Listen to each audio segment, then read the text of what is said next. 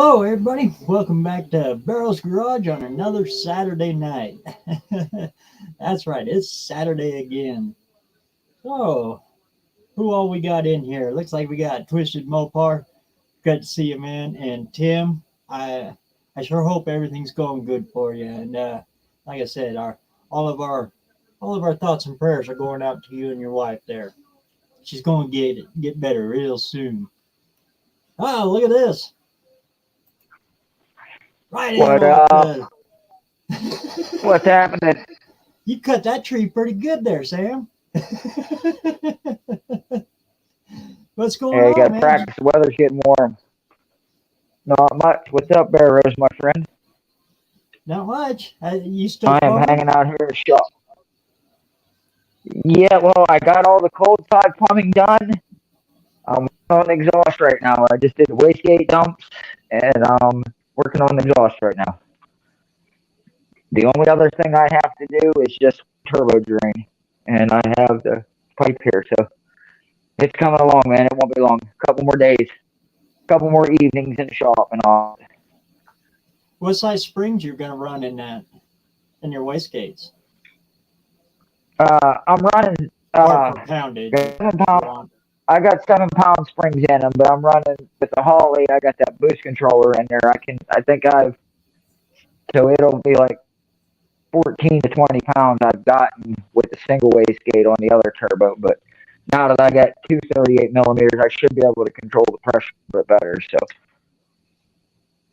remember, before I was cramming everything the 6.0 could make through a single T4 flange, and I actually had someone comment on one of my shorts today.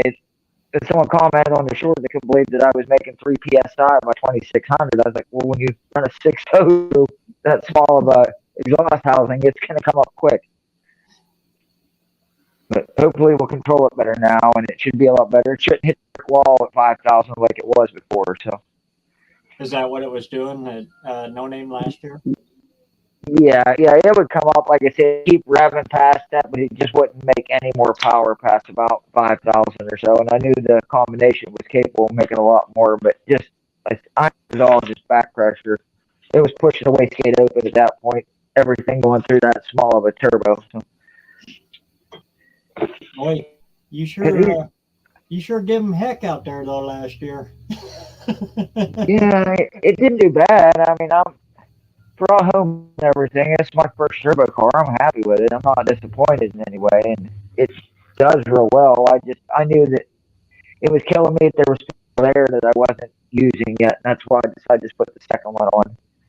Retrospect now, it would have probably been a lot easier just put a big single on there with a T6 hinge, because it was a nightmare getting everything in this car without hacking the car up, making everything fit. I mean, I've had more work just plumbing and making everything fit than the actual physically bolting the turbo in. So, but I think it'll be worth it in the long run. Way cool.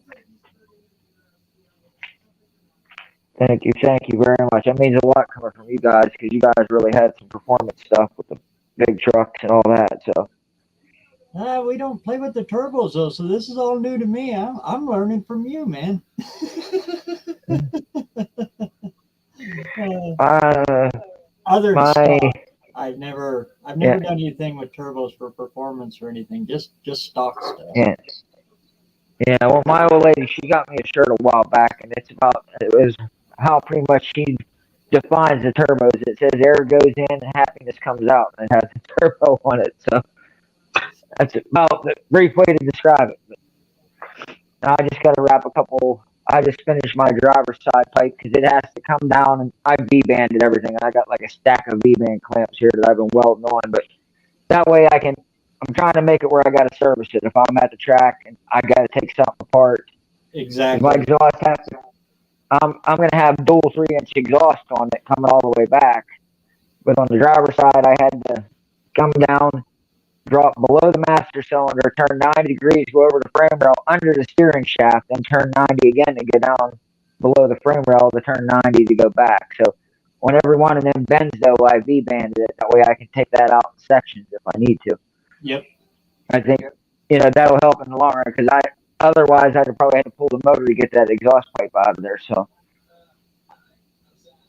when it comes to that kind of stuff, I can't stress it enough to people. Try to, if you're the one in there putting stuff in, try to make everything the same size bolts if you can. You know, just Yeah, limit the number of tools and exactly what you're doing there. Make everything yeah, serviceable and serviceable quick. yeah, yeah. You know, I mean, because it ain't like I've never broken pistons in there. So if I do, I want to be able to tear it down quick and fix it and get it back up and running again. So that was kind of the plan of making everything work. Plus, I think it'll sound better having the exhaust on. I think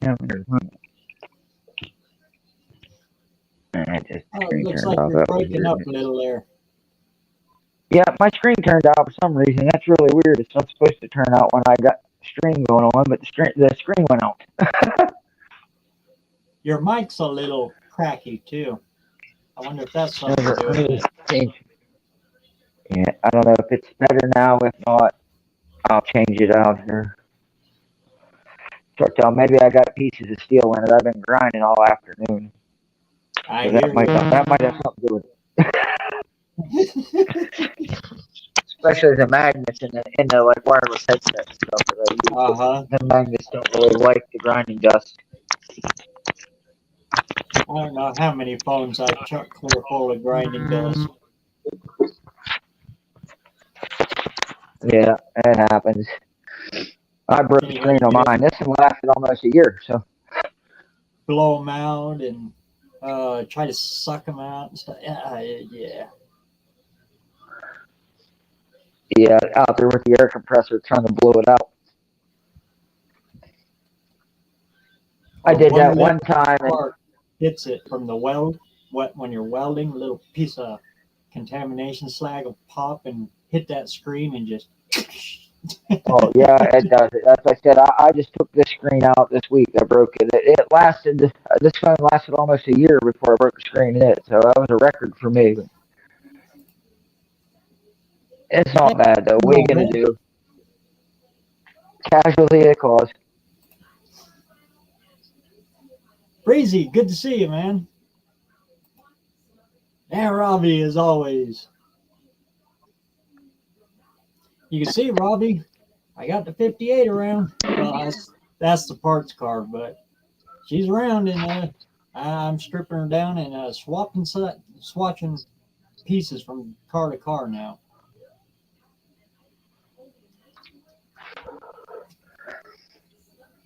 Yeah, it's a never-ending struggle. You're doing good though, BareRose. It's gonna be cool. You're looking, Looks good in there. oh, it's tight. It's like working on a new car now. I went from something that had a lot of room underneath there, and now everything's so tight. I was thinking, I was like, it's like working on a new car now. Everything you got to jam your hand in everywhere, but I said it should be pretty serviceable to be able to take everything apart. Because I ran it for 2 years with the single turbo on there. At least I learned enough of what to keep away from other things, and so I learned how to manage the heat under the hood and everything. I got turbo blankets on both of them, and all the exhaust is wrapped, and then sprayed with that VHT coating they have for header wrap to help it live. So Yeah, it's like a silicon base or something like that. Heat yeah, treated silicon base. I'm building a car here to be fast, but I probably added another 150 pounds of stuff to it by adding the second turbo between all the piping. Is that the fiberglass wrap or is that the titanium? uh, it's the rock kind that it's made from like that lava rock or whatever the titanium wrap. Yeah, that's better stuff. It's It's easier to work with too. yeah, it's still you gotta. I still wear like latex gloves, but it's still a little irritating. Oh But it's yeah, nowhere near that fiberglass. It's so bad. You lay your arm against it, and it's scratching it for a week. That was the first time I put it together. I used a fiberglass, and that's one of the things I learned. The second time was like, no, don't use that anymore. and it doesn't suck Like in moisture like fiberglass does. It seems like the fiberglass no, stuff was always damp, even when you yeah, started it. yeah. I noticed that with it on the first one, and like the stuff under the car fell apart real quick too. Even where Yeah, I had that crossover pipe wrapped, it fell apart like the first 8 months of driving it, I had to redo it. So I mean, there's little compromises. Like on the street, I'm going to have to run these small filters because the turbos are so close to the core support. But when I get to the track, I'll just pull them off. I just don't want it sucking all that dirt up when you're driving it every day.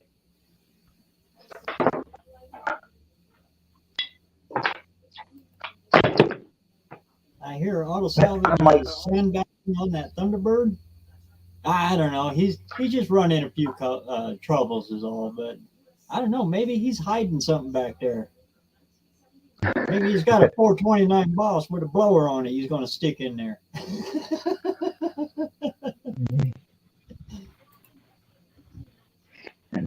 that's the name of the game. Never open your bag of tricks and show everybody what you got. That's just a little 302. It's a small block. That's just a little 408 or 48. That's all. Something like that. Pump gas streetcar.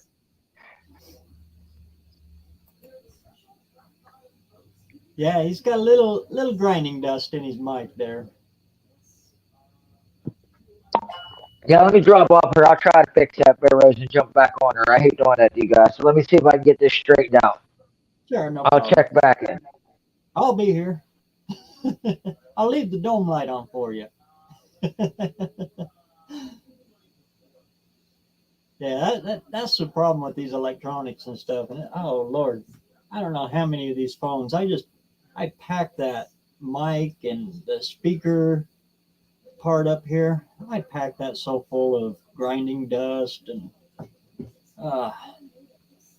no matter what I do, even if I put it in the toolbox, it seems to just gravitate to it.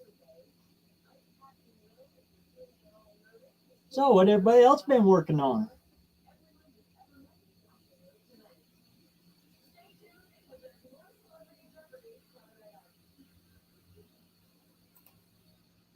If Sam can fit all those twin turbo dump pipes in that there G body, no one is safe.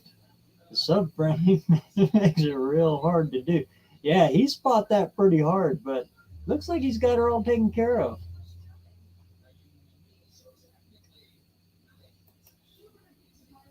Everyone thinks I have a 408, but it's really a D-stroke 318 with Chevy 307 pistons.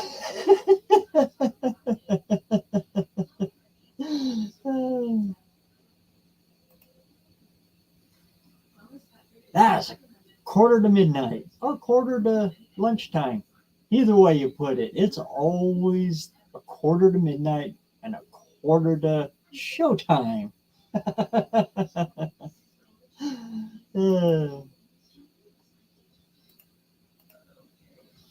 308 or 38 POS. Good to see you, man.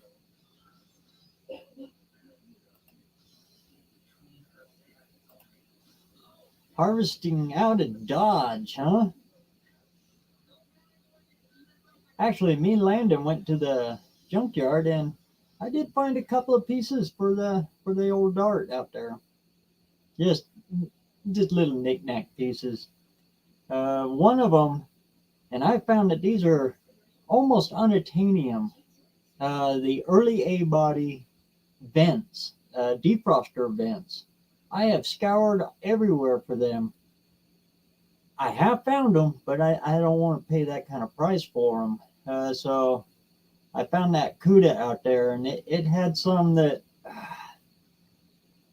don't breathe on them real hard.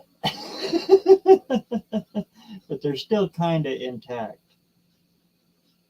What I'm going to do with them, it's the deflectors for your defroster tubes, and they bolt down on top of the dash.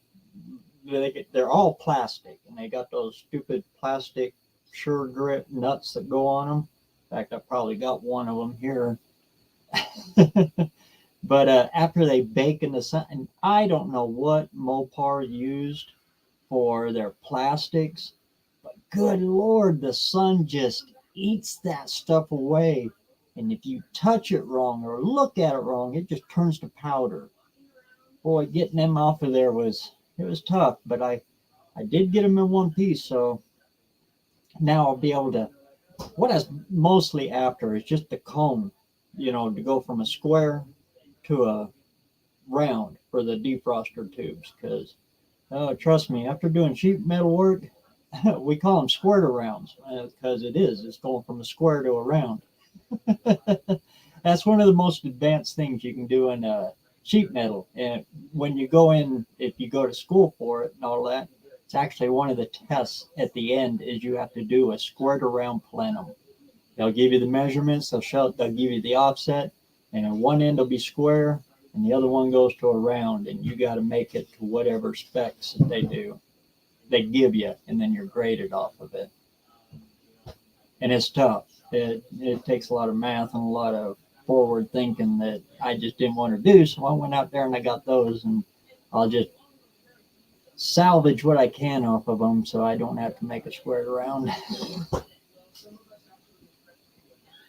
Got that, and I got the driver's side plastic A-pillar cover that goes on the inside. I only broke it in 2 places, but I think I can glue it back together. Again, it's all plastic, and it's been in the sun since 65, so, and under the windshield beating on it. So, yeah, you touch that stuff, and it just turns to powder.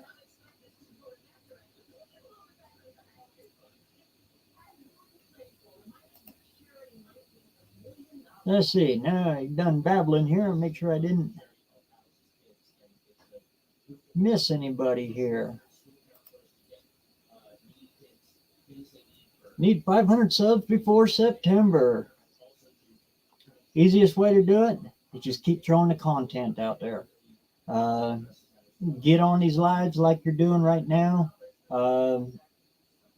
Interact with people. Talk with people. You throw some comments up on there, good, relatable comments and stuff. Boy, you'll just watch them subs come in. But the biggest one is content. You got to get out there and make video. That's the secret of it all. And if you can, try to do it consistently. I've told a bunch of tricks on that. The biggest one I can tell you, the easiest one, go out there, plan a day in the shop. Give yourself about an hour, and just go out there and film 5 or 6 or even 7 little 5-minute, 8-minute, maybe even 10-minute long videos doing something, whatever it is you're going to be doing. Just go out there and shoot 7 little short videos doing something, and go back in, and when you go to publish them, schedule them. Schedule one for this day, one for the next day, and do it all for the exact same time. And then you can sit back and do whatever. You can go to work, you can do whatever, and YouTube is running in the background. It's all automatic, and it keeps you consistent, and that'll drive your sub count. Hey, look at here.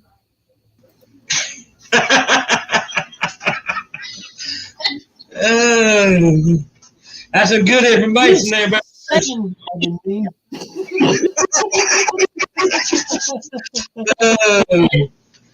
that's my other channel. Huckleberry. Oh, I knew I was going to try to get you. That's all right. That's good information for anybody. That's right. That's exactly right. And there's a lot of the 500 pages needs that information.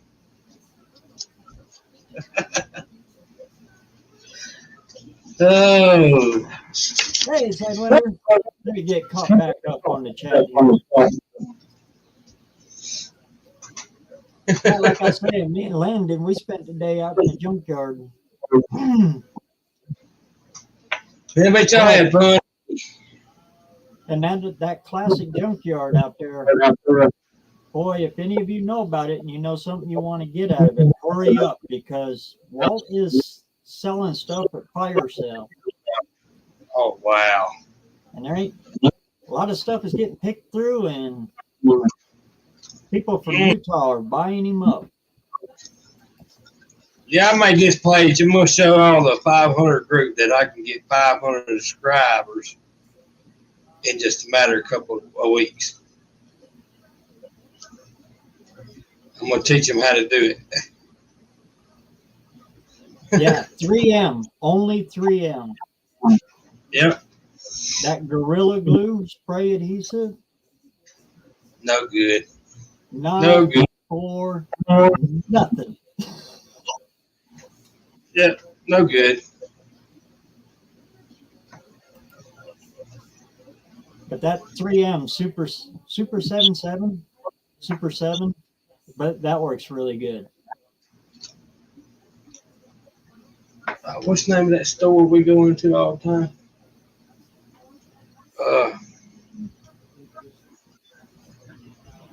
Oh man, there's a store we go into. They got some good upholstery spray, glue in a can. I forgot the name of it. It's almost good as 3M.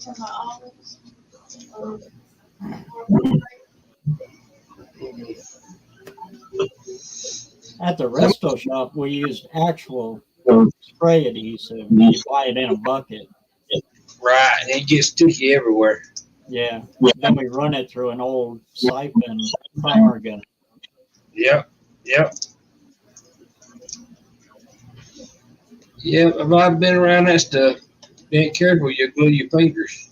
You get spider webs everywhere, hanging off your beard. Yeah. Oh, how's your daddy doing? Oh, not too bad. My stepmom just went in and had her shoulder redone. Oh man. So she's got a brand new titanium robot shoulder, I guess. Mm.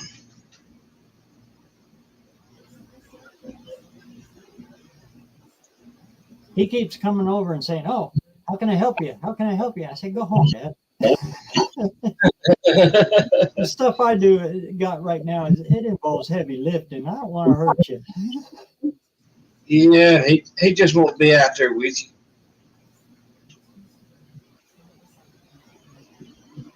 He could sit in a chair and hold the camera. I guess that'll work.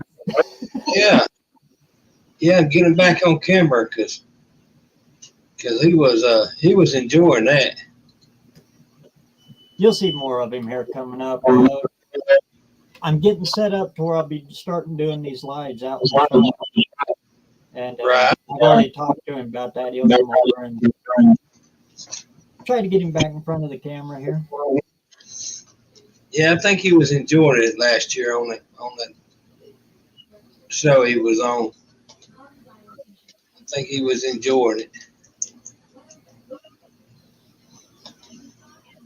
That's why I posted that one up on my community page on the sandrails. I'm kind of throwing the little itch out there for him. Right, right. They can tell you the stories of us when we used to build sandrails and race around out there. Now, it sounds like you got a browser open. Let's see. Is that better? I think so. Yeah, I don't hear it now. Yeah, that's what it was. I had it paused, but never know about this computer. Look at the Gorilla Glue chemical makeup. Yeah, it's just, I swear Elmer's is the same stuff. Oh, she's feeding back again there. I'm still got to feed back. Yeah, and it just came back. Let me see. Now, some of Gorilla Glue stuff works, so that, I don't know what it's called, but it's their original stuff that came in a little bottle. That stuff worked good. You know, it like foams up and stuff. Let's But see. everything else, yeah. What about that? That ain't better. I think you got it. I tried their super glue. Nah. Used to do a lot of archery, and I make my own arrows. So gluing the fletchings on and stuff like that, and tuning fletchings, you're always gluing them on. That Gorilla Glue didn't work worth crap on that. Have you what have you done to your car so far? Well, I got the steering column out of it. That's a chore on those.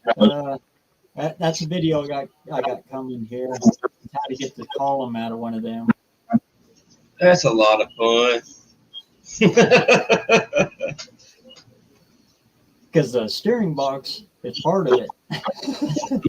Yeah. You got to drop the pitman arm, then you got to pull the grommet on the inside, and then you got to angle it, and it all comes out as one. Yeah, that's one. That right there make you say dirty words. That's why in the junkyards and stuff, you'll see most guys will just cut it. Yeah. Yep. Yeah, I wish I could get out there for that man, close that yard down. Man, he got some good stuff out there.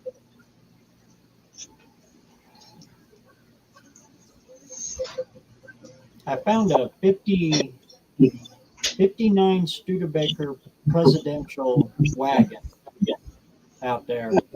Was it? It's kind of smashed up, but the front clip is in perfect shape. I'm thinking about getting that and over my man door on my shop, the rain just pulls right down on me right there. So I'm gonna put that up, mount that up on top of my man door. Oh, that'd be pretty. Make an awning out of it. Yeah, that'd be pretty sharp right there. Wire the headlights in for 110. Yeah, it'd be pretty sharp right there.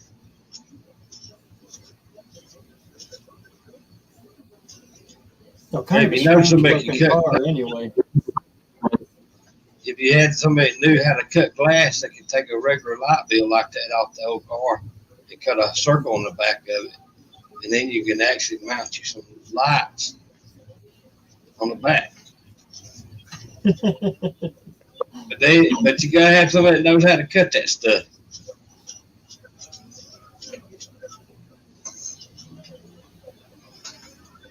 Oh Lord, cousin Mike. Oh man.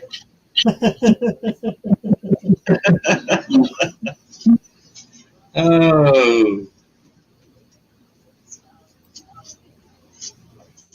So, what you been doing? Sitting back here behind the computer and watching the rain fall. Yeah, I heard you guys have been getting pounded for the past. Yeah, about 3 or 4 days. Seems like it rains every day.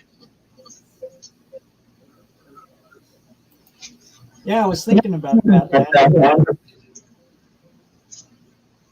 Yeah, that'd be pretty sharp right there. Yeah, But that'd the be back of it, there's no tail lights in it. And most tail lights you won't get. Yeah, they got hard to find. Yeah, you'll be back. Is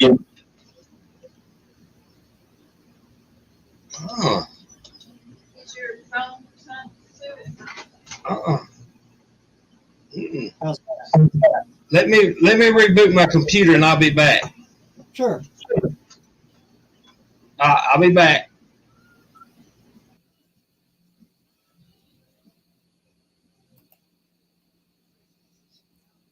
Actually, the rear end I'd like to put in and be out of that, like, what is that, 61, 62 Oldsmobile.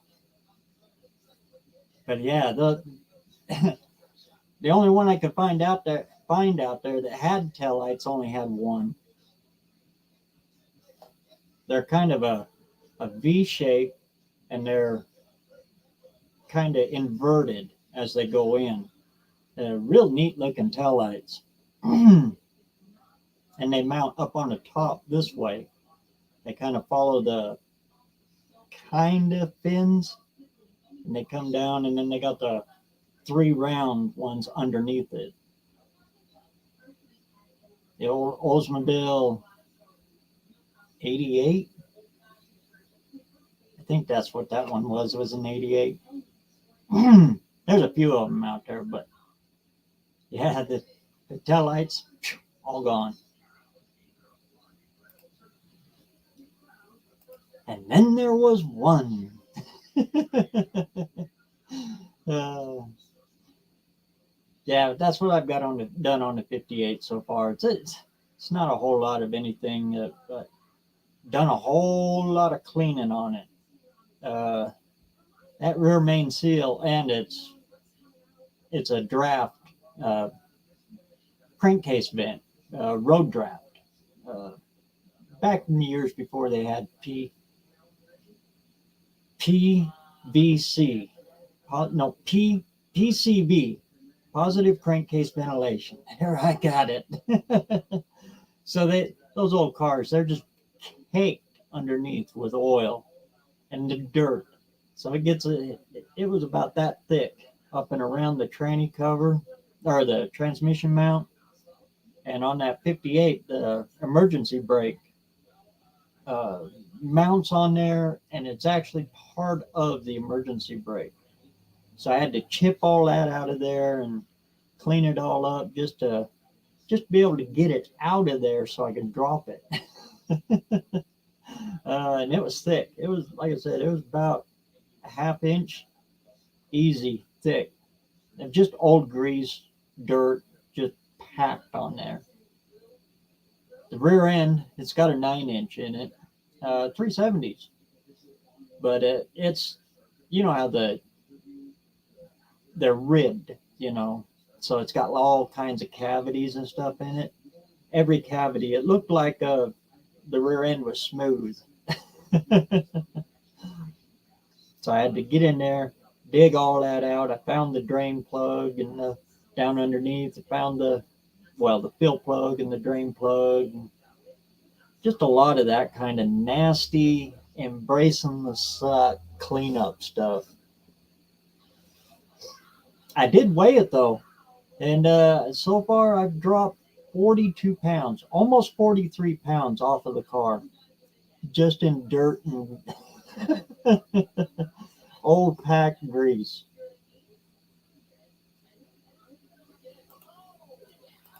Rust proof lubrication.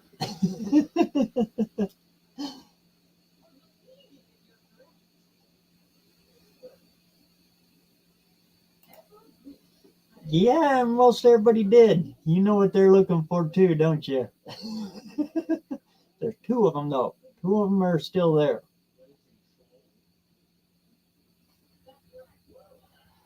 That was, I think that was the first GM Positrax was in the Oldsmobile, if I remember right. And they were a big car. And back in those years, yeah, the Oldsmobile did okay on power. So to make up for that, and they were all automatic, all old automatics. So they put really low gears in them. Yeah, Huffy knows what he's at. So drag racers, GM drag racers, they look for those.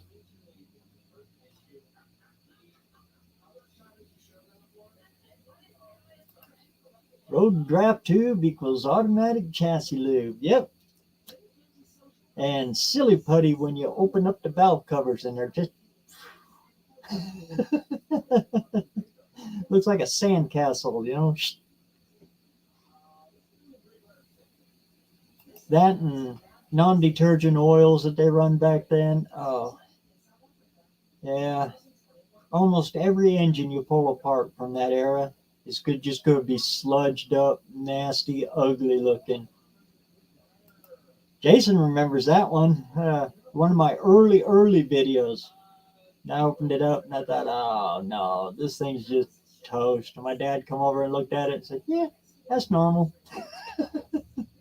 Then he explained what it was, and then it just clicked, and I was, oh man, yeah.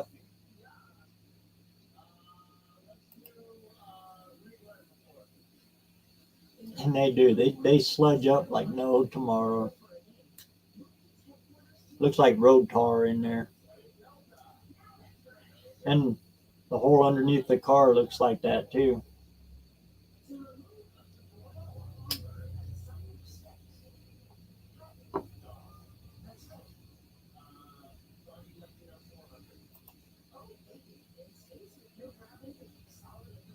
'93 ring gear.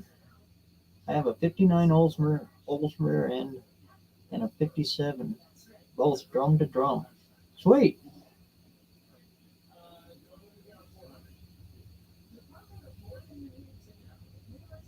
Yeah, that's the thing about the old cars.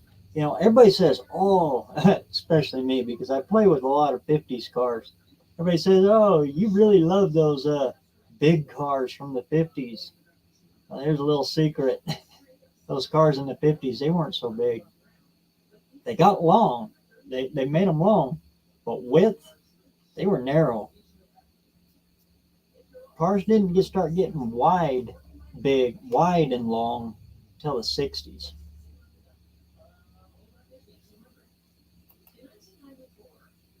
That's why that little bitty Explorer out there, that's the same width rear end as in my '58 Fords.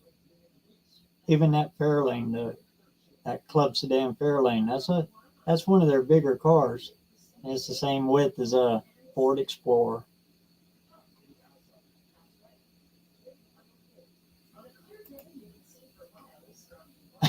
Yeah, because it was right about the time you were doing that 283. It's the same thing.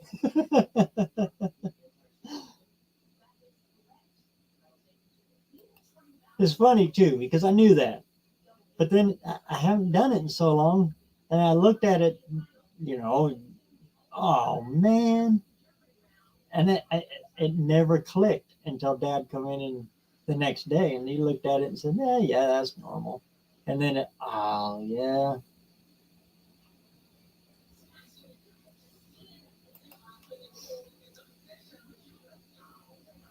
What are we working on? I'm back on the '58, but the '58 uh, Tudor 300, the white one.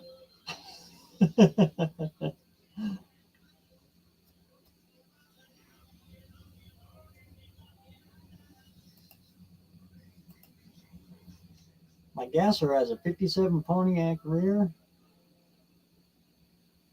and just picked up 456 Posse. Sweet.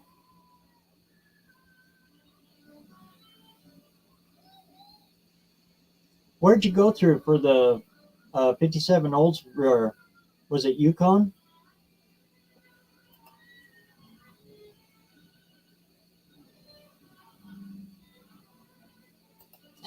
The 283 had a mouse nest in it also. Oh, yeah. That Y block that I'm putting in there is actually a fresh rebuild. I don't think it's barely got break-in mileage done to it. I mean, it's whistle clean in there. But when it sat in the truck, uh, it came out of an F500 boom truck. That's where this Y block came from. And the guy had it rebuilt back in the early '70s. He said it might even been '69 when that motor was rebuilt. But he used that big truck, F500. That's a big truck to set trusses. He had a construction company, a couple, about 3 or 4 towns north of me. So anytime he had a big job, he'd take that truck out, and it had an old PTO driven cable winch on it, and he used that to lift trusses up as he was building houses. So that truck got used very rare. And he said right after he got it done, they upgraded all their equipment, so it got used even less. So, but anyway, that truck sat out in the field. Uh, well, the truck came out of Manan. Manan is where they grow a lot of barley. I know the reputation of Budweiser right now, but if you're drinking a Budweiser anywhere out there, chances are the barley's grown where this truck came from. Anyway, sat out there in one of them grain fields. We just call them grain fields. And the mice had gotten into that bell housing. Oh, because they eat it's a leather boot that goes on the chip fork. And they'll eat through that leather and then get inside the bell housing. That thing was packed solid with mice, just and stank. But when I got the motor, it didn't turn over. You couldn't roll it over. It was locked up solid. But the motor was free. What it was is all them years of mouse pee on that throwout bearing and the clutch and everything, it literally froze everything to the flywheel, so it wouldn't move. I had to take a cutoff wheel in there, and I stripped the tranny off of it, got up inside of it with a cutoff wheel, and oh man, it was brutal. It was nasty and stank. Oh my God, and that metal get hot, that mouse pee would boil up out of the metal. Oh man, I about puked about 3-4 times getting it done, but finally got it all cut loose and got it off the flywheel, and phew, that motor spun right over.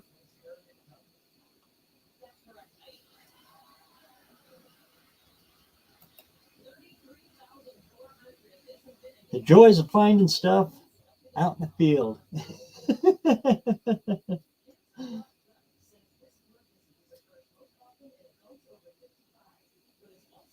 The starter Bendix was just, it was rotted off. They got a really weird starter Bendix on those Y-block Fords. They work backwards.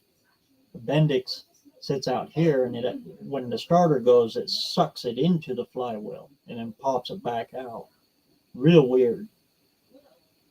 But anyway, that was so corroded that it actually just fell off. It was down inside of the bell housing. Yeah. God, that was gross.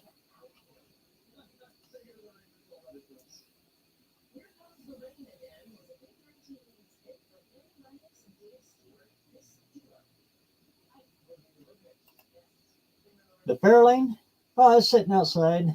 I just pushed it up out of the way. Once this one's done, I will bring it back in. The plan hasn't changed with that car. I'm just building the one that it's supposed to be towing now. If that makes sense. That was my plan all along, was to have the 58 Fairlane towing the 58 300. And the 300, it's going to be, for this year especially, it's just going to be kind of a pseudo race car. A vintage race car. That's what it is. A vintage race car. So as soon as I get the 300 done, the Fairlane's coming back in, and then I'll finish putting the 460 in it. And like I said, it's being set up as a driver tower, though.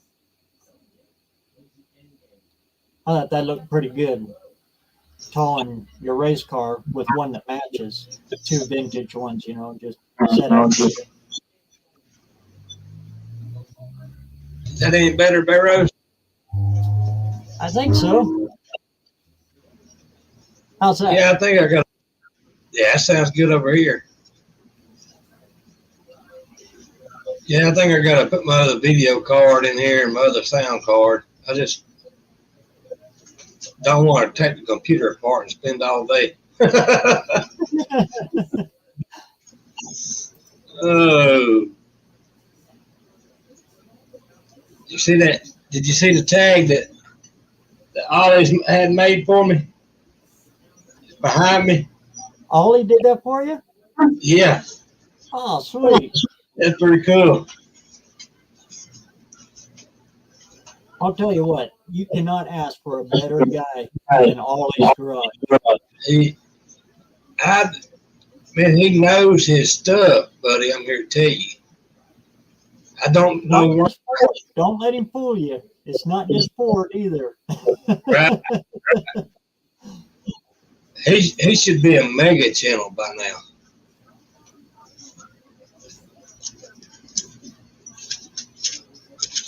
He's very, very intelligent. Dean in the chat, that's Ford Motor Company right there. You got the brain of Ford Motor Company.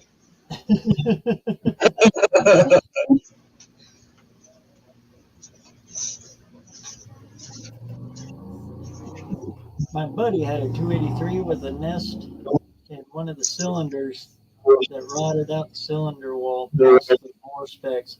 Yeah, mouse pee on aluminum. Whoa, that's like acid. Well, it is acid. Yep, and it will tear a cylinder up. On that 460, I had box elder bugs in number 5. Whole big colony of them.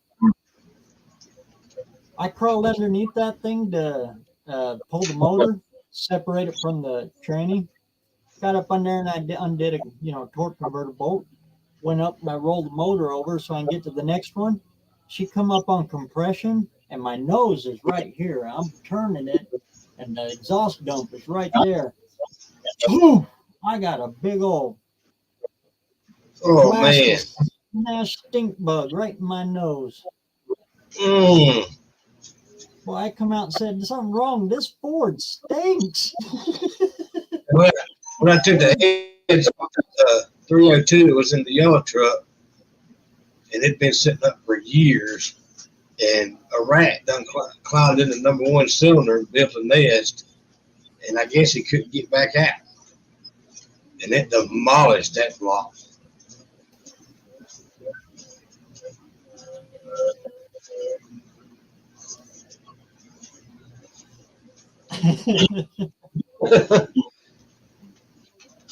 Let's see where am I at?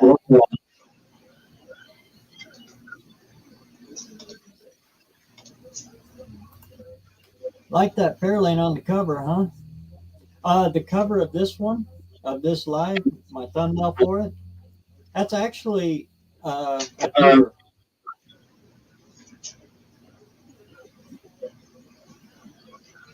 That's the parts car. That's the one I'm stripping for the other one looks identical to it. Same color even. Yeah, Fairlane's gonna look good when you get done with it, BareRose. That thing gonna be sweet there, boy.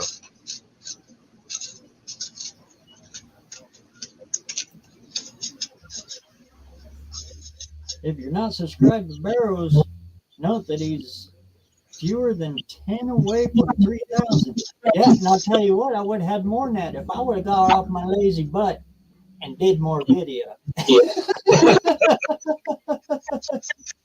Yeah, when something happens and you stop your channel, it falls. And it's hard to get it restarted. Yeah. It's almost like you're starting all over when you had to restart it. That's why I thank John and Dallas every day for that, because they gave us that spark to get that ball rolling for us. All we had to do was just stay behind the ball and keep pushing. That's right. That's exactly right. I was on YouTube for a year, struggling. It took me a year to get 42. I bet. When we started our other channel, it took us a while to get 100 subs, and then we got into the one of the communities, and then it didn't take long. It just like almost blew up overnight. And then everything that's developed from all of this, I mean, it's just unbelievable. The community that's just around it all. We got some good people and good channels.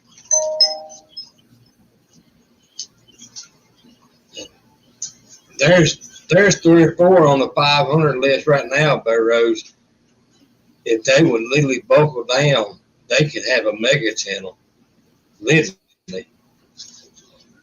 they would have mega channels.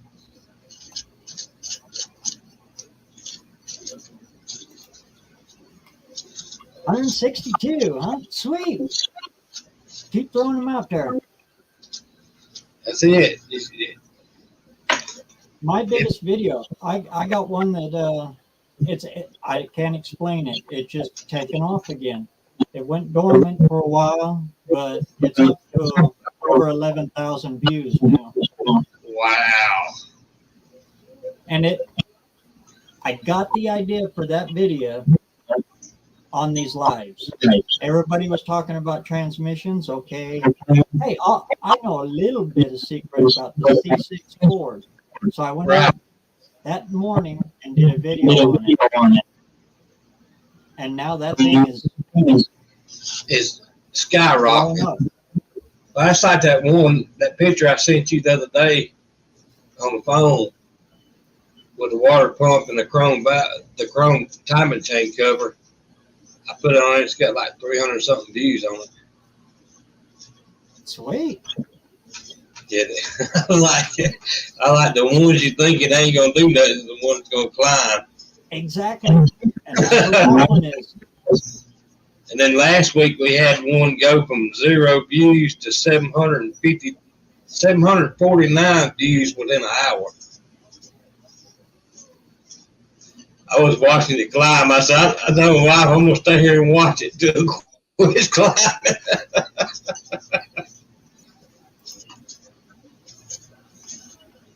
What's going to be left of the car, the parts car when I'm done? I don't know. I hate throwing away good stuff. So I'll figure something out. That when I take one to scrap, it is scrap. There is absolutely nothing you can do. When I take one, there ain't nothing left. It won't even look like a car.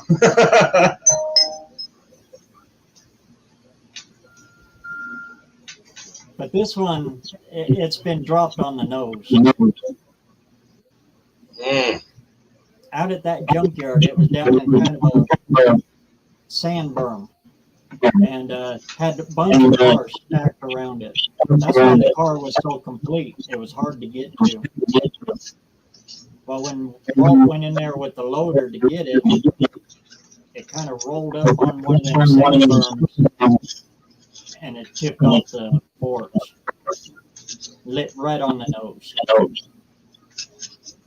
And I'll tell them like Irish Outlaw did with that messed up oil pan. Y'all get any of the 500 lists, get anything like that, make a short out of it because you'll sure enough get a lot of subs out of it. People like that kind of stuff.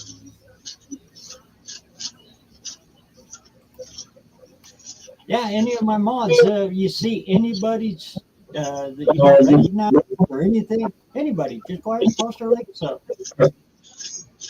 Yeah, and I'm in here talking to you, and I'm one of your mods. Oh. And you see these names up here. Yeah, feel free to look them up. Some really good guys here.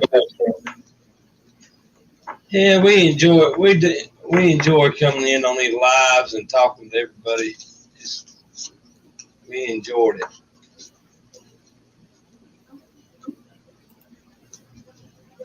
And that's a good place to start with. I mean, when you're just starting out, you're supposed to get your best friend. Yep, sure are.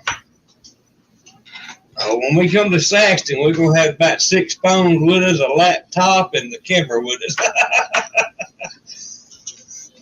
The biggest advice I can do for you, though, is film this way. Yeah, yep. Hey, that's the same phone I got. AT&T Maestro. I think it's Motorola? $60, I think. $60. Oh, yeah, mine's different. Mine's a Motorola. It looked like the same thing from behind.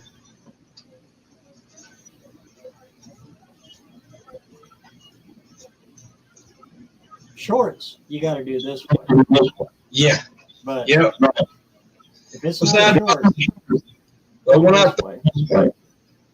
fell, when I got jolted 6 foot in the air and fell on my backside, my phone was in my pocket. So it messed my phone up. When I film, it automatically films in the short position.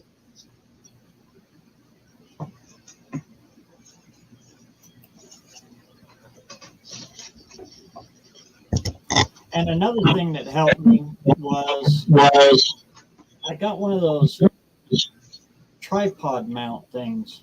It clamps the phone, and then it's got a little quarter 20 nut on it. You can screw it to a tripod. Right. When I have that clamp on there, it's got a little place I can hold my phone. So if I'm filming with my phone, I'll use that even without the tripod. Because it gives me a place I can hold it. Yeah. Instead of trying to do this, because my fingers will hit these buttons on the side, and I'm sure you know. Is that better, first responder?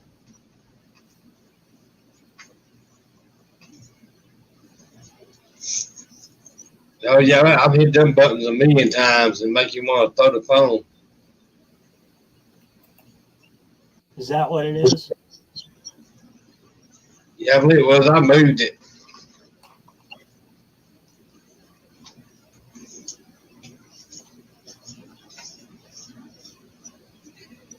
I'll try and move mine over. The other thing that's helped me is these little guys. These little lavaliers. Yeah. Big difference.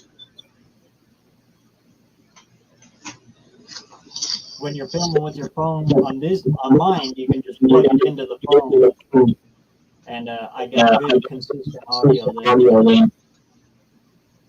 there. Miss, look at my settings here. It might be. Hold on a minute.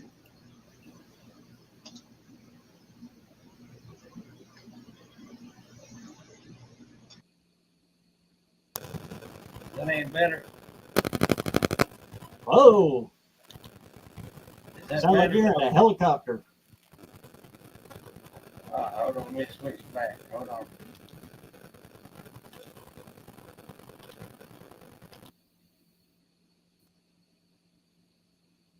How's that? You hear me now? Is that better? Oh yeah, can you hear me now? I can hear you good. Yeah, there was no feedback that time. Okay. Went back in my settings on here.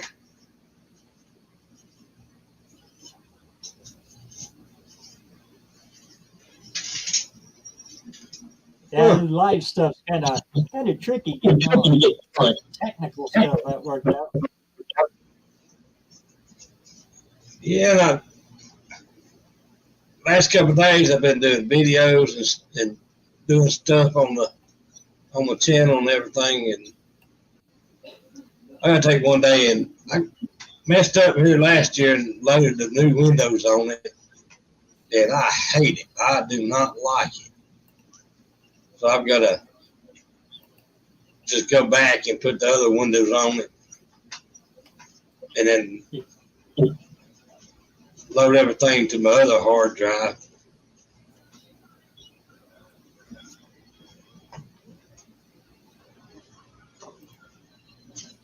I use battery top cover from my yellow top battery base to hold my cell phone. I used to use Biscripts.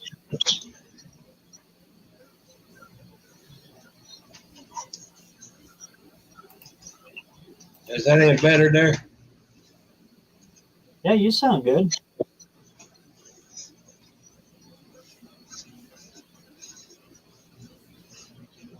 So I went and bought me some of these earphones, but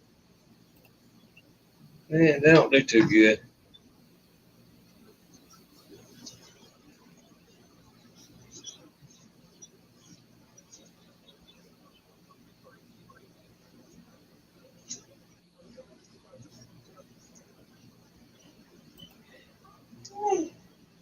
I get muffled, huh? When we're both talking at the same time. Let's see.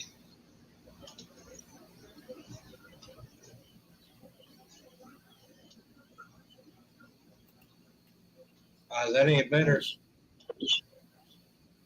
Okay, keep talking. Keep Can you hear talking. me now? Can you hear me now? Can you hear me now? Okay, now we'll try it there. There.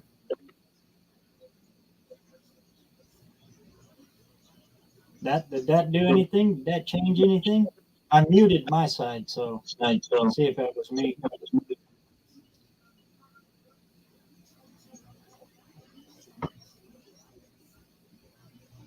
me see. Is that any better, first responder? Maybe we both talk at the same time. Just sit here, la di da di da di da di da da. Da-da. Be the car. Na na na na na na na na.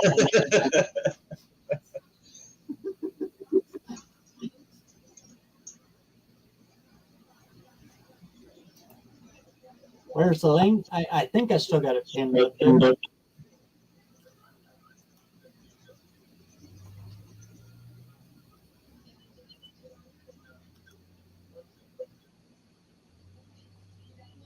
Twisted Mopar says here talk back on BareRose.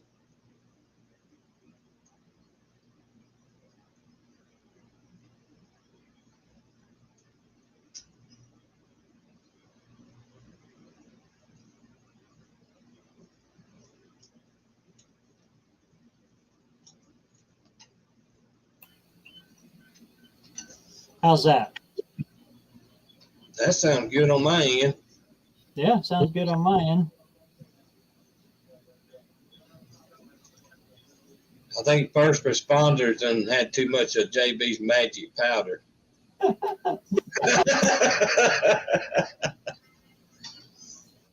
Oh, just messing with your first responder.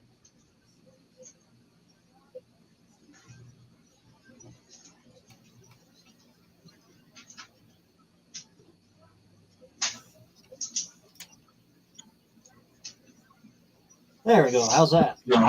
That's a lot better. Is that better? Yeah. I'm gonna put my camshaft in tomorrow. My lifters in. My oil pump put in, the oil pan, and then get my intake on it, and then get it ready to slide in Thunder Chicken. Probably Tuesday.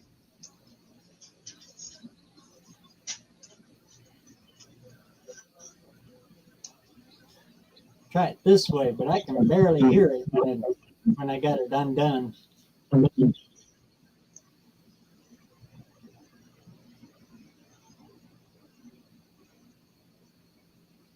Nick Van sent me a set of headers, BareRose. Oh, no kidding. Yeah, now I got a set of headers for it.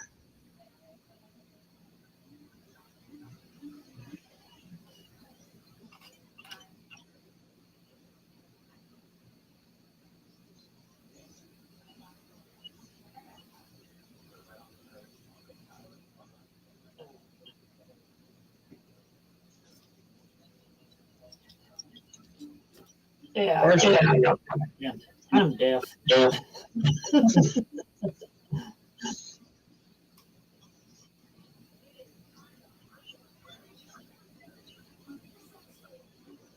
first There we go.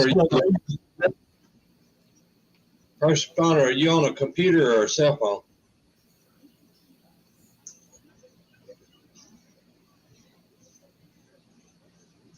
Sometimes if you're on a computer and you've been on it a long time, a couple hours, sometimes it's good to shut them down and restart your computer, because when it restarts it puts all your files back where they come from on the hours that you was on the computer.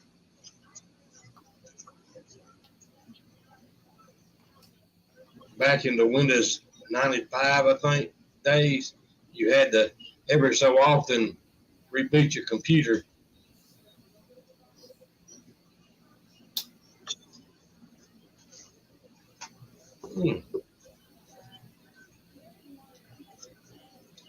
It might be the volume gods not liking us tonight, BareRose. Sounds like it.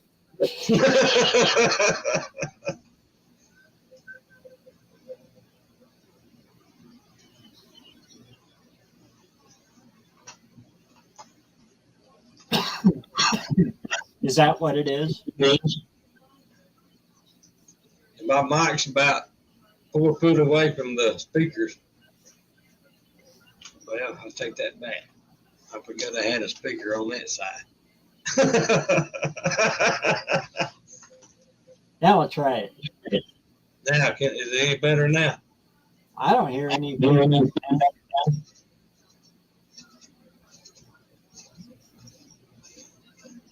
Not as bad though. No.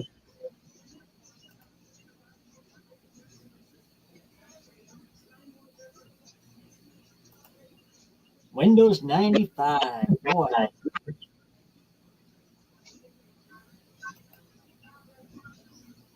That's a big reason why you use the earbuds too. It helps eliminate a lot of feedback. Oh, there it goes. It's feedback good there. Yep, I hear it now.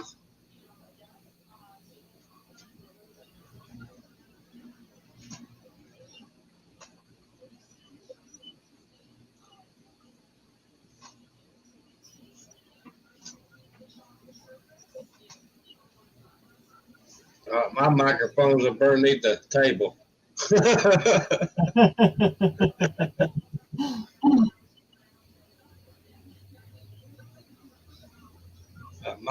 My speakers, my mic is Hey, Sidewinder, what's going on? down to 25%. Oh, we're doing good here. We're fighting the electronic gods. Oh, I understand that. I'm kind of having the same thing here, only I know it's my internet.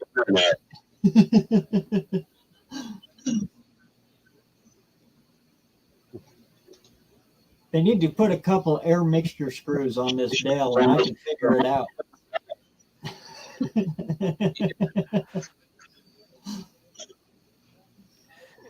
And a vacuum port, I can plug my vacuum gauge to it. That'd be pretty good. That is one thing I miss about Vista is that had those two gauges. I don't know if they did anything, but it gave you something to look at. Yeah, my microphone is about 2.5 foot away from both of my speakers. Well, hey, I wanted to thank you, Kim, for giving me the shout out last week there with that distributor question and everything. Tim from 318 will run. He gave me a lot of good tips and everything, and Tim, man, he is one great guy. Oh yeah. Nathan's Mopar Garage and oh my God, Indirect Connections. Both them guys I want to thank for the information also. Appreciate it. No problem, man. If you have any questions like that, that is the best thing to do because then I can pop it out for you like that. Other people can pop it out for you like that. And we just build the community stronger and stronger. But they're not hooked up. Man, I'm glad to get you out there.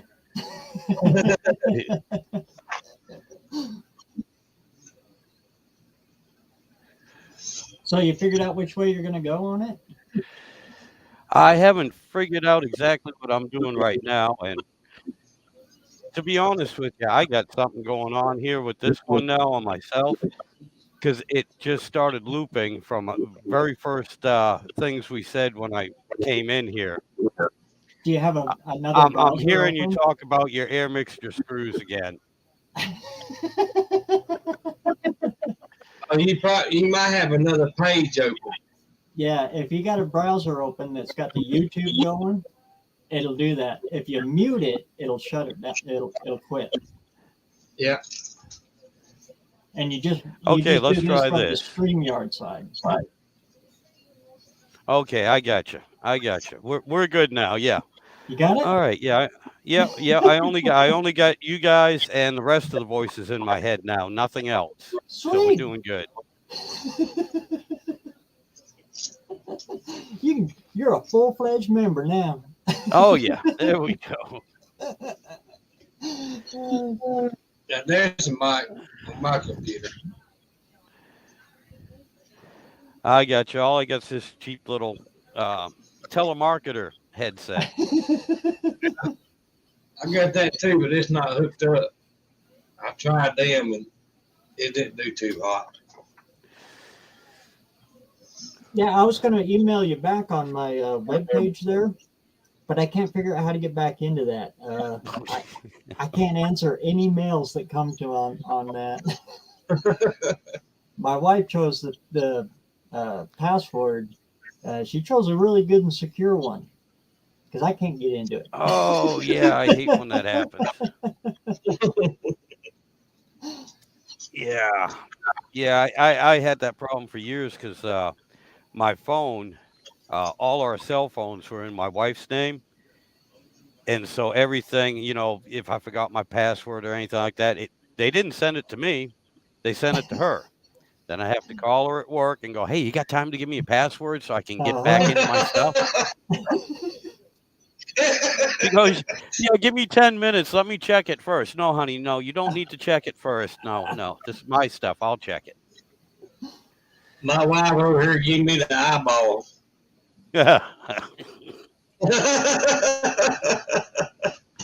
And everything's on two-step verification now. So every time I sign in, it's got to go through that. You got to do the la, and then it'll send a thing to your phone, and then you got to say yes, allow. So yeah, even if you got your password, if you ain't got your phone, technology. I hate that two-step. But it's good to have. You want to keep everything on your YouTube very secure. Yeah. I'd hate to see anybody go through what Country Boys Gas went through. Oh yeah. Hey, Travis, what's going on? Hey, Travis. Travis going, guys? That dual fuel thing, that's had me thinking all week though, Sidewinder. Oh, the mechanical and the electric? Yeah. Yeah, what do you think about that? I've never done it that way, but I've done it the motorhome way. If you have a motorhome that's over 30 foot and the gas tank's in the back, the older ones, mid 80s, right around in there, they run an electric in the tank, and then they push it through it's actually a Holley fuel regulator, the three nipple ones. So it's got the return on it right there. Yep. And then they run that to your mechanical, and then bring your mechanical up because it's such a long distance. Yeah, because the mechanical pump wouldn't be able to pull it. Yeah. Well, it would, but it wouldn't be efficient. Yeah. Yeah, well, I'm like I said, right now it's set up with the electric one, and that engine that I'm putting in there is set up for mechanical as well, and with the carburetor on it. But I like having a backup. Like I said, I use this truck a lot out in the middle of nowhere, and it's just come to the point now. I don't trust the new part. I just 2 months ago I put an electric fuel pump in it. It got me to the gas station and it died. The pump was bad out of the box, so I had what kind of pump? I can't remember the one. I'll put it to you this way: I had a choice between $180 electric fuel pump.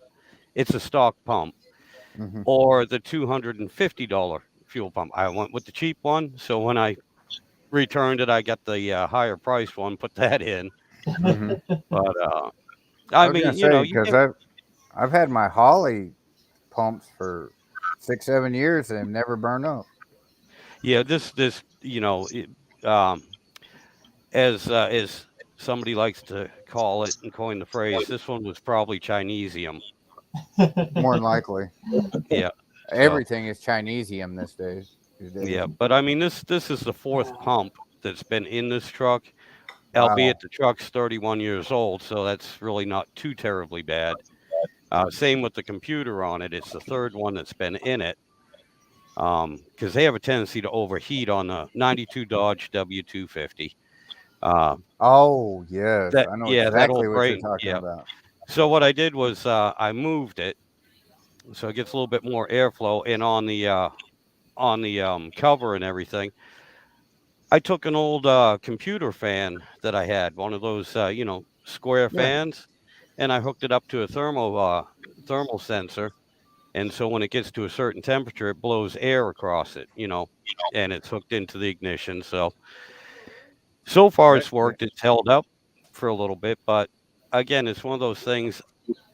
It died on me at midnight coming home in the worst friggin' part of town. I had to cut through town because the highway was blocked, and Hmm. it broke down in a real bad neighborhood. Fortunately, I'd known a girl that owns a little mom and pop shop down there, and I Hmm. was able to park the truck behind her building till next morning till I got it towed home.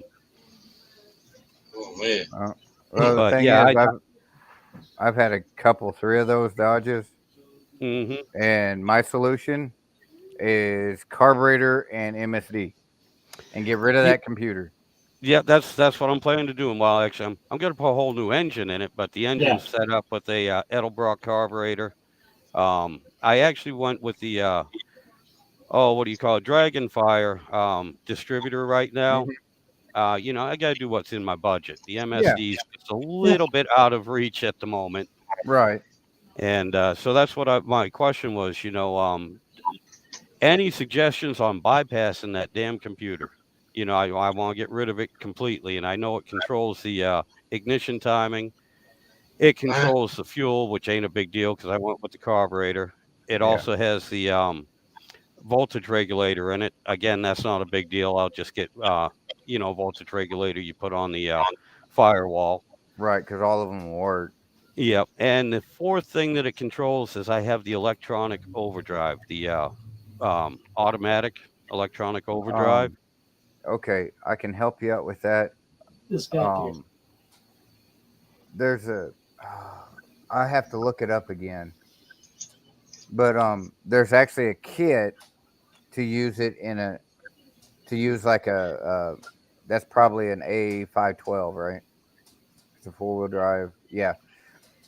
Um, they actually sell a kit that you put a switch on your dash, and it Yep. kind of makes it like oh, what do you call that thing? Lockup. The gear, no, the gear vendor. Yeah. It kind of said you flip the switch, then you have overdrive. Right. Then and they also have one. It's a dual for the lockup, and you Okay, I switch got that you. on, and it locks the or the converter, and then there's the other switch to go into overdrive. All right, awesome. Yeah, if you don't mind, just Yeah, let me look that yeah. up while we're on here. All right, that'd be cool, man. That'd be a big And help. yeah, because I was looking at it to put an overdrive transmission in an older truck, and that's how I found that. I got you. I got you. Yeah, like I said, I'm anything electronic. I'm not so great with. I mean, even though this is 30-year-old technology, I should be, but I'm not. And especially, like I said, midnight on the side of the road or out in the woods camping and stuff like that, I don't want to be breaking out the test lights and crawling around in the woods and everything, in the mud and all that good stuff. So, a carburetor, uh, an extra mechanical fuel pump behind the seat, and if I can figure out the plumbing for to run both the mechanical and the electric, well, then that's just throwing a switch and turning a valve, and I can replace whichever one went out when I get home. I just like having a backup. I Right. hate being Yeah. stranded. I hate being stranded. I mean, when I was a kid, I remember my dad, back in the 60s. Um, Points went out on his Ford, and my God, believe it or not, he made a set of points. They didn't work all that well, but they worked. But he fixed the points with an old beer can. Don't ask me what the hell he did, It but got he got it. I mean, the thing did not run good, but it got us where again, he liked Get you camping. This home. is where I got it from. We were out in the middle of the woods up in Maine, and it got us to a service station where you could get a new set of points. yeah, you got the points with the beer can. No, don't give her that, right? Because the beer can back then was the same as a gap that you I kept your points. Close enough. Like they Yeah, like doing it with a matchstick. yeah, I Yeah. got you. Well, if it helps, it was an old Formula Schlitz can. That's what he used to drink. He gave the truck the Schlitz. Yep. Me and my little brother one time we got off in the next county over one night coming back home. It was probably about 1 o'clock in the morning. And we run out of gas, and we had about 4 or 5 bottles of Boone's Farm wine. We stuck it in the gas tank, and we drove that thing home on Boone's Farm wine. I don't recommend that. It smelled like strawberries. Oh man. Well, I'll tell you what. My uncle up in Maine was an old bush pilot, and he had five stills that were legal because that's what he ran his airplane on. He had an old 180 Cessna, and he used to run his airplane right on the moonshine he was making, right on the alcohol. There was two brothers, the Brooks brothers, out at the dirt track out here, and they ran on alcohol and they made their own. Yep. Yeah, I got it. Yeah. Wow. He was Okay. even I allowed to found have I found the 5 kit. gallons. You Oh, found did it? you? All right, cool. Okay, BareRose, I'm gonna let's see. How can I do this? Because I'm not a mod, so I can't share You're that. not a mod? I thought you was a mod. I don't think so. Let me see. Make a comment. Say something. Say boo. Travis was a mod. Let's see, the 3 dots. There we go. Hold on a second. Put user in timeout. Right there. Boy, you got to be careful that the moderator one is right next to it. Yep. Okay, did you get me? Okay, save. You should be now. Travis Mopar Garage is now a moderator, it says. Here we go. Okay. Oh, what popped up? Close. Okay. So let me get this. Let's see. Copy. Over here. And paste. Do the screen share. Well, there's the link. Oh, okay. Okay, awesome. The link. Yeah, because I got it set up so you can't post links on anything of mine.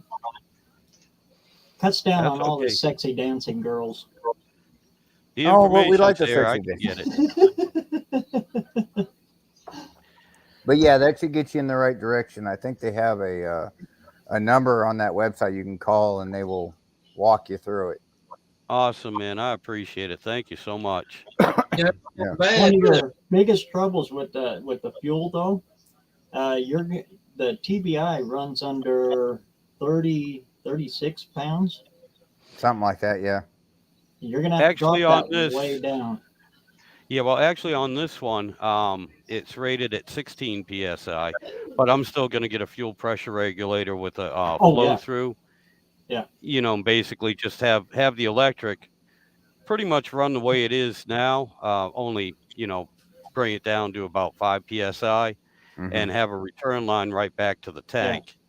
And I'm going to plumb complete other pickup into the tank for the mechanical fuel pump. So I'll have two separate, completely separate systems. And that And Okay. Holly regulator has got the third nipple on it. yep, So you can regulate it down and it returns off of it. yep. It's like the girl from Total Recall, right? Get the third nipple. That was a trick back in the day on Chevys. I don't know about Mopar, but Mhm. when you bought a fuel pump, you always said it was for uh, air conditioning. If they asked if the car had air conditioning, get the one with it that for air conditioning, because the fuel pump has the return nipple on it, Okay. and Really? that That's eliminates weird. all your vacuum lock. Huh. And then run that back to the you don't want to just run on the ground. Run Yeah. that back to the tank. But that was the one cool thing about the EFI system I put on. Depending on which fuel pump you got, you could run it return or returnless. Really? So, yeah, so I got the returnless system for mine. So it just And that, deadheads? yeah. Well, inside, because I got that pump kit that goes into the fuel cell, and it dumps right back into the fuel cell. Whatever, once it hits the Oh, pressure, okay. it You got dumps the straight. small pot. Yeah, Yeah, yeah. That's but another way you could do that too. You could run one of those small pots up on the firewall. Okay. I gotcha. but I came home today because I wanted to check out because I had a vacuum leak somewhere, and it was up underneath the dash. I plugged that back in, got up, no gas. It hadn't been run since yesterday. Turned the key three rotations and it fired off with that EFI. Yeah, Awesome. pretty good. So the sniper's working good. It's expensive, but it's working good. I've put them on. They do. They're a little tricky right at first, but they're super simple. I mean, Holly makes them for anybody so they can put them on. Their instructions Right. are very detailed. Phytech, not so much. But Right. Holly, Well, the thing is, yeah, detailed. I mean, like I bought that coil driver for it, and it wasn't the right coil driver. But on the website, it said it was. When I called them, they said, "Oh no, that's not going to work." And I was like, "Well, can I send this back?" They're like, "Well, it's electronic part. You can't. There's no returns on electronic parts." I'll use it for Oh, something. man. Yeah, I'll go mad scientist and use it for something. yeah, you're gonna have a shop like mine. Yep. Oh, it's amazing. All these little parts here. It's either the wrong part or something quite right ain't right with it. You put it up on the shelf. I don't know how many times I've gone in there going, what can I use? I need something. I need something to do this. I look up on the shelf and go, this was never ever intended or designed to do this, but I bet you it'll work. Yep. And then if you screw it up, you're not really out anything. Exactly, exactly. It's like, well, hey, if it works, I just save myself, 150, $200. If not, Mhm. well, I'm not out anything. Right. No Uh, big deal. I don't know how many times I've done that. And the wife, of course, I know if I know I've shown my shed a few times. You look at it and it is a complete mess. Now I pretty much know where everything is, or at least I know that I have it. But she's always like, "Why do you have this? Why are you keeping it?" "Well, I might need it." "Well, you haven't needed it in 10 years." "All right, hon, I'll throw it away." I And don't then know how that's when many you need it. times. Yeah, within 2 weeks. Within yep. 2 weeks. I'm like, It's "Mhm. it's the rule of 2 weeks every Yep. time. Yep." Yeah, as a matter of fact, I had 3 extra uh electric dryers. A buddy of mine was doing some renovation in an apartment building, and he said, "Hey man, I got a bunch of, dryers." I said, "Well, I think I know people that need them." I was wrong. They didn't. I kept them things for 4 years. Finally, I just put them out in the front yard. I said, $5 the best offer, and of course somebody stole them. But Right. anyway, Within 2 weeks, I had to go out and spend $350 on a new dryer. Yep. Exactly. Exactly. Yeah, unreal. That's why I have a beautiful glass top stove out in my shed, and it's been sitting there for 3 years. Again, same guy gave it to me. I'm not doing anything with it. It's going to sit there because I have an electric stove in my house. Oh man, What's happening? What's going on, Tony? Hey, Tony. I see that Working. teaser next to you. I see it. It's still sitting there from the live last night. My kid showed up with his Toyota today, and the damn thing's falling apart. How is a Toyota falling apart? Because they don't really die. They just They turn to just fall rust. apart. They just turn to Well, rust. when the biological dad beats the shit out of it, it falls apart. Oh, I had man. one in high school, What kind of Toyota? 78, and we got Hell, it I had stuck. a damned Echo And we going just on ran here. out, grabbed a hold of it, and we were just going to pick it up and move it over and set it back down to get traction. Went over there to pick that bed up. Every bolt in the bed come undone. Boom! Come up through the. Didn't come undone. It came right through the bottom of the bed. Well, that's what I said. Old Toyotas don't die; they just rust away. Right. That Because the one came motors out of will last Salt Lake. forever. Motors and Um, transmissions will last forever in a I Toyota. don't know if you guys seen the short that I let out this afternoon, but if you I've didn't, been kind of busy. go watch it, and you'll see the lack of maintenance this thing gets. Oh no! See, that's what will kill a Toyota. Oh, motor. sure, lack of maintenance and beating hell out would kill anything. But Yeah. he shows up out of the blue. You messed up my brakes. Well, when you see the short, you'll see just how badly they were messed up. He run the thing out so far that it ate the entire backing, the steel part of the brake pad, Ooh. and the piston fell out of the caliper and pissed out all the brake fluid. Oh, Of course, he didn't tell me it was that bad. Did it lock I- combined? I had one do that. I'm rushing to get parts before my wholesale parts house closes because it's Saturday. So I order up rotors and pads for the damn thing. Go get them, come back, jump in the thing, and about drive it through the back of the garage because it ain't got any friggin' brakes. He didn't tell me that part. So, well, now I know I need to get calipers too. So I ordered the calipers and started tearing the thing apart, send the wife and kid back to get the damn calipers. Now we're $500 deep in this piece of shit. Dang. Get it back together, take it out for a test drive.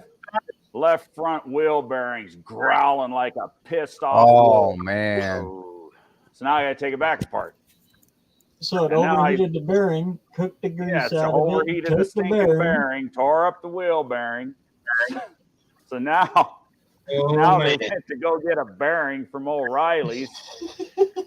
And this stupid thing has a 30 millimeter 12-point spindle nut socket. And guess who doesn't have a 30 millimeter 12-point? I got one in my toolbox. You want me to email it to you? So I Yeah, I catch got him one on the here, too. phone. I catch him on the phone. I said, go back to O'Reilly and get me a damn 12 millimeter, 12-point, 30 mil deep impact socket. What's that? Ask the guy at O'Reilly's. They'll tell Oh, you. good Yeah. Lord. Yeah. What's it for? Oh. What year is it for? It's an 08 Automatic? No, that's what the guy at O'Reilly's going to say. Oh, right. Yeah, no, it's that. You see it sitting there behind me, an 08 RAV4. It's actually a decent little car. It's got the three, what is it, a 3.5 or whatever V6 in it. It hauls ass. It's got almost 300,000 miles on it. But Well, I mean, if he's not taking care of the brakes, is he changing the oil in it? I've been doing that for him. Okay. See, that's what I did. I climbed down his throat. See, he's my stepson, but he's been my stepson since he was like 4. He's my son, you know. And he lets his biological dad drive the car. And the SOB tears up the car. I'm like, dude, I mean, he's 18 now, but dude, call me when the car's making funny noises.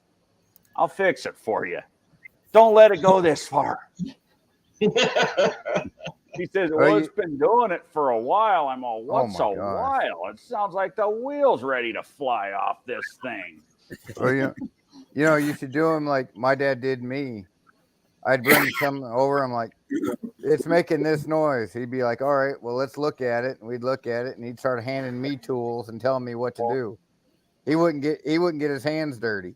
Right. Well, the boy learned how to do a full caliper deep brake job, including bleeding this afternoon. And, well, that's good. That's like good. They need to learn.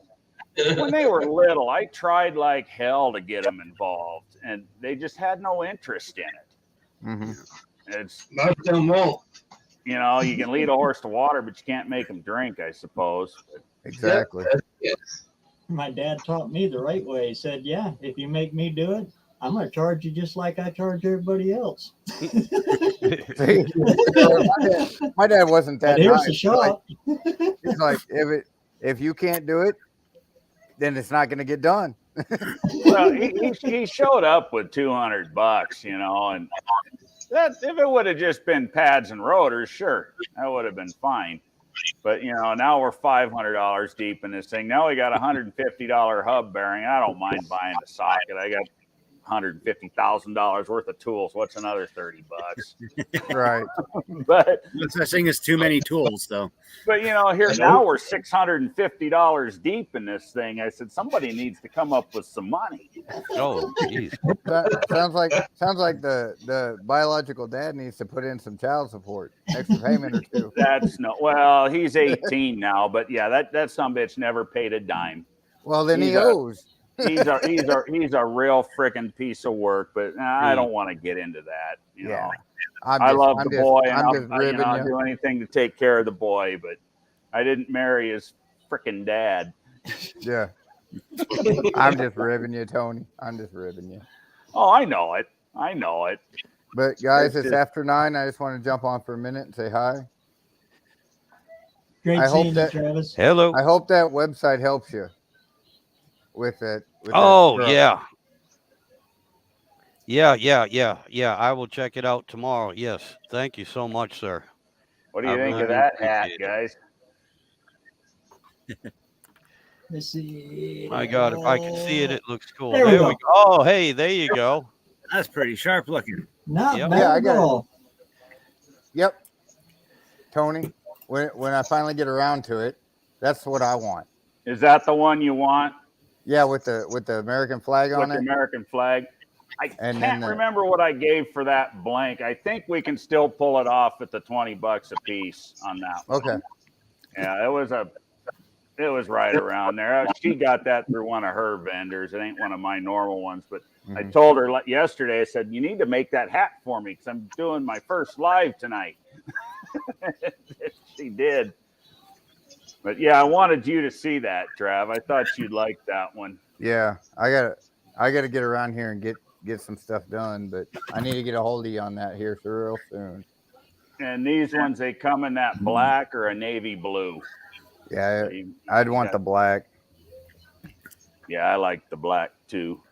Otherwise, they eventually turn black. Yeah. Right. Well, this one's kind of got here ain't that old. You can see how freaking dirty it's gotten. I've had this one long enough to where it's graying. The black's coming off of it. My trouble is I got the good hat on and I always forget to take the sumbitch off and I get to working on something and tear it up. Yeah, it is a work hat now. I get all the time. People give me hats and that was a $40 hat. And I say, sorry. But guys, I'll see you later. I gotta get ready for bed. 4:30 early. See you later, Travis. Hey, take Travis, it easy, guys. And thank you, sir. Appreciate it. Yeah, not a problem. Anytime. Got to drink something normal to wash that oil down. I was gonna say, what weight was that? I can't stay long either. You know, as soon as they get back with the tools, they got to finish this stupid car. But I mean, I'll stay in the stream. You guys can watch me work on the car. Hey, there you go. What do you got under your shower curtain there? Woo, doggy. Yeah, I wanted to be. Sure I'll off tell you there, what, Tony. Tony. I was going to say, Tony, if I'm going to watch you work on a car, man, I got to go grab me a beer. Otherwise, it just ain't right. Hey, there you go. I done started an hour ago. Yeah, I Tony, just figured I'd show off jump that, on here and little bit say, of hey, Ford you while got I'm waiting behind for you. him to get back with the parts. Show off that little bit of Ford jewelry you got right beside you there. Yeah, I want to see what's under the shower curtain. That's that 428 side order. 428, nice. See if I got enough cord here on the camera. Like that Pulp Fiction moment when he opens the briefcase. That's nice looking. Oh yeah, yeah. That brings back memories. You know, my dad and everything. Growing up, they were all Ford guys. You know, we always had Fords. Matter of fact, this is this Dodge I'm working on. This is the first Dodge I've ever had.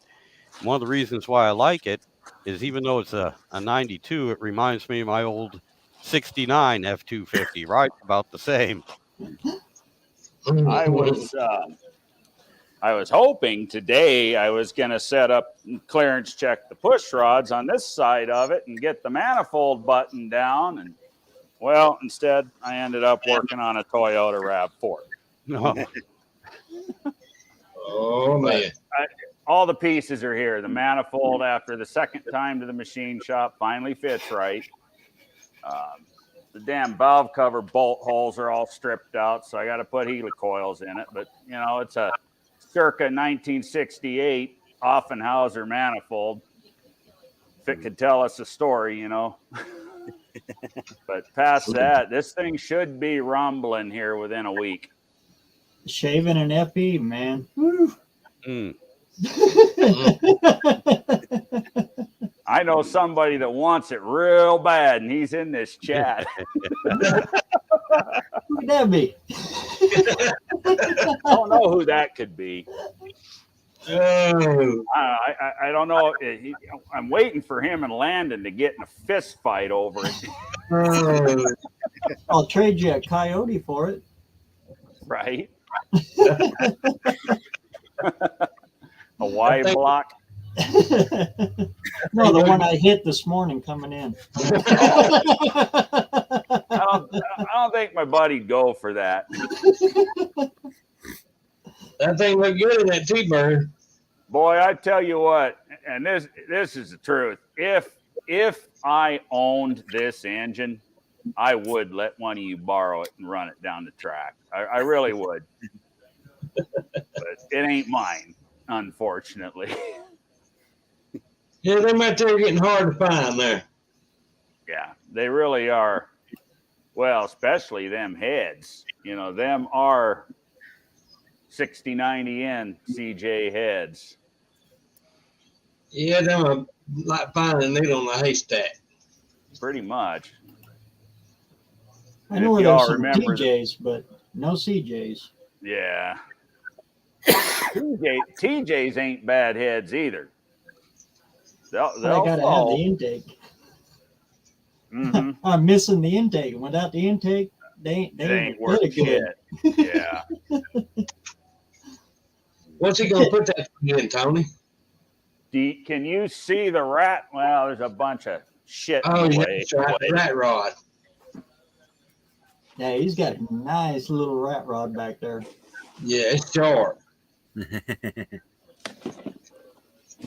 We're making him work today. Oh, I made a mess out of the place last night because I drug the 451 out and I had them sitting behind me in the live. I had two of them. I kept saying the engines were stalking me. See it sitting back there? Back there.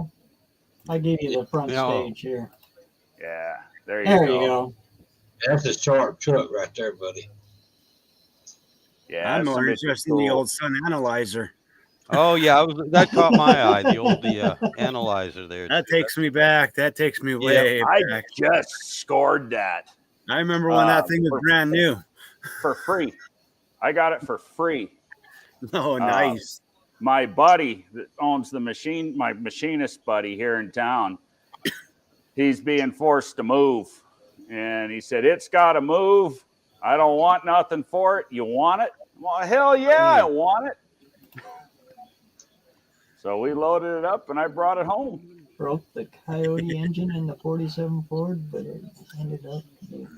I had a friend of mine that's been wanting to get go out and buy a canoe Camaro for a couple months now, and today I gave him an excuse to go buy one when he told me his car wasn't running, went down, told him he needed a whole new car.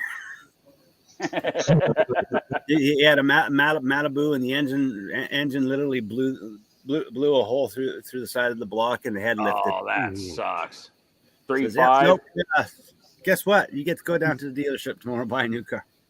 What was the engine? Was it a 3.5 or a 3.4 or whatever they were? V6? Yeah, little tiny 3.5 piece of turd. Yeah.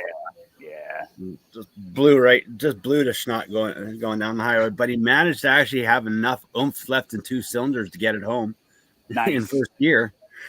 Nice. Yeah, I need to quit working on everybody else's crap and get my truck in here. Or I'll be bringing the old 96 Magnum to frickin' no name. Yeah, I tuned in to this chat here or this live stream right after it first started, and I was just getting into it. And the wife shows up in her Jeep, and I looked out the door and I see nothing but this big cloud. I couldn't tell. It's nighttime here, but I couldn't tell if it was smoke or steam. And I'm like, well, guys, I got to go. I'll be right back. Fortunately, it's just a heater hose. Oh, okay. Yeah, heater hose. And it didn't bust. It just has a bit of a leak in it, but it sprayed that engine and, had the steam coming up through it. So you got lucky. At least it didn't overheat and blow itself up. Yep. Yeah. Well, the funny thing is, now I know it needed hoses. It needed all the hoses, and I have all the hoses. Because Wednesday, when she was at work, she blew the upper radiator hose. And fortunately, a buddy of ours who was off, he went down, he put a new radiator hose on it. So I went and I got all brand new hoses so I wouldn't have to deal with this. I was going to do it today, but it's been raining all day. And so I guess that's what I'm doing tomorrow. Yeah, we got the thunderstorms rolling in here. Supposed to have a week worth of them. How many of you are in that death zone that they're calling for the horrible weather that's going to be happening over the next couple of weeks down there? Doppler's been calling for some really, really heavy weather going literally down the center of the states on you guys. Well, I'm in Virginia, but I haven't been paying attention to the weather, unfortunately, between the honeydew list and work. Yeah, I haven't had a chance to check the weather out too much. I'm in northern Arizona, and like I said, we're expecting some nasty thunderstorms, but nothing horrible. But it's early in the year. We ain't supposed to see this kind of weather till mid-July, and it's early in the year. And unfortunately, it's probably going to start some fires. Yeah. What's it like up there in BC? Hot right now. It's starting to cool Well, off. it sounds like they're back with my parts, so I'm going to bounce, you guys.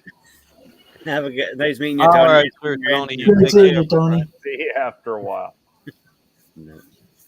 No, it was hot today. It got up to probably about 87 today. So, Do you guys have the black flies up there? No. Or the big skeeters like in no Alaska? No, we don't. We don't get any. We don't get much for the skag creatures out here because we're more of a rainforest than we are skag country. So. Well, you're fortunate because I know on On the East Coast here, up in Maine, Nova Scotia, all that, man, you got the little midges and the black flies, and they will drive you insane, literally. They will. I mean, up there is funny. Up there, they got this stuff. It's called Woodsman Fly Dope, and right on it, it says it's guaranteed to keep away mosquitoes, black flies, midges, bears, and people. Send me a case. And they're right. That odd stuff stinks. One of the ingredients in it is tar. I was about to say how they capture the scent and essence of our prime minister. Yeah, there you go. Man, I smell Trudeau, man. I'm out of here. Don't step in it.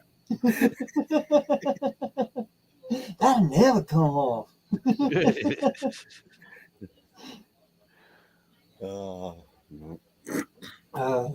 Yeah, I went ahead and grabbed myself a beer. I thought we were going to watch Tony work on a vehicle. And actually, it's my brother-in-law's beer, but hey, he left it in my fridge, so. Rental fee. Yeah, there you go. That's one of your solar banks back there, isn't it? Yeah, that's the one that moves and follows the sun. I tell you, man, that's a heck of a setup you got. That's the thing. When the power grid goes out, we'll still be running the jacuzzi and the table saw. So. Did you set it up yourself? Yep. Oh, awesome, man! I might have to tap you though. I want to put solar on my camper. Oh yeah. You know, get some ideas. Yeah, check out his channel. He's got some really cool stuff. The trick is hooking your batteries up right, so that way you get the best result and most efficiency out of them. Like a lot of people, they like a lot of these guys that I watch on YouTube here, they're hooking their batteries up in series and stuff like that. But if you're running like 2 6-volt deep cycles to make your 12-volt, running a bus bar on both sides is a more efficient way than actually running everything parallel, and you put your charge in the center of that bus bar so it spreads out, because electrical current does flow like water. It does get weaker at the outer points. Mm-hmm. So by putting in the center, it'll flow out more balanced and even. But by running a bus bar, it's more especially DC. DC doesn't like to travel too far.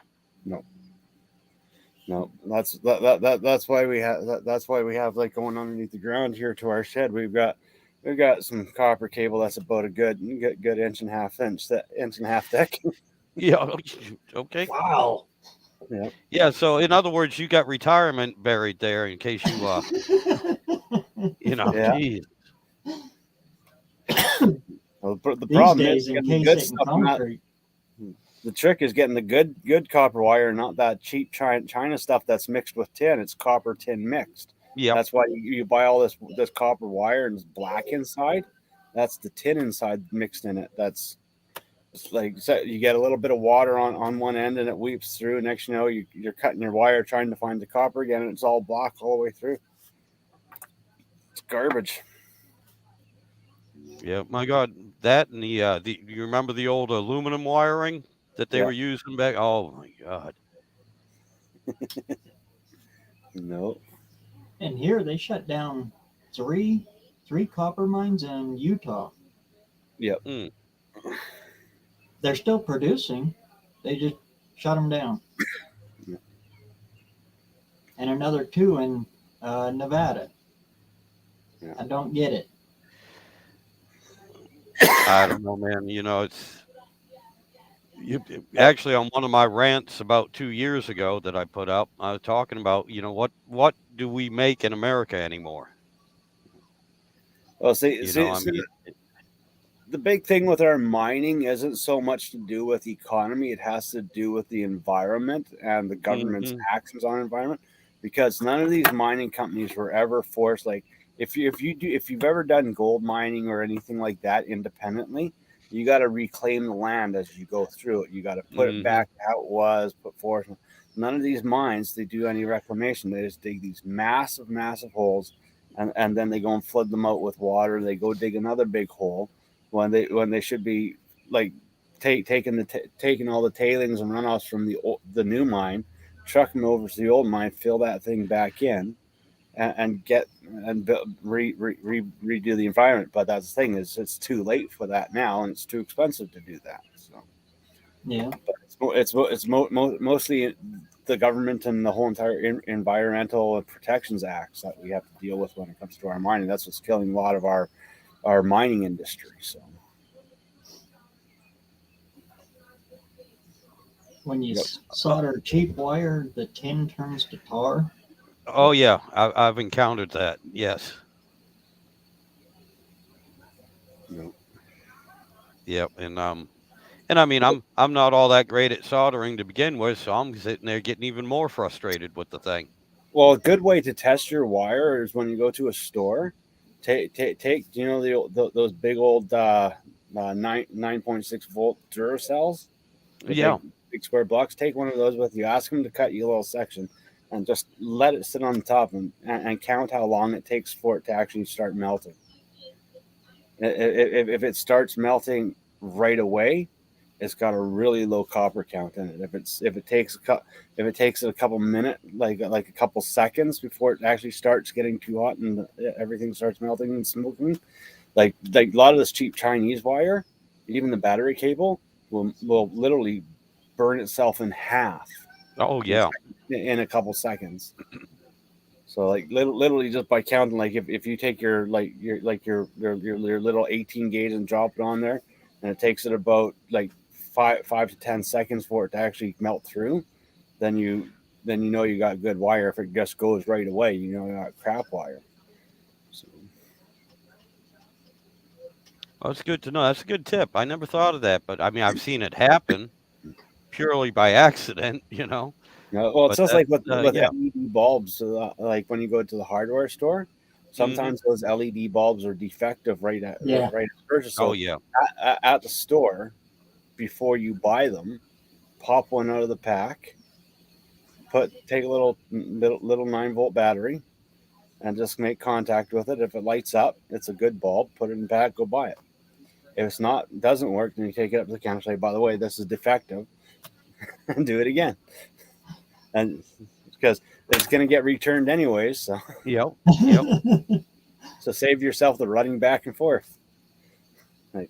Stores hate it when you open the package, but if you're there to buy it, they're not going to care. Right. You're saving yourself time and them time. So Yeah, a lot of that cheap LED stuff ain't what it's cracked up to be. nope. They don't last very long, and if anything, they suck more power. I've had friends for their cars buy those LED upgrade kits from like O'Reilly's and Napa and stuff like that. They pay a fortune for them, and they get them, they install them, and like two or three of the bulbs don't even work right out of the box. And it's not the wiring; it's literally the bulb. Like those 1157 Yep. conversion bulbs. Yep. Yeah, I've heard a lot of bad things about them. I just run the iridescents. Yep. Or pop them clear out and put the actual LED in. Yeah. But I don't like the looks of the all out LED like in a classic. Yeah. Headlights that have got all the little dimples, Oh yeah. Yeah. Yeah. It's just It makes it look like a fly. A fly's eyes or something. It don't look right. yeah. No. Well, not of that with those ones that have the little individual LEDs. When each LED starts burning out, you get these little dead. It's like looking at a dead pixels. It's like, my God, you want me to watch this? God. No. Then they get the crazy ones where you can hit a button on a remote and they change colors and Yeah. Yeah. I actually have those in my kitchen up on the top by the ceiling. Um, just because they were hanging around, I was like, if after a few of these, I was like, that seems like a good idea. Yeah. We just finished doing some a house and all the baseboards. We had to drill out these really small holes and make them look clean, and we put all these little LEDs going all the way down the baseboards. Because as Oh, you cool. walk through the house, there's a motion sensor that senses your body movement, so you don't have to turn on lights at night. You just wake up and you walk down the hallway, and the lights start lighting up, and they turn off behind you and come on ahead of you. Oh, that's an awesome idea. That must look cool. I like that. It was fun wiring that thing up. It's like, okay, Wow. every little LED, little tiny hole drilled into this fancy wood baseboard that they had, make it all look pretty and nice. Yeah, first responder, saying that they use tin in the boat wiring for sacrificial properties. I can understand that. And I'll tell you what, if I ever try to drive from here to England in my truck, I might rewire it. Other than that, I'm sticking with copper. Yeah. Going back to the iridescence. Yeah. I know on an RV hot water tank, make sure you got that aluminum iode. Yeah. It's a sacrificial that, Mhm. you got to have that in there or it rots your whole tank right out. Yep. And also take it out once in a blue moon and clean it. Yep. Mhm. Every year. No, that's why I'm kind of pro these hot water on demand systems, because people over the years they don't know how to maintain their hot water tanks or boiler systems. Like I've literally actually seen a hot water tank go through the roof of a house when I was building in Calgary. Like someone down and capped off his valve, and next you know, kaboom, right through the roof, 400 feet in the air. This dang thing went straight through the roof. It's like, we always thought it was a myth until that No, day. Okay. those things are bombs. Oh yeah, yeah. When I used to frame when I first got out of high school, and we had to rebuild we had to redo a roof, we had to redo a floor, joists for the same thing. Hot water heater, which was in the basement, came right up through the first floor. It was only a single story house, but came up through the floor, right through the joists, right up through the ceiling, right out the roof. Yep. Yeah, that's what it is. Zinc anoid.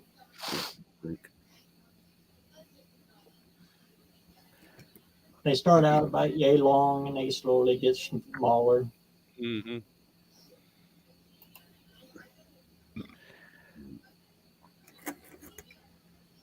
Yeah, me personally, I stay away from as much wiring as possible because I know enough about it and about electricity to light my ass up good, and I don't like it. Yeah. I don't know how to avoid lighting my ass up, but I know how. I know enough how to light my ass up. So Yeah. yeah, no, my brother-in-law, my God, he was Kind of see them right there. he was putting a element in the stove for me. He never hit the trip. He never tripped the breaker or anything, and the stove was left on the oven. Oh, Yeah, 220 volt. You know what happened.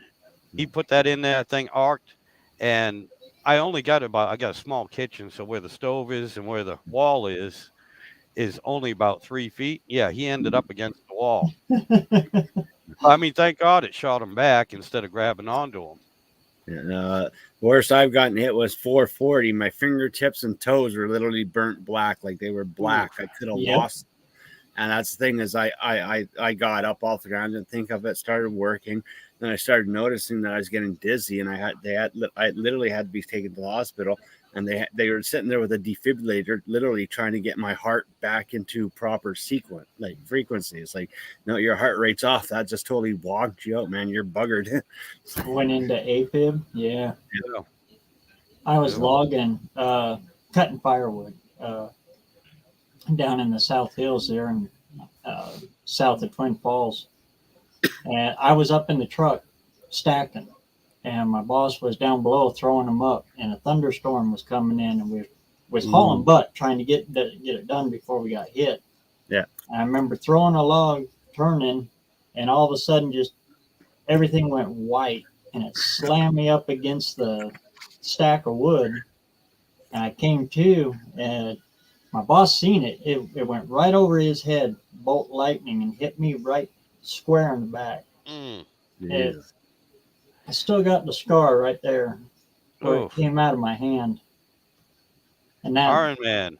everything, like you said, all my fingernails turned black. Yep. And the next morning when I got up to put my boots on, I went to put my boot on, and my foot went right through the bottom of my boot. All the stitching in my work boots were just fried, and just the sole went right off. But boy, when I came to, I was Superman. There's so much adrenaline going through me. Oh man, I could have loaded 6 trucks. No.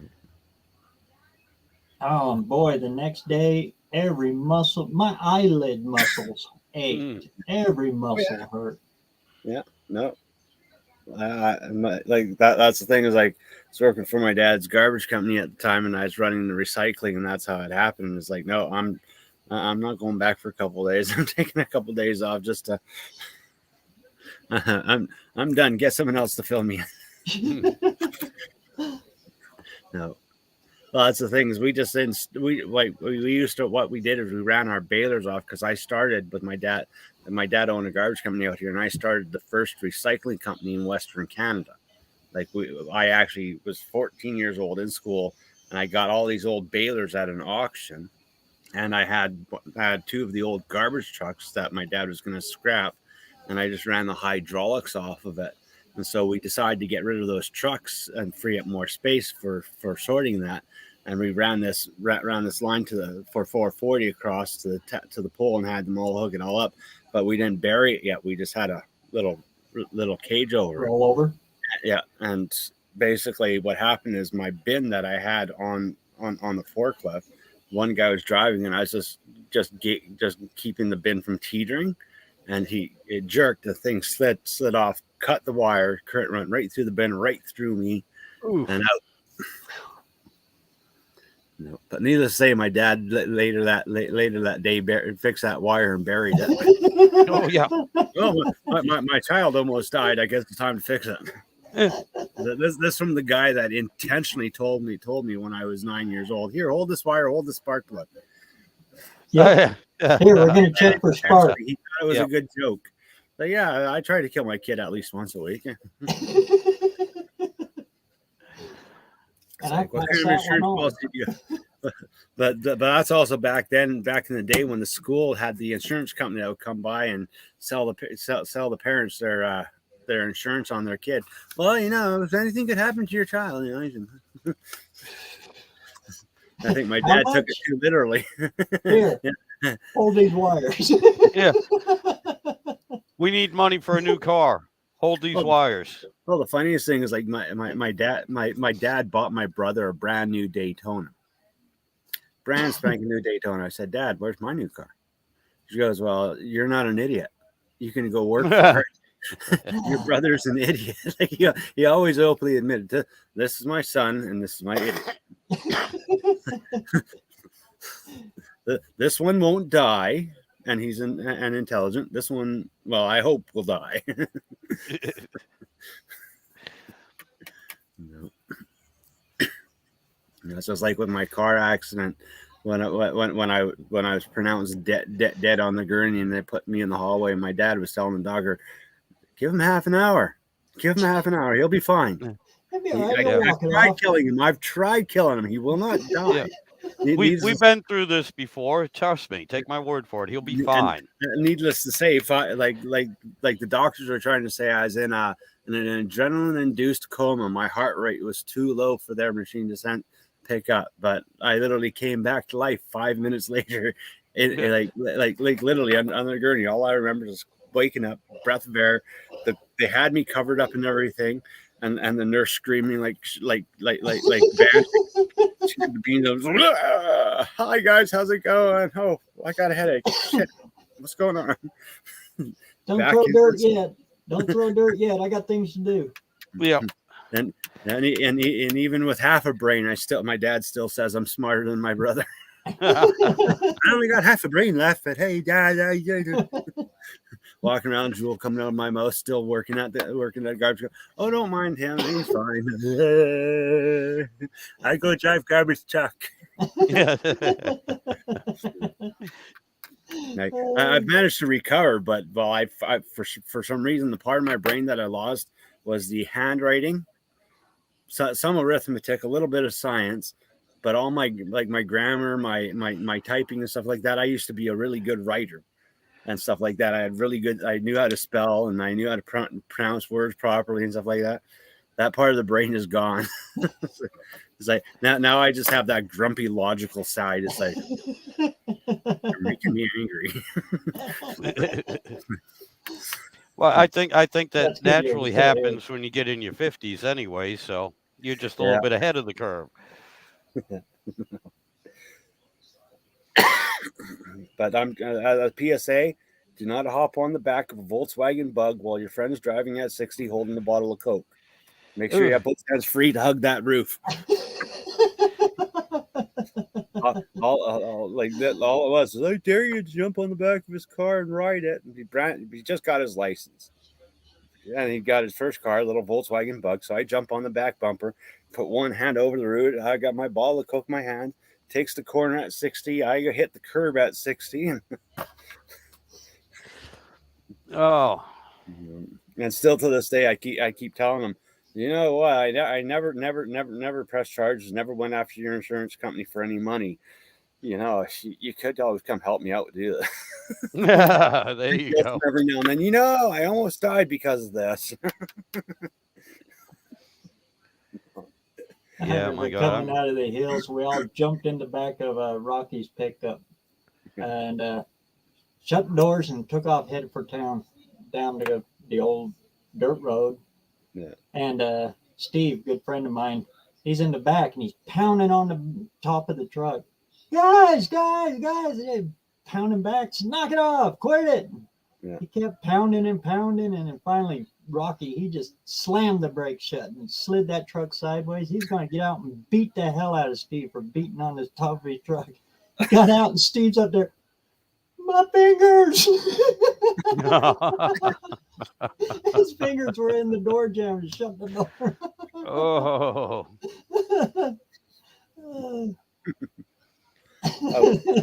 Coach. Yeah, my old 69 F-250, I was 17 at the time, and we were out along the power lines, and I had a buddy of mine took the old seat out of it and put it in the back, put a brand new seat in the front. And me and a buddy of mine are up front, and another friend of mine, he's in the back, and he's standing on the seat looking over the roof of the truck. And we're coming down this hill, and we see a puddle there. I mean, it's pretty long, but didn't look that deep. Well, we hit that thing at about 30 miles an hour, and yeah, it was over the hood of the truck, and that truck come to a screeching halt. When the water cleared off the front of that truck and we could see and everything, and we looked in the back of the truck for my friend Patrick, he wasn't there. We looked in front of us, and there we see him. He's about 20 feet in front of the truck. As soon as that truck stopped, and because he was standing on the seat, it launched him right over the roof of that truck, right over the hood of the truck. And he said he skipped just like a stone on that water till he got to the other side. Yeah. We were 17 at the time, so we were still young enough to bounce. You do that now, and we're going to end up in the ER. Yeah. That's the thing is I used to have no problem walking on roofs. Like when I was younger, I'd walk the trusses, like literally walk the trusses, bounce beam them with a sheet of plywood. No problem. Anything like that. I go up on a roof nowadays, and the only thing that's thinking in my head, that's going to hurt if I fall. Oh, yeah. And I'm like, nope. Hey, young guy, get over here. Don't worry. You're not going to fall. Yeah. I've gotten to the point where I actually go up to walk on a roof to inspect it. My ankles and legs are so sore. It's like, I used to do this every day, man. What the hell? Why does it hurt? I've only been up here for 5 minutes. Oh, yeah. I used to love going up on the roof to put the sheets up and everything. And one up there was in January up in Massachusetts. And so we had we had about 3 feet of snow that had come in and everything over the past 2 weeks, and with the snow banks and everything, they're about 8 feet high. Yeah. And I'm on top. We were building office buildings, wooden office buildings. They're 3 stories plus the basement.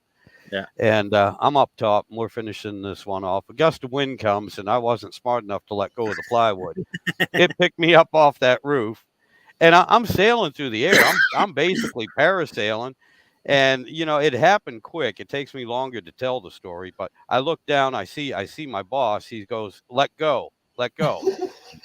So I let go, and what it was he saw I was right over one of the snow piles, one of the drifts, Yeah. and I dropped straight down up to my armpits in the damn thing. They come running over and they go, "Are you okay?" I'm like, "Yeah, I can't move." "Well, why, is something broken?" I said, "No, I'm stuck in the snow. I can't move. Can you help me out?" Right then, the gut truck shows up. They go, "Yeah, right after we get some coffee, we'll give you a hand. We'll get you out." They weren't kidding either. They left me there. They left me there. No, The boss did come back with a cup of coffee for me, and he looks at me and goes, "Oh yeah, by the way, you're hired." I'm like, "What do you mean?" He goes, "Yeah, I fired you halfway down."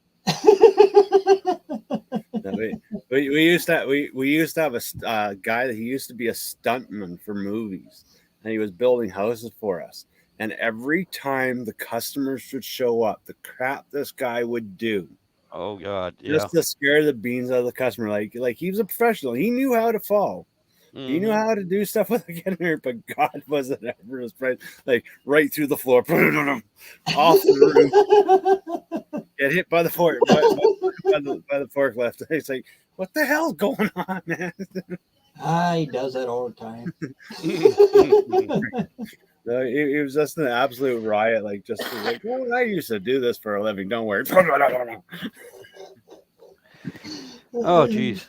It just dawned on me. We're live. You got a bunch of people watching. These are not stories to be telling to people. These are not stories we should be. I'm glad the kids are growing up. I'll tell you that much right now. Well, see, that's the thing. Their Tide Pod challenges that they do nowadays, Yeah. nothing compared to what we used to do just for Yep. fun.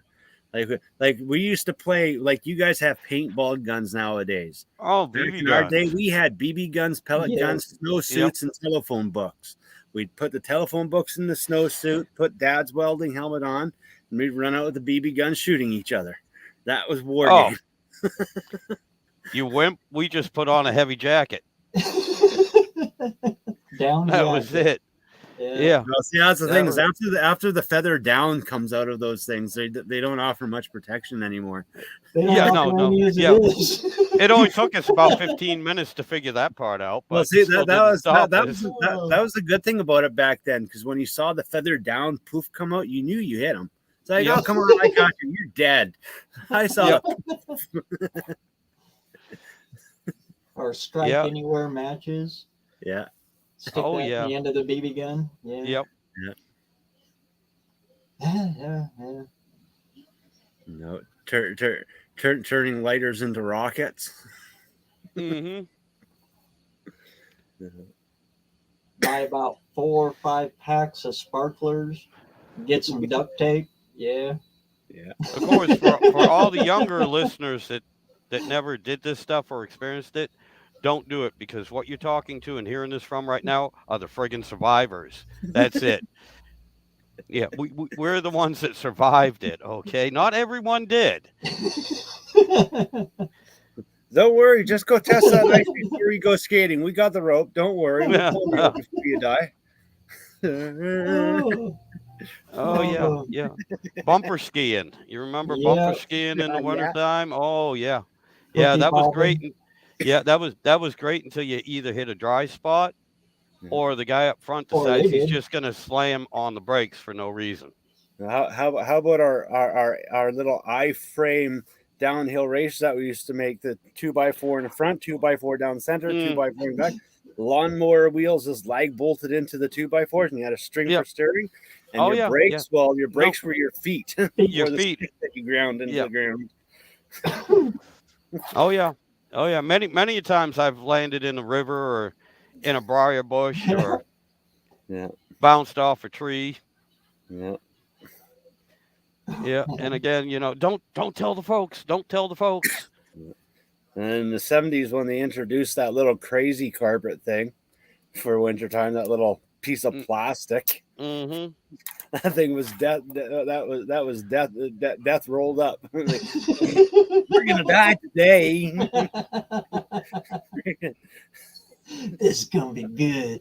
Or the old GT racers. I remember in the 80s we had we got our, and what was it? I think it was 81. We got our first GT racer, little downhill, like skidoo wannabe little thing. Literally a trike with skis on it.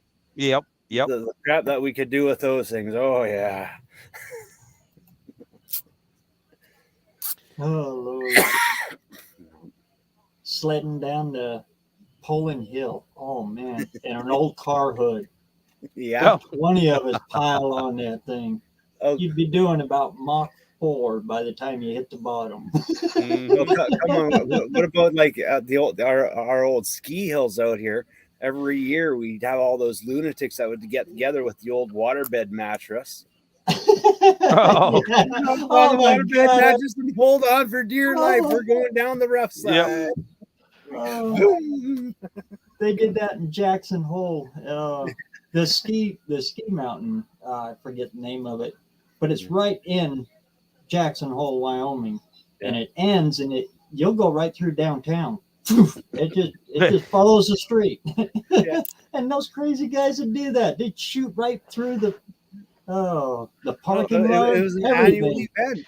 Like back in Calgary on the Olympic Hill there, it was an annual event. It's like, okay, we're all just going to try to kill ourselves.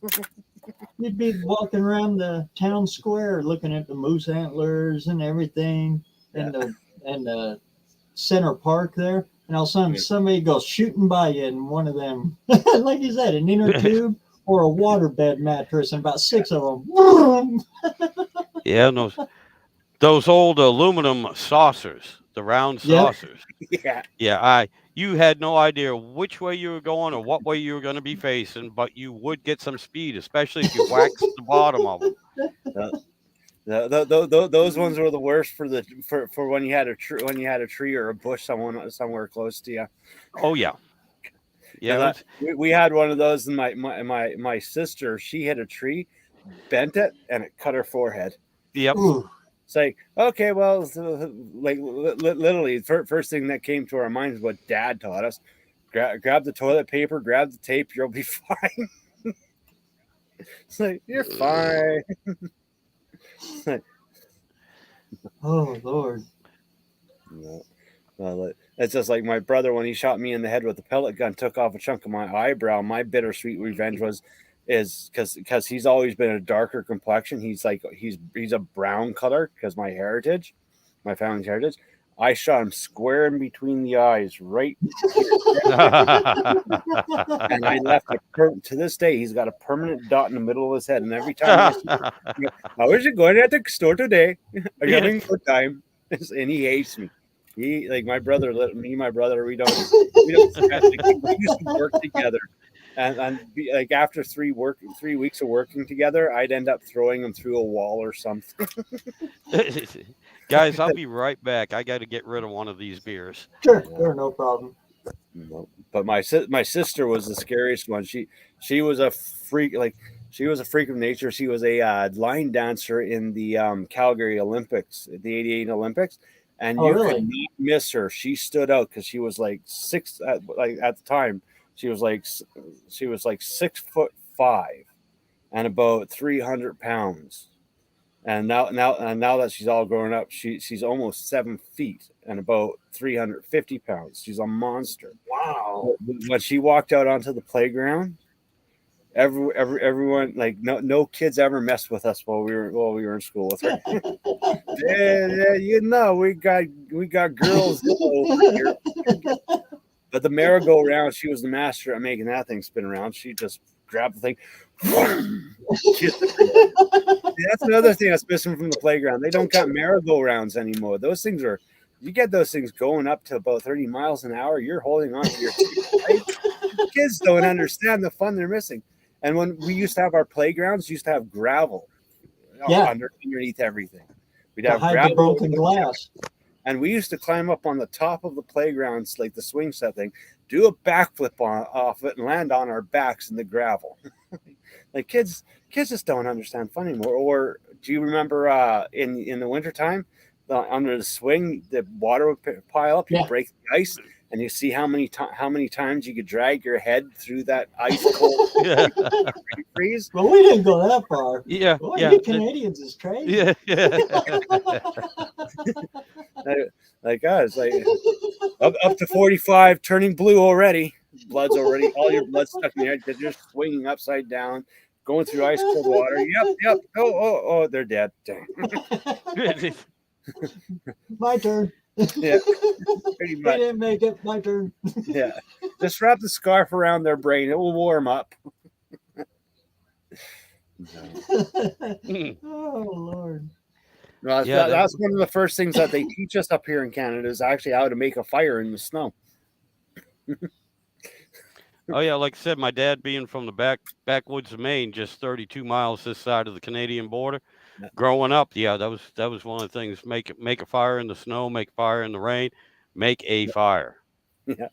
Anytime. And I mean, it did, especially in the wintertime in New England, it come in handy quite a few times, being a latchkey kid, outside, no matter what the weather was, it's like, it's cold out here. Let's make a fire. Okay, let's make a lean-to, Yeah. Yeah, that's right, first responder. That was me. Back in the day, I used to do some of the most insane, stupid stuff in the world. I've literally catapulted myself across a lake with using a tree. I winched the tree down, climbed up to it, and told my buddy to cut the cord, and I went flying about 100 feet into the center of the lake. Now, I will tell you what, Sarah, I would have loved growing up with you. Not because I would have wanted done the same shit you did, but I would just like to have watched it. Oh gosh, no! That would have been great. Well, You have no idea how many of my nephews, nieces I had to convince. I'm the youngest out of 16, so I have a lot of nephews and nieces that are my age or older, right around. I grew up with most of them. Yeah. But you have no idea how many of them I had to convince to do the stupid shit you were willing to do. Oh, it was my friends. Like we had this motto: give blood, play hockey. We were like, we had full contact hockey. Like we were brutal. Like, and this is time on asphalt, not hot. Asphalt hurts more than ice when you land on it. Yeah. But we were just nut jobs. Like we actually got arrested. We all just finished turning 21. We got arrested for playing The Floor is Lava at our old school's playground. Yes, I know. I remember that game. Adults, Yes, 8 adults playing it, but we upped the ante. We had sticks to push each other around and off of stuff. Oh, the cops go, how old are you guys? You're a little too old to be doing this stuff, man. Go, hey, man, we got nothing better to do. We're not at the bar getting drunk. We're just here trying to kill each other. Yeah. Grab a stick, join in. Come on. Yeah. You're fun. You knock him off, he's in the lava. No. See that's the reason why Canada doesn't need a military. They got a whole bunch of kids people like me. We don't need a military. Give that person a stick. They'll get rid of them. Americans are invading. Give them a stick. Jumping out of trees, jumping out of the grass, like be like Rambo all over. You'd have like a million people my age all acting out their Rambo fantasies. The Americans are coming. Great. I'm on to you. I'm gonna line that whole border with swing sets.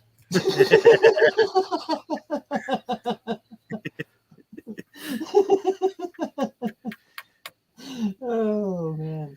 Oh, that's good. Hey, I wonder if you put a swing set on the border and you swung over the border, if your feet weren't touching the ground, are you still illegally crossing the border? I think I found a way to get immigrants in. New laborers, people that want to work, come. He didn't step across the border. He flew across the border. Yeah, that still counts as crossing the border. Back during Prohibition, my uncle had an old World War II Jenny that he put floats on, and him and my dad used to fly up to Canada, and they would fill the floats with Canadian whiskey, and they'd come back to Maine. They'd landed in the field, and there'd be people waiting there to pump out the whiskey for them. Then they'd push it down to the lake, make another trip, and that was financed by somebody in Massachusetts. That I'm a little bit hesitant to say the name here, but his son ended up being a president in the '60s. That never happened. Never happened. Yeah, no,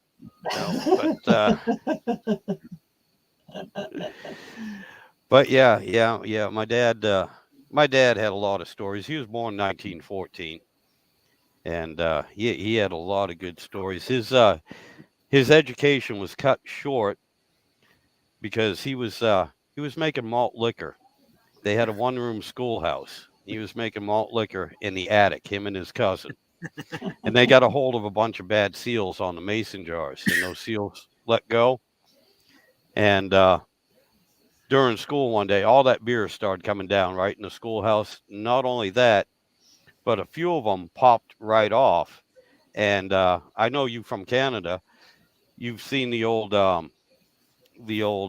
cedar shake shingles on the roofs that don't have any no plywood under it. It's just a cedar shake. During the daytime, nice and warm and dry, you can actually see daylight coming through the shingles. Well, that's what this was like. They were blowing the shingles right off. That was the end of his education. He had to go live with his uncle in a logging camp to stay out of trouble because, believe it or not, the feds were looking for him. But yeah, he had quite a few stories. I mean, some of the stories we're telling about ourselves growing up and everything. Again, his generation, they got some whoppers. He had some whoppers. My uncle John, he bought his first car with fur coats.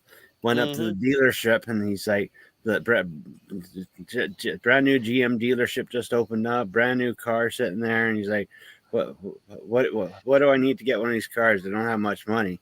And the old guy, he looks at him, well, you're a hunter, right? He goes, yeah. Well, my wife and my daughters, they want some fur coats for this winter. So he went down, went and pelted. My grandma sat there, did everything, got them all set up, walked in there with 4 fur coats and plopped them down. He's like, here's the keys to your car. Like, that's how easy life was back then. Like, got his first car working at a mink farm. Almost the same thing. Oh, nasty job. One of my dad's uncles bought a car, and this was back in the either late teens, early 20s. And he was used to the horses. He was used to the mules and everything. Well, I don't remember what kind of car it was, but he was having trouble with it. And so he did. And my dad's uncle was not a very nice person, but he went out there and he did the same thing he used to do to the mules. Took himself a shovel and started hitting that car, trying to make it work. Just started beating on it. He said, what are you doing? He said, well, it works with the mule. Eventually they'll move. He said, it's not going to work with the car. It's not going to work. No. Anyway, I remember my dad used to tell stories about the old Model T that they built up to race around the town that they were in and tried to outrun the Mounties all the time. And how they flip it, roll it. Oh, no, I think they invented the log cannon for the roll. Movies, they used to have a little cannon that blew a log through the floor to flip the car. I think they invented that thing because they're like, oh yeah, we had that set up all the time. We'd have a stick of dynamite underneath a pot, and we'd have a big round of log underneath there, and blow it and flip it on the side, and the Mounties would always be freaking, oh my God, they're dead.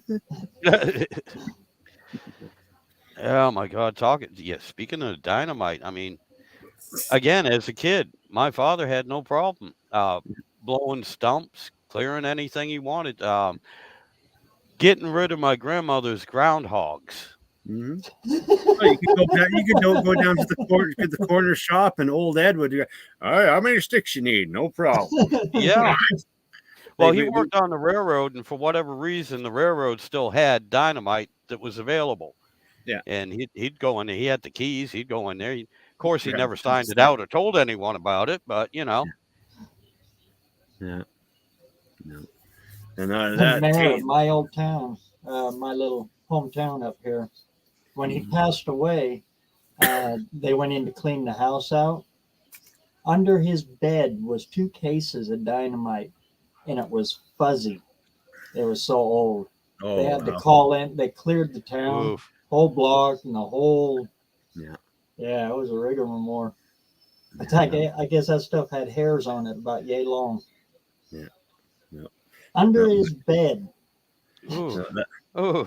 my dad used to always do his secret tin box move by himself whenever he moved. He'd go, okay, well, I might come home, I might not come home. We never knew what was in that tin box till we found it one day and broke the lock on it. It's like, oh my friggin' Lord, our dad is a terrorist. had everything that you could imagine, because like my father was in the Korean War. Okay, he had everything that you could imagine. Mm-hmm. Like, he was one of those ones that he stole whatever he could before he left the army. He's like, I'm taking some of this, I'm taking some of this. Kind of like that. We had a helicopter pilot from down stateside that was in Vietnam, and he smuggled his helicopter that he owns and flies to this, like, till he passed away. He smuggled it piece by piece through the mail home. Really? Oh Yep. my God. Piece by piece, sent the whole thing home. When he got home, he put the whole thing together and licensed it and started flying bush with it. Now, yeah, now that one takes the cake because I've heard about this and I knew about it even before MASH came out. MASH did a series about it. Radar was shipping home a Jeep piece by piece, but I actually knew a few guys that did that. Well, they were friends of my brothers and my father and everything. The same era, Vietnam, and they shipped home an old Jeep that way. But a helicopter, a damn Huey. Yeah. Oh He my smuggled God. the dang thing home, and he put it together, trucked it across the border, and became a bush pilot up here in Canada. Yeah. Yeah, I'll tell you what. Yeah, one of the units I was with the Hueys, and that was during Desert Storm, and we got sent over there because the damn Blackhawks were falling out the sky. Yeah. And so that old Huey is a Mack truck, man. I mean that thing would take a lot of beating. The old That thing Hueys will and do the old anything. Bells, they were just well built machines. Yep. Like even at that, like a lot of people don't realize it, but if you're a helicopter and you're stuck in the middle of nowhere and you're not getting any ignition on your jet, if you find a Mercedes-Benz car lying around anywhere, you pull the spark plug out of it, stick it in there, and fire it up good enough to get you to where you need to go to get the right part, get the right. Oh yeah, pre-ignite. Yeah. Yeah. My extension cable for my welder is actually a starter for a helicopter. That's what I use for that. Yeah. The guy that used to own this place that we bought it from, that's what he did. He was in the Air Force, I believe. Yeah. And then he worked for the hospital for Lifeline. Yeah. And he took one of the old ones home. Now, It's huge. It's long. I can go all the way from the shop all the way out. It's long. So I cut it, and I've been using it for extension cord for my welder. Yeah. Somewhere in this yard, there's an old 24-volt generator from a old B-52 bomber. Oh, really? The owner before the owner passed away, where he put it and where he hid it, don't know, but it's been sitting around here for a long time. Oh man. It's somewhere around here. Isn't that what some guys were building electric cars with? I mean, before EVs were popular, I've heard about that. They used the electric motors out of a B-17, something like that, bombers. Yeah, I wouldn't put it past them. Like those things had a lot of kick and a lot of but literally they were little a miniaturized plane motor. It had this one here I think had 8 cylinders. Nice little system. 24-volt generator. But I would just like to just find it so that way I can like clean it up, take pictures of it, and like I'll probably never be able to get the parts to rebuild the dang thing. But hey, Oh, you'd be surprised now with we'll just have it sitting around. yeah, I was gonna say you'd be surprised though with the internet now. I mean, and everybody out here, I'm sure you could find the parts. Now, whether you have the money to get the parts, that's a different story. Well, none of that. We also have easier access to stuff in India, and those guys over there, they got everything. Oh yeah, yeah. Now, I've been watching, some of those. I get a kick out of some of them videos there. It reminds me of being a kid. The way they're rebuilding stuff, and Yeah. Oh, that's yeah. that's one of the things. Everybody here they say no, you can't do that. You have to be in a white room, and everything has to be clean Yeah. and perfect. These guys are doing it in the middle of the street with mud and dirt and dust. Freaking camera on my shit last that they're stream, walking in. on one of my last streams I did, I actually played a whole bunch of those shorts and said, because I'm tired of everyone saying you have to have snap-on tools, you have to have the best tools. Like, look at these guys. These guys are making their friggin' tools. Yeah. And I explained to people, like, I've been to South Africa, and down there, when you're going to an automotive school, like women are now allowed to go do trades, but they're treated differently. But men, how it goes is you're down there for the first year. All you do is you do the laundry of all the mechanics at that school. You sit there and hand wash everything and that. And then when you do, after you're doing that, you get to start working on stuff. Now the instructor will come over. He'll grab the drive belt off the vehicle. He'll put a handful of broken, crappy tools in front of you, tell you what to do, tell you have 20 minutes to do it. If you don't get it done, he comes back with that belt and he beats the friggin' hell out of you. That sounds like a lot of our fathers and the way we were taught. Yeah. But that's the thing is when they're done learning, they're in and out of their jobs. Like they go in, get it done. Like they'll well, I don't have a welder. I got some old car batteries here, jumper cables. There we go. We're going. Yep. Got her done. No, I don't have a wrench for this, so I'll just make a wrench. Okay, done. Going. Like they don't stop. Like we're so pampered up here. So pampered. Like it's like. I don't think any mechanic here would survive in their countries. They wouldn't last a minute. I think Not that's being a why mechanic, the do it with what you have video content does so well. Yeah. People would rather see you do it with nothing than with something. That's the thing. I mean, it's really enjoyable to watch some of these bigger channels. Like I said, with they got the nice shop, everything's laid out. They got plenty of room. They got all the right tools. They're not searching or using a hammer to make a 9/16 or a 15 millimeter fit on a metric. They're not tapping everything in. Not everybody is like that. And just the conversation we had earlier. I got this part. I don't know what I'm going to do with it. I'm going to put it on the shelf because it ain't the right part. 2-3 months down the road, a year later, you're like, I need something that does this. This part was never intended, designed, or nobody even thought it would do it. But, with a little bit of baling wire, grind this off, weld this on, it'll be perfect for what I need. Yeah. And that's ingenuity. That's actually ingenuity. But like that's things like you got all these new techs that want to get and they're scared. Like people in trades in general, they're scared to get into the trades because everyone's forcing it on that. You have to go buy the best, the premium. You got to mortgage Yep. your Oh, career to have man. your career. It's like, do you know what? If the tool does the job, does it right, gets it done, it's the right tool and it's a good tool. If Yep. it lasts year, it lasts year. But that year that tool worked hard for you, allowed you to make money to work up to the better stuff. No, Exactly. Exactly. you have to go out and like replace your wrenches as they break. So start off with your cheap set, and when your cheap wrench breaks, go buy a snap-on one to replace that one, and tool by tool.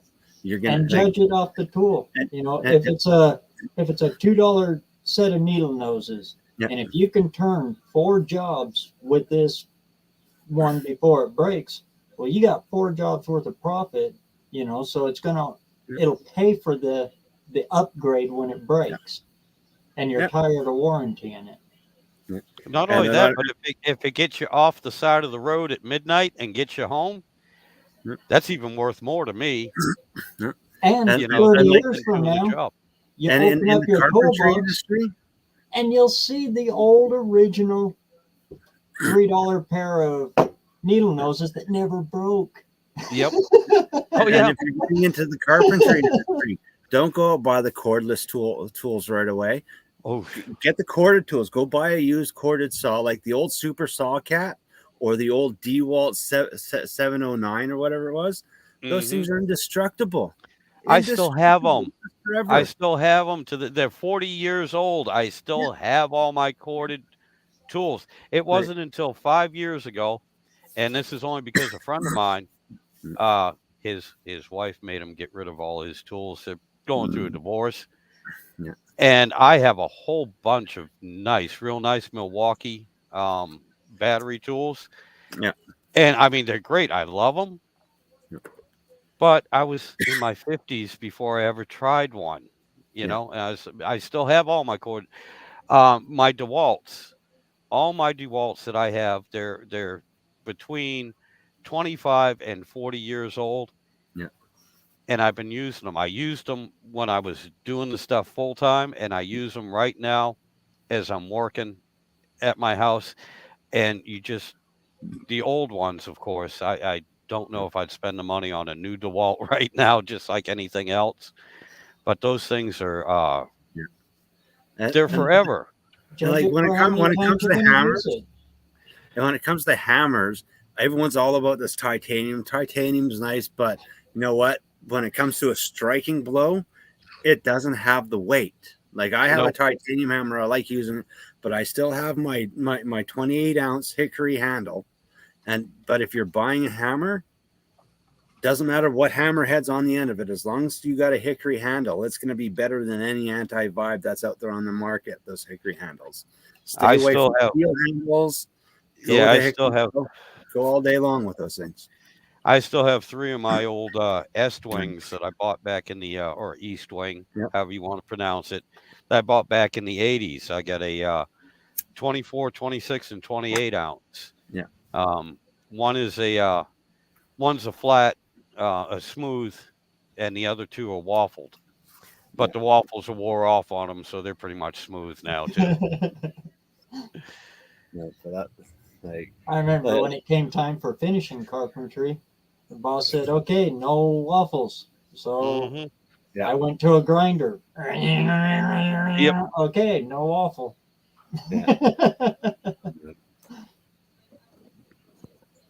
no, yeah, you tap that nail in nice and stout. Then you pull out your punch and you finish it Yep. the rest of the punch. Yep. Don't sit there. Don't even try to flush the finishing nail with your hammer. Just get it down to where where the round of the head is just sticking out, and finish it off with a punch. Man, I see so many guys, they try to get in there, it's nice, and then they finish it off. It's like, oh man, oh, see, there's a nice little dimple in there now. Oh yeah. Oh And yeah. you make it hard for the painter. Yeah, that was one of the reasons why when I was a teenager I loved framing. That's what I did mostly, was painting. Oh, he froze. Who froze? He'll be back. Somebody froze. Oh no! Oh no! Get off the swing! Get The, out the the government, swing. the government Oh, got him. The government got him. Oh no, oh, we're back. Was that everybody, or was that just me that just blanked out? that was you. That's just you. That was just me. Damn. Oh well. We knew it. He's AI. He's not real. He's in the matrix. He's glitching. Hey, totally possible. Damn I copper keep an open box. mind for this.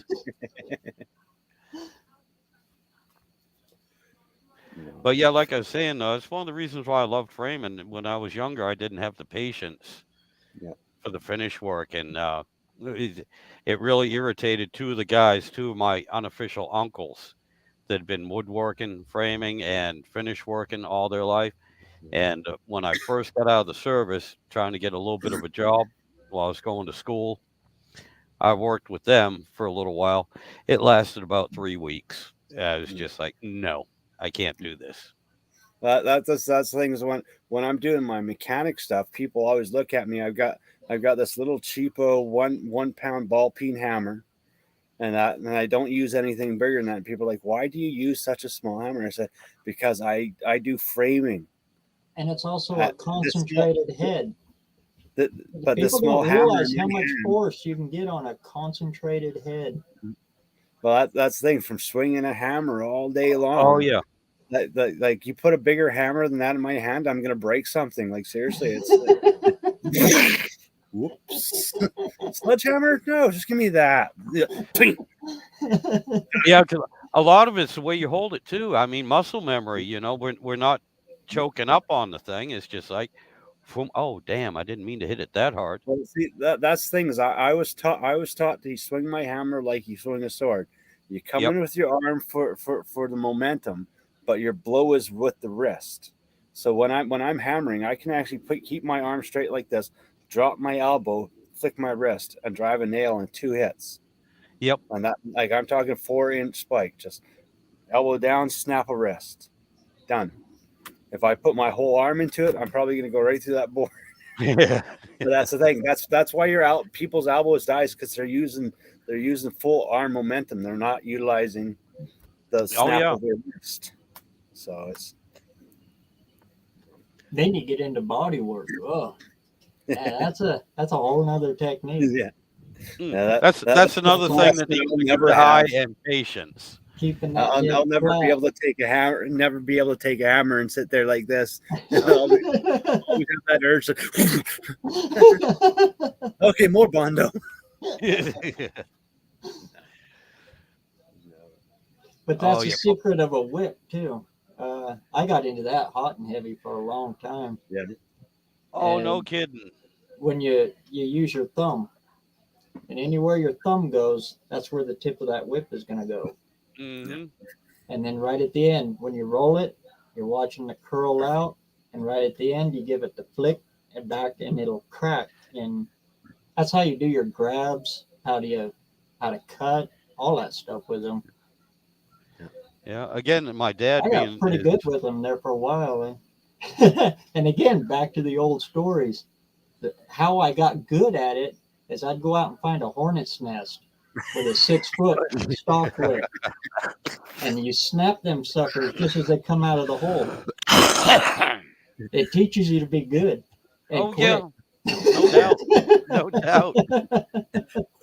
Oh shoot! Yeah, God dang, that kid down the road, he won't leave us alone. yeah, my like I said, my dad being as old as he was and everything, he was used to the bullwhips and everything for the horses, for the mules. Not only that, but he was a damn good fly fisherman too.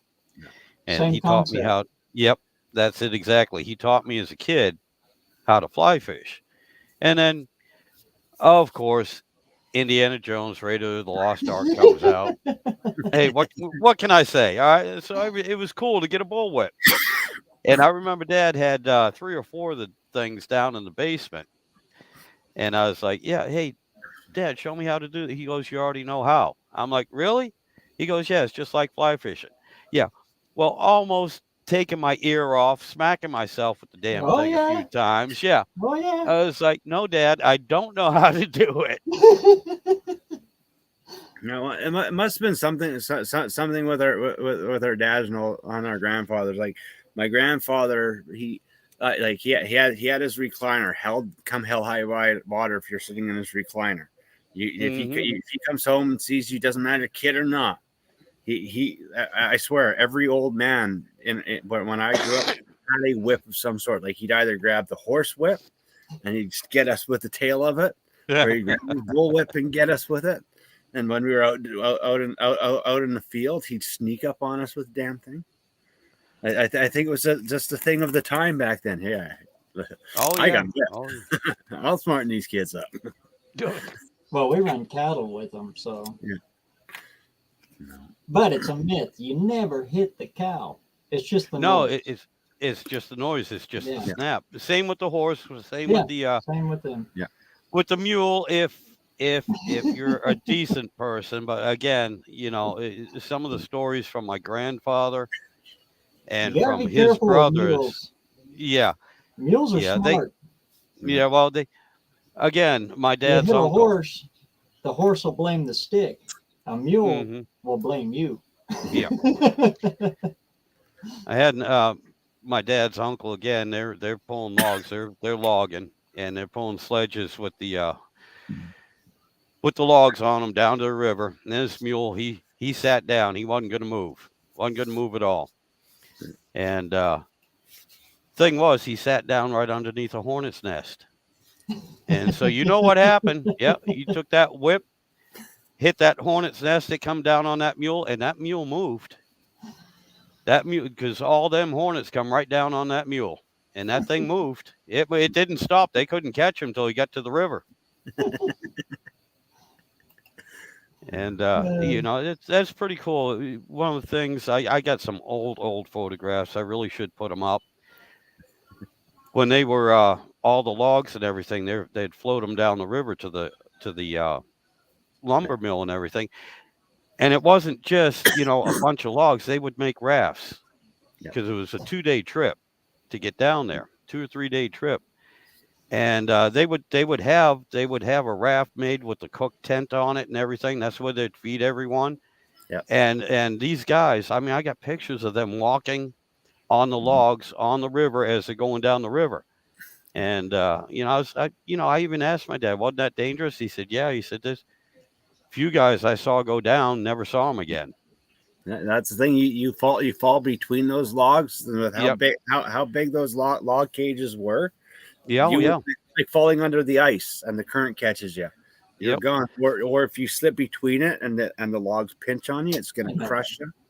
Like that stuff was like serious, like some serious ballsy work to do. Like as kids, we used to just mess around on the logs before they took them out, and we learned fast that how dangerous it is. Oh yeah, because I mean, you figure back in the 30s, up in Maine, and in that area too, we're not talking, you know, 16, 18, or even 2 or 3 foot wide trees. You know, we're talking some of them things when they come down, they're 4 or 5 feet in diameter. You know, they were big, and they're not 6, 7, 800 pounds. You know, we're talking tons. That's a 2-ton tree. Yeah.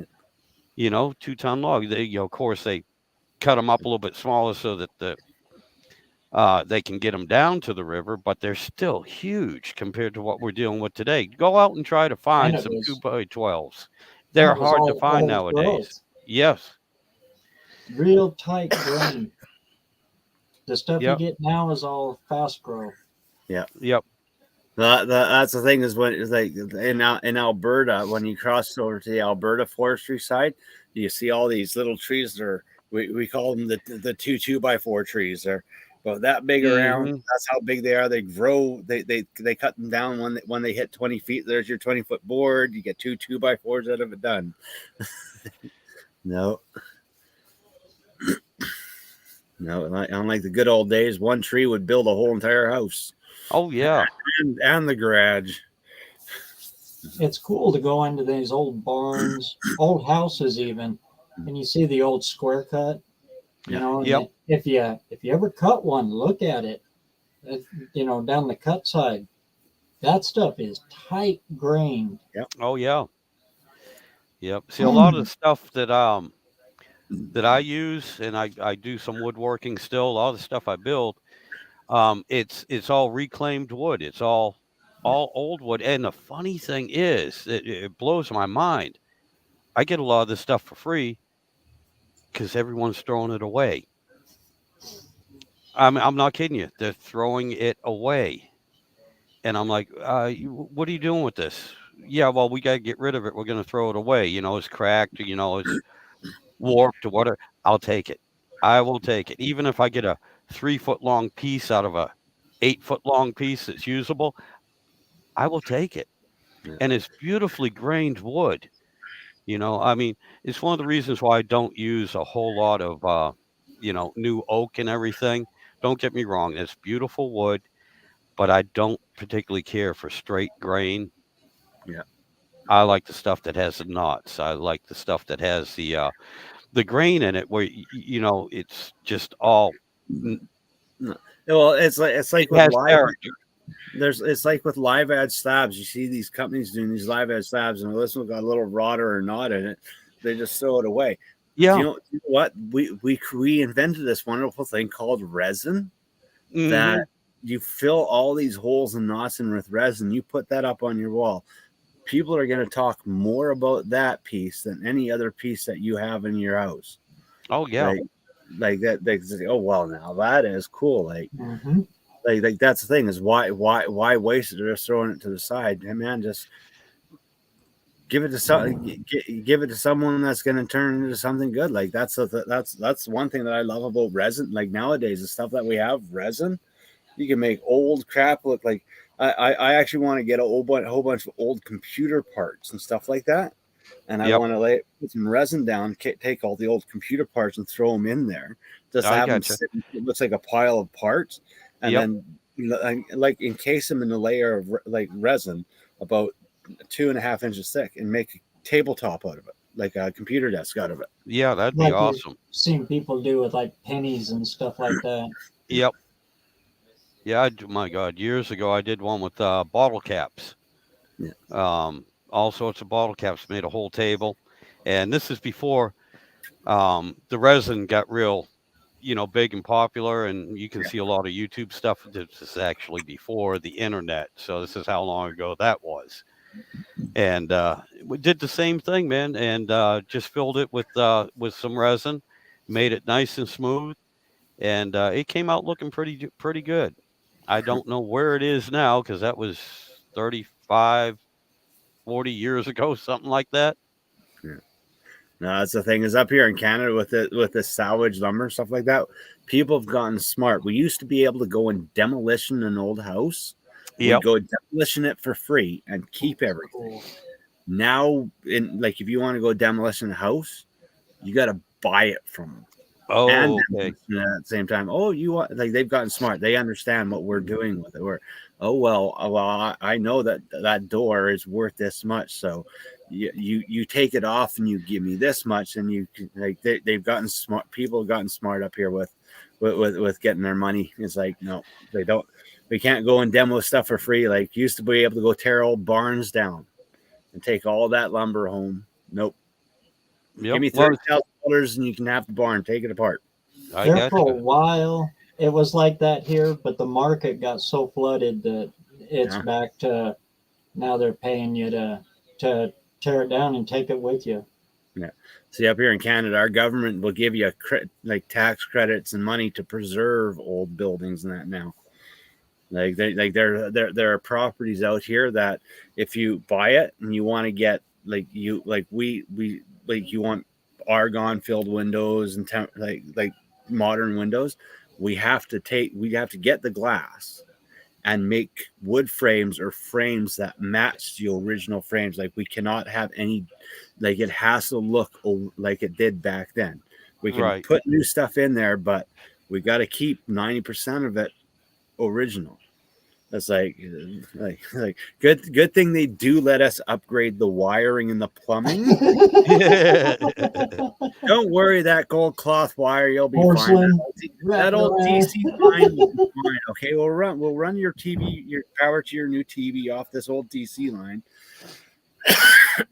I remember pulling old houses apart, and you have the old Porcelain. porcelain dowel pins. Oh. God. Yep. Oh, No. I know some Yeah. that are still using it. Yeah. The Well, old that's screw-in fuse box. Well, that's Y'all that's remember the old glass insulators that used to be on top of the telephone poles and everything? Yeah. Oh, I had till my house burnt down. I had such a collection of those things because my I had dad. all kinds of them, browns, Yeah. greens, Yep, all yep, different all sorts of colors. colors. Same with the old railroad lanterns, the old kerosene ones with the globes. I had a whole bunch of those. Like I said, unfortunately, my house burnt down in 1999, 1991.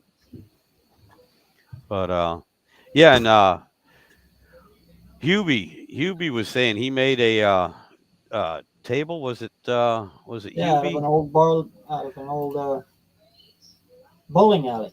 Yeah, that was it. Yeah, I got a friend of mine that still works. You know, I still have a few friends that do flooring and do renovations and everything. He dropped off a bunch of old oak flooring, and at the time, my wife's grandmother needed a little coffee table, so me and my brother-in-law we threw one together for her real quick out of that. And in another old camper I had, I used the leftover to redo the floor on the camper. Last comment about the bowling lanes. Me and my brother used to go around Canada buying bowling alley lanes, to make countertops, furniture, and all our workshop benches. We had this workshop, that's 3-inch thick laminated maple. Yeah. That stuff, like we had one shop. All of our surfaces were bowling alley. People would walk in this thing and go, "How much did this cost you?" Absolutely nothing. We just tore apart some old bowling lanes. Oh No one yeah, wants to bowl anymore. I'll take that. There was an old bar in the city here that had an old shuffleboard. You know, the old regulation size shuffleboard. I wanted that thing so bad. Come to find out, they hauled it away. They broke it up with sledgehammers and Oh. hauled it away. Oh, that's painful. Oh, Because God. that's basically the exact same thing, just a little smaller scale. Yeah. No, like that's the thing is if you ever get a chance to go in and pull, even if you got to pay for the dang thing, go get that bowling alley. Oh you're yeah, never, like that, because that's all old growth maple. It's Yep. solid, it's hard, it's 3 inches, like anywhere from 2.5 to 3 inch thick laminated pieces together, and like that, like it's just And generally, it's pretty well taken care of. Generally. yeah. Even if see, that's the nice thing about wood too. A lot of it might look nasty, you know, gray, whatever. It cleans up. You'd be surprised what a lot of this old wood, how well it will clean up with the. Don't get me wrong; it takes a lot of elbow grease, and it does. It takes a lot of work, but it cleans up so nice. It'll surprise you. Oh man, and that would look so good in an old step side. Oh, You know, the old step side bed with yeah. the wood floor. Oh, with the right down to the dots, the triangles. Yes. You know, Yep. leave Oh that yeah. all in there. Yep. Oh man, that would look good. Oh, and I'll tell you what, it would probably outlast the rest of the metal on the truck too.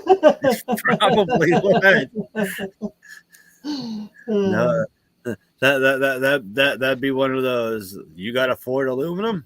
I got a Chevy maple. Yeah. Dumped a load of gravel in there. Look, it's still there. Oh yeah. Oh yeah. I wouldn't put it past it at all. Jeez. Oh God, you could shoot that stuff and it would probably stop the bullet dead. Yeah. they no. Well, wood inherently does because it absorbs it. Absorb. Yep. It moves. It moves so it don't break. Although I'd still be hesitant standing behind even an oak tree with the 50 cal pointed Oh, at yeah. me. You know, I'd. I could actually see someone doing that, putting an old shuffleboard in the back of a truck, then accidentally park out front of like an Anavets or something. You have a whole bunch of vegetables out there. All right, we got it on wheels now. Sprinkle the salt out there, get it all smoothed out just right. Yeah, they'll all be standing in the back of your truck. All right.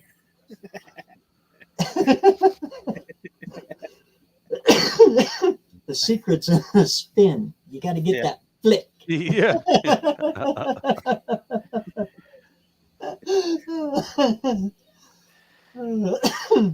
Well, hey, why not? I mean, I've seen swimming pools made out of tarps in the back of trucks before. Hell, Yep. I've done it. I've done it. Well, things that I miss that are illegal nowadays: lawn darts and dwarf tossing. Especially when you combine them. There's a visual I don't need. I used to be a part of this medieval reenactment group. We'd reenact medieval events, and dwarf tossing was a thing back then. And we'd actually get some little people, and we'd make sure that they had we had an insurance company that would insure them for the event, and we paid them. And we also made sure that we had nice soft land spots, but we used to grab them and just toss them. And then one day it was put on the news, and holy cannoli, we had half the world after us. Like, it's like meanwhile these small people are, there goes my summer vacation money. Exactly. Well, hey, like I said, being the youngest out of 16, I was the tossee, not the tosser. Oh no, I'll tell you what. I have 8 sisters, 7 brothers, 8 sisters. Okay. Older brothers can be mean. Okay. Yeah. Everybody knows this. Yeah. What they don't know, and what everybody, especially nowadays, don't think about is sisters are just plain friggin' evil. Yep. They're just evil. They're cruel. I love them. I love them to death. They mess I with love your all my head. sisters to death. But oh yeah, they're evil. Look, when I get irritated or piss one of my brothers off or anything, look, they'd take care of it right then and there. All right, and 3 or 4 days later, we're best friends. Okay, no problem. Piss off one sister, you got 4 others that are sitting there mad at you too. Okay, not only that, but I'm sitting there and I'm like, I'm not eating breakfast with you. You made it. I'm not going to eat it because I don't know what the hell you put in it. I wasn't even going to use my own toothbrush and toothpaste because I didn't know what they did to it. I walk into my room and I would test the door to see what's booby trapped. My sisters are friggin' evil. Your brother, he just beats your ass. It's over and done with. And out of that, they drag it out, though. They drag it out. Oh, yeah. It's not just done. It goes on. Like, it could go on for 2 months. Oh, yeah. Oh, yeah. No. Like, an angry sister is like an angry elephant. It's not going to forget, and it's going to wait for the right moment. Oh, yeah. Yeah. And like I said, don't get me wrong, because I love my sisters to death, especially my sister Carol. I mean, I spent more time at her house growing up. Yeah. Because both my folks were working, and she's 16 years older than me, and she's my closest sister, and I love her to death. But oh my God, she could be evil. And the only good thing is when my nephew Claude was born, he's 3 years younger than me. Yeah. And I knew when we got in trouble, the old wooden spoon, if she walked out of his room and it was broke, I wasn't getting beat. But if she walked out of his room and it was still in one piece, well, she was going to break it on me. Yeah. And this is no exaggeration. She used to have one of those big gallon pitchers. It was full of nothing but wooden spoons, so she had spares. Yeah. Well, that's the thing. I remember as a kid, we got it. We like if we got in trouble, we got the strap from the principal. Then we Hmm. get home. Mom was the first person that we met. We get it from mom. And then dad would get home. We get it from dad. And well, I had my grandparents living on the side. So second I stepped out the door, my grandfather's waiting there to give it to me. Like the average kid in our generation, we got our butts whooped at least 4 times in one day for doing something wrong. And that's just for the one thing. Yeah, one. And always hated. You know what you did? I'm like, I do not want to answer this because I did several things and I don't know which one I'm getting hit for right now. So I'm not going to give you 2 or more Yeah. to hit me for. Yeah, And no, I'm not going to do that. my stepmother, she was a psychopath. She was part Portuguese, and she came at you with the broom, the gold corn broom, and she wasn't swatting you. She was jabbing with you, and those bristles left holes. Like okay. Then Grandpa would get his whip out. Dad would pull his belt out. I'd get the strap, and every now and then, because I had my sister was a smart ass, she'd pull her slipper off and start smacking me. You deserve that. Oh yeah. And there's no fighting with her because she was an ogre. She was a friggin' ogre, my sister. Speaking of the slippers, do you remember those plastic friggin' sandals that they had in the 70s? Yeah. Okay. Well, my mom looked like my mom looked like Mrs. Santa Claus. All right. She stood about 5'2", and she's just about as wide and everything. Very strong lady. Okay. Her aim. It was, oh my God. You look at her and she could be 30 feet away from you. You say something or you ignore her or whatever. It was just like, you hear Clint Eastwood. Do do do do do do do do do, and you just see that leg. You can barely see it. Leg come up. She has the clog, whatever you want to call it, in her hand, and boom. I went around a corner one time to get away from it. No, that damn thing hit me right in the back of the head. Well, we had a theory that women that were in school pre-1960, at one point in time in their schooling, they were taken aside and taught how to be assassins with throwing knives. Like we literally had a theory. Me and my friends, we came up on there because our mothers and our grandmothers were deadly with throwing anything. Come on, you had to have been an assassin, Grandma. You had to have been. Mm-hmm. You pegged me square in between the eyes. And my mom now. She could wield a wooden spoon like a samurai warrior. Yeah, no.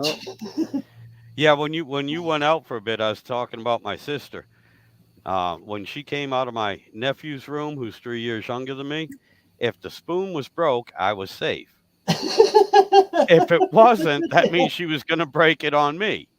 And like I said, she had this 1 gallon pitcher that was stuffed full of spoons. Full of spoons. So she had a spare.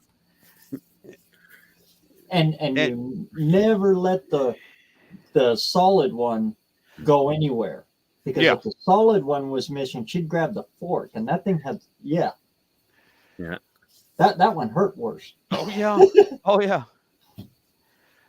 Oh, she had an arsenal of them, different lengths, different heads on them. Yep. Meanwhile, all the young people or Chad are probably picturing us taking our shirts off and our backs look like that slave guy, like the old movies, all cut up. Those poor old people, their backs are probably scarred, and that's. I just explained that to everyone because I was blown up and killed in the service. I said, hey, those are my battle scars from in the service. That's it. Yeah. No, they're from my friggin' sister.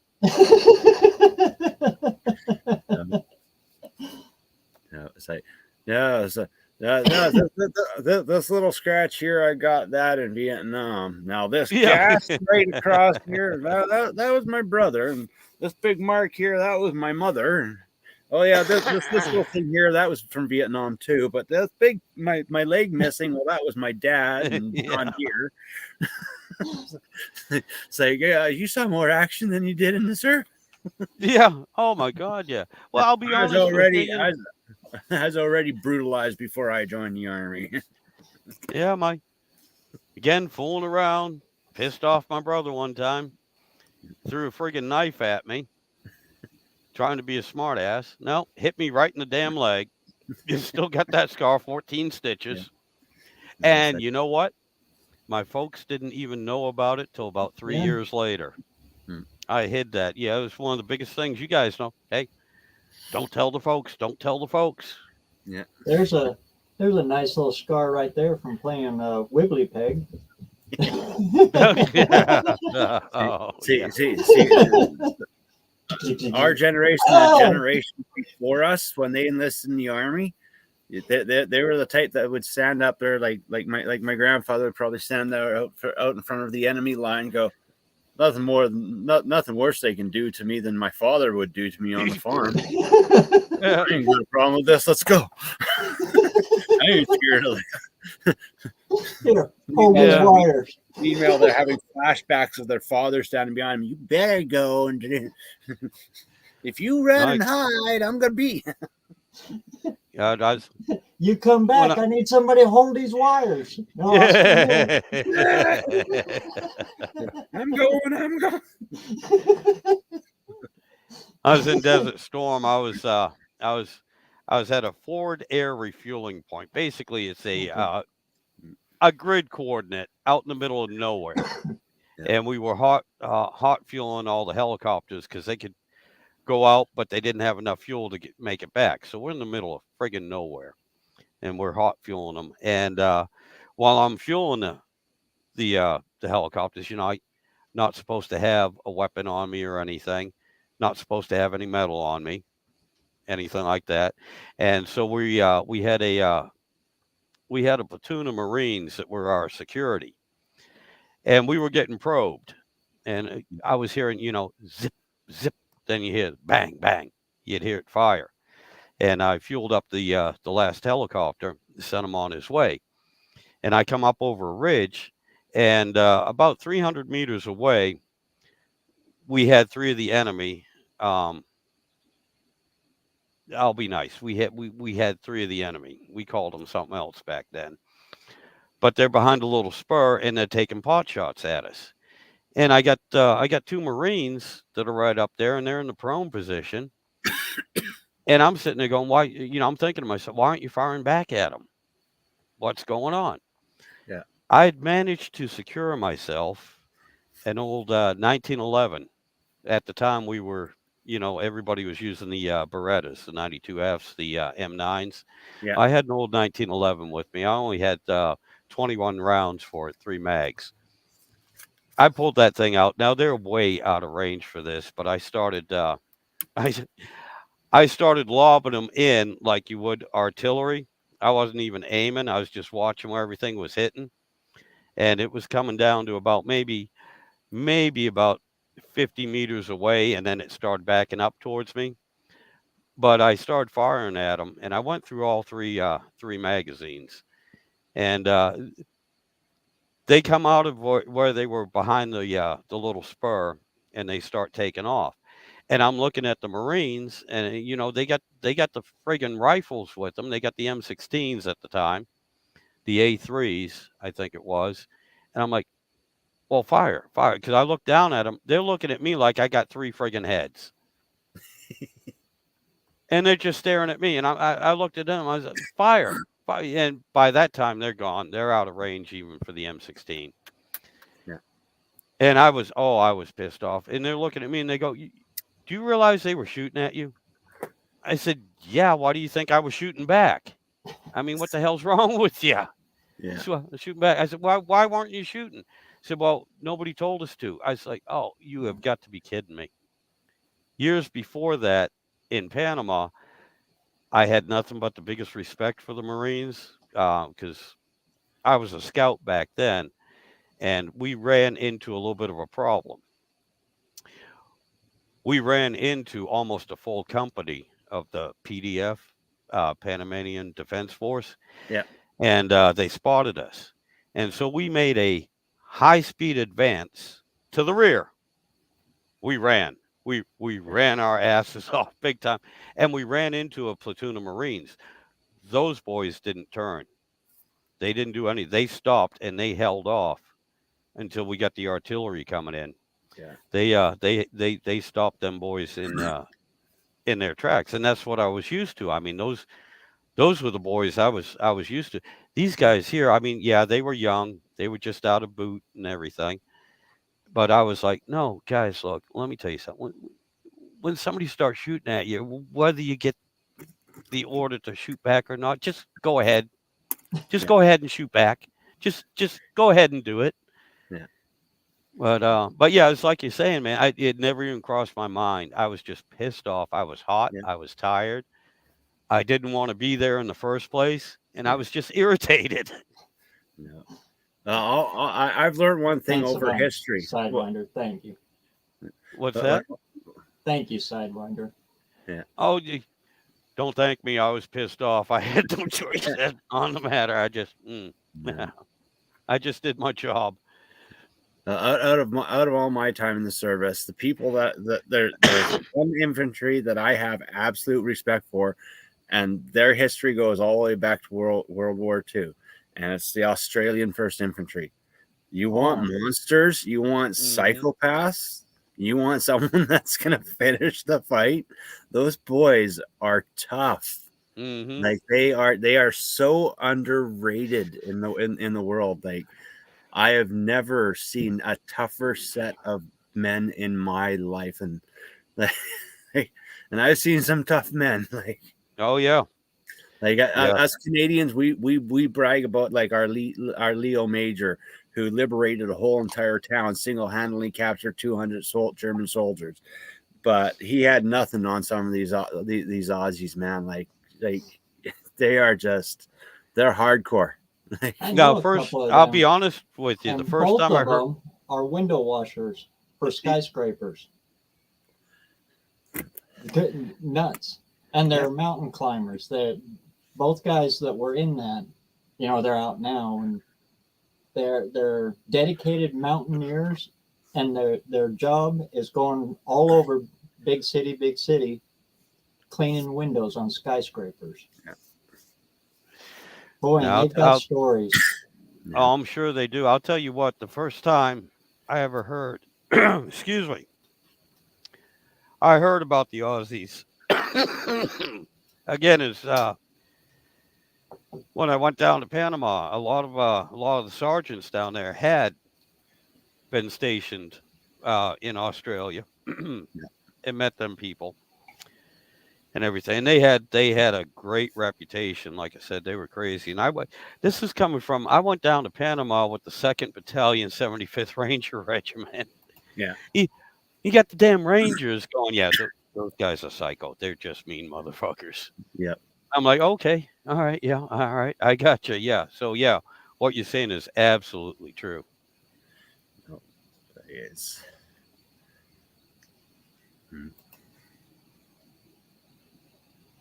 Yep, and we're glad to have you as friends. But don't forget, we kept the Star Wars program operational and upgraded it a couple of years ago. So when those nukes fall, guess who's gonna get them? Yeah. You guys will handle the groundwork. We'll take care of the skies. Don't worry. There you go. I've got swing sets. No. We've got freaking sharks with laser beams. Oh, jeez. My God, yeah. I had a friend that was a SEAL, and he was telling me about the damn dolphins with the mines on them. Yeah. And that was beluga again. That's whales. over 30 years ago. I couldn't believe that crap either. Trained dolphins, trained beluga whales. Yeah. Like they most of the time they didn't even have, like, they would just drop the mine.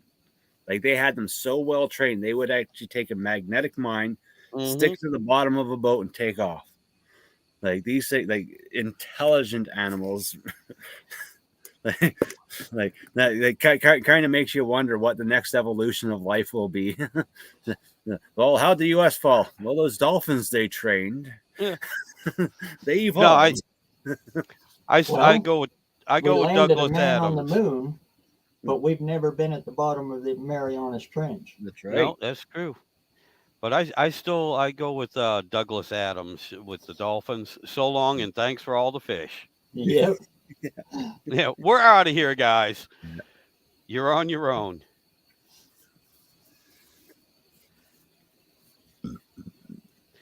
Well, Oh, everybody, it's going on 3.5 hours here. I better shut her down before StreamYard says, hey, you're at your limit again. yeah. Yeah, Hey, I ran out of my limit last month, so I ended up having to pay for it. It's like, damn, I might as well pay for it because I seen you was trying to do a new stream. How do you like that one? Well, I used to a while ago. I used to do gaming streams, so I used OBS for that. Now that I didn't know you were the tinfoil hat guy. Yeah, I'm the tinfoil hat guy. Yeah, I played some of them games. But that's the thing is, I used to use OBS. Now that I've discovered StreamYard, I'm able to use the OBS through StreamYard, which gives me the upper hand advantage, so I can have multiple cameras. And I've also got a friend that's making some cartoons that when someone says a certain word or something, I can hit a button and the little cartoon will run across the bottom screen. Like he's making one where it's like an engine that's trying to eat a mechanic, chasing the across and stuff like that. He's working on some really creative ones for me. So, well, that's the thing. I figured, well, I'm not doing the gaming streams anymore, but I can still have fun and exciting streams doing this stuff. Like, yeah, that is awesome, man. Kind of draw some of the younger techs and that in and stuff like that, but that is cool. And like I said, I'm sorry, guys, if I got you all off track here from talking automotive, and I'm pretty much talking to people that are still here with us. I didn't mean to go on tangents and everything, but I really enjoyed talking to y'all. My lives are completely open mic. Yeah. See, you guys supply the topic. I get to just sit back here and go with the flow. That's how my streams are. I go live and it's I literally I'll be sitting there. I got nothing better to do. It's noon. I'm gonna just turn the camera on, stream, do whatever I'm doing. People can the nice thing about doing streams is all the people in the chat here, they get to hang out with each other and talk with each other. Yeah. And like the older people, they don't understand how Discord works, so this is an advantage for them to hang out with all their friends. But it's a window where people can just hang out. That's all my streams are. Is like my streams aren't really about anything special. It's just, hey, let's all just hang out, talk about something. Someone starts talking in chat or that. It's like, hey, you want to come in, talk about it on the screen? Come on. Or if I have a subject, I'll always do it right at the beginning. Yeah. That way, if somebody rewatches it, they catch the general purpose of it, and then it's just whatever. And my ultimate excuse is I live in the middle of the forest. I have no friends, and I don't drink at bars. So, there you go. I stream. It's like I have no friends. You guys are my friends. You're my social life right now. Come on, let's hang out. I'm just waiting for the day that some of my old friends from back when I was in school find my stream. Hey, let's do an on live Dungeons and Dragons game, eh? Whole bunch of 50-year-old guys. It would take off. I never will forget an interview with Vin Diesel. With gaming, it blew people away when they found out how old I was. His D&D days. And was bragging about it. He was giving you in depth on his character. Yeah. Showed off his pouch of dice. Vin Diesel, Mr. Tough guy and everything. Yeah. No, he's a dice chucker. Oh God! No, we used to live for the tabletop games. That was our weekends, man. It's raining outside. Get the dice. We're playing. Yeah, I still have my dice and I still have my figurines. The little figures. Yeah. I used to paint those for money. Yep. No, that's the thing is the younger generations doesn't realize once upon a time we were young and we're still juveniles at heart. Oh yeah. Oh well. I'm still. That's the thing. I had a lot of people when they found out how old I was. And you're gaming still? Yeah. I grew up playing the first computer game that ever came out. It's part of my life. Think I'm gonna stop it? I'll be like 80 years old going, God damn it! Shoot, damn it! I remember playing Adventure. Remember that one? It was all Yes, DOS yes, based. So when yes, you did a yes. command, it was like Yes. semicolon menu or / move right.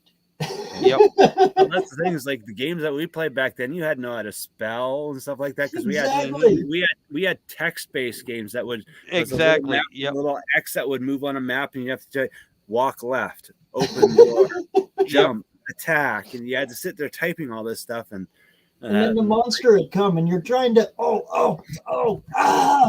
Yeah, and like you said, a lot of it was text based, and it wasn't animated. Other than you'd see a picture up on the screen, and then below it, you had to type in what you were going to do. Well, it's just like pre-internet days with the old dial-up modems. We had the old BBSs and that, and we'd use like letters and all that stuff to make images, make a picture out of like A's and O's and different colors and that. And oh god, yeah, Commodore 64 right there. Yep. Yeah, it's good old dial days. And when your mom accidentally picks up the phone and you're in the middle of hanging out with your friends. Oh, yep, yep. And break your connection. Yep, break your connection. You got to wait 5 minutes to redial. Angry Dolphins, they've taken over. Oh god, no, the good old days. We had life good, man. Oh yeah. Like I remember when a 10 megabyte hard drive was massive. Like, and it was literally massive. It was like this big by that big by that big. Yeah. And you could hear it wind up. Yeah, I was building computers when they broke the 1 gig wall. You know, I got one of the first 1 gigabyte hard drives, and that thing back then, that thing was like $500. Yeah. You know, it was. I was like, I can do it. I can do it. I want it. I gotta have it. I did it. Yeah. Now my phone has what, 5 gigs on it? Yeah. Yeah. It was like, oh, and geez. they were that's the kids don't understand the old having to swap discs out, like the old Commodores and Tandy swapping the discs out, or like my first computer had tape cassettes. So I'd have the tape. It had 2 tape cassettes, so I'd be swapping the tape cassettes out. I'd have to rewind one while using the other one, and get like it's like. Yeah, that's how I first started writing code. Is what they call it now. Coding was on the old cassette tape. Yeah. Yeah, I could write my own programs and everything on that. Yeah. And you got syntax error. Always syntax error. Yeah. Oh, what a pain. Yeah. But yeah, and now I can't. Now I needed y'all's help so I could even get on the damn live stream. And this is plug and play and it's all set up. And I'm like, jeez. Like I remember when you wanted to upgrade your RAM, you'd be getting the tweezer out, popping the RAM chip out, sliding in, or soldering in the new CPU. It's like, yeah. No. Oh yeah, I still got one of my old. The last computer I built was the AMD 486 DX 4200, I think, or might have been a DX2 400. But it had, I put 2 CPUs in it, one for logic, one for game, and had a dual CPU and all. Thought that was just the bee's knees, to use an old term. Do you remember the first computer game that actually said words? It was a game called Barbarian, and you could get it on Commodore and also IBM. And it was used the 8-bit PC speaker, used the PC speaker, and it only was a little section. And it would start, this game would start, and you hear the crappy music, and all of a sudden you hear Barbarian. It's like, yep. Which came out. And then a couple of years later, Sound Blaster and AdLib comes out. It's like, oh. Like, God, oh my God, yeah, the Sound Blast. Matter of fact, that computer I was telling you about has, I think, what is it, the Sound Blaster? Oh, I can't remember what version. It's like Sound Blaster 64 or something like that. They had the Platinum, the Pro. And I remember the old AdLib and the MIDI adapter where you could connect your old keyboard into the AdLib to get more better realistic music in there. Oh yeah, yep. The old like, oh God, the old Amigas were awesome for sound. Oh, the Amiga Sub Hunt on the Amiga. That was another one that had voice in it too. Had some sound. Yeah. You're syncing. It's a hit. No, like my favorite games were the old Sierra games, Space Quest and stuff like that, because the jokes that they came up with when Sierra started pumping out their games, Police Quest and all that stuff. It was like the coolest thing in the friggin' world. Like, oh wow, we got decent graphics and the storyline, but it was like, oh, EGA, all right, it's color. Oh, yep. Like, woo! No, but just the innuendo jokes those games had, like Leisure Suit Larry. Oh my God! Yeah, Leisure Suit Larry. Larry was one. That's the one that we'd be asking our older siblings, because they had that you had to pass the adult test. Ask you an adult question that only an adult would know. And you ask your older siblings, your dad. Hey, Dad, what's up? I'm in. Oh wow! I haven't. Yeah, wow. Forgot about that stuff. Leisure Suit Larry. And you go around trying to pick up chicks. We were excited to see them poorly pixelated boobies. Like, oh yeah, yep. It's like, oh yeah. Like, I mean, that's one of the reasons why Tomb Raider was such a big hit. Yeah. Oh man. For years, I grew up thinking that when I saw my first girl naked, she'd be a whole bunch of little squares put together. Oh man. Oh wow. Wow. Oh, good Lord. There's some pretty good games on Commodore. Like there's some bar games that were made on Commodore that were rather interesting. Oh, a friend of mine got a copy of that. Oh, yeah. He had to pay somebody to go in and buy it for him because, you had to show your ID and everything. And it was Give me another second, guys, before you sign off. Give me a minute. No, it was easier to buy a Playboy and a Hustler than it was to get Leisure Suit Larry. Commodore was just as bad. Like they had one game where it had a phallic figure, and your goal was to climb this phallic figure. And as you climbed it, it would start to spurt stuff off. As I was like, seriously, what the heck is this game? Like, okay. Like second Commodore came out. That's when all the perverts came out. I'm going to become a computer programmer. What was Steve Jobs and Wozniak doing back there in that garage? Where'd these games? There's so many like games, like adult graphic games back then that kids nowadays they would go right over the heads. Like, what? I don't see it. Like, come on. Meanwhile, back then when we were kids, like, oh. God no. Oh wow! Oh man, that brings back a whole bunch of memories. How about that Coleco game that it was the same game over and over again, and you just changed the sticker that you put on the TV screen. Oh yeah, it was Pong, but all you do is kept changing the sticker that you put on TV screen. Now it's hockey, now it's tennis, but it's the same thing. It's like yep. No. Oh yeah, Remember you know it's Atari came out with this rear projection TV thing. It was a tube that was about like 4 feet long.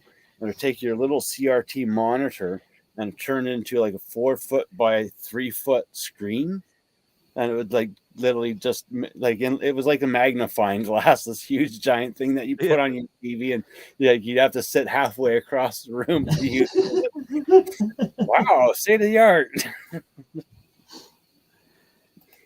No. I remember those old projection TVs, though. Those things are heavy. oh yeah. Oh, Lord, yeah. And you dare not drop them, because if you knocked anything out of alignment in the back of that thing, you were They were boogered. done. Uh, I remember the first time I picked up a modern flat screen. I almost broke my jaw. Yep. I thought for sure that thing was going to be heavy. You reach over a bit, boom! Oh, wow! Jimmy Christmas! Yeah. I mean, I'm used to an 8-inch black and white that weighed 560 pounds.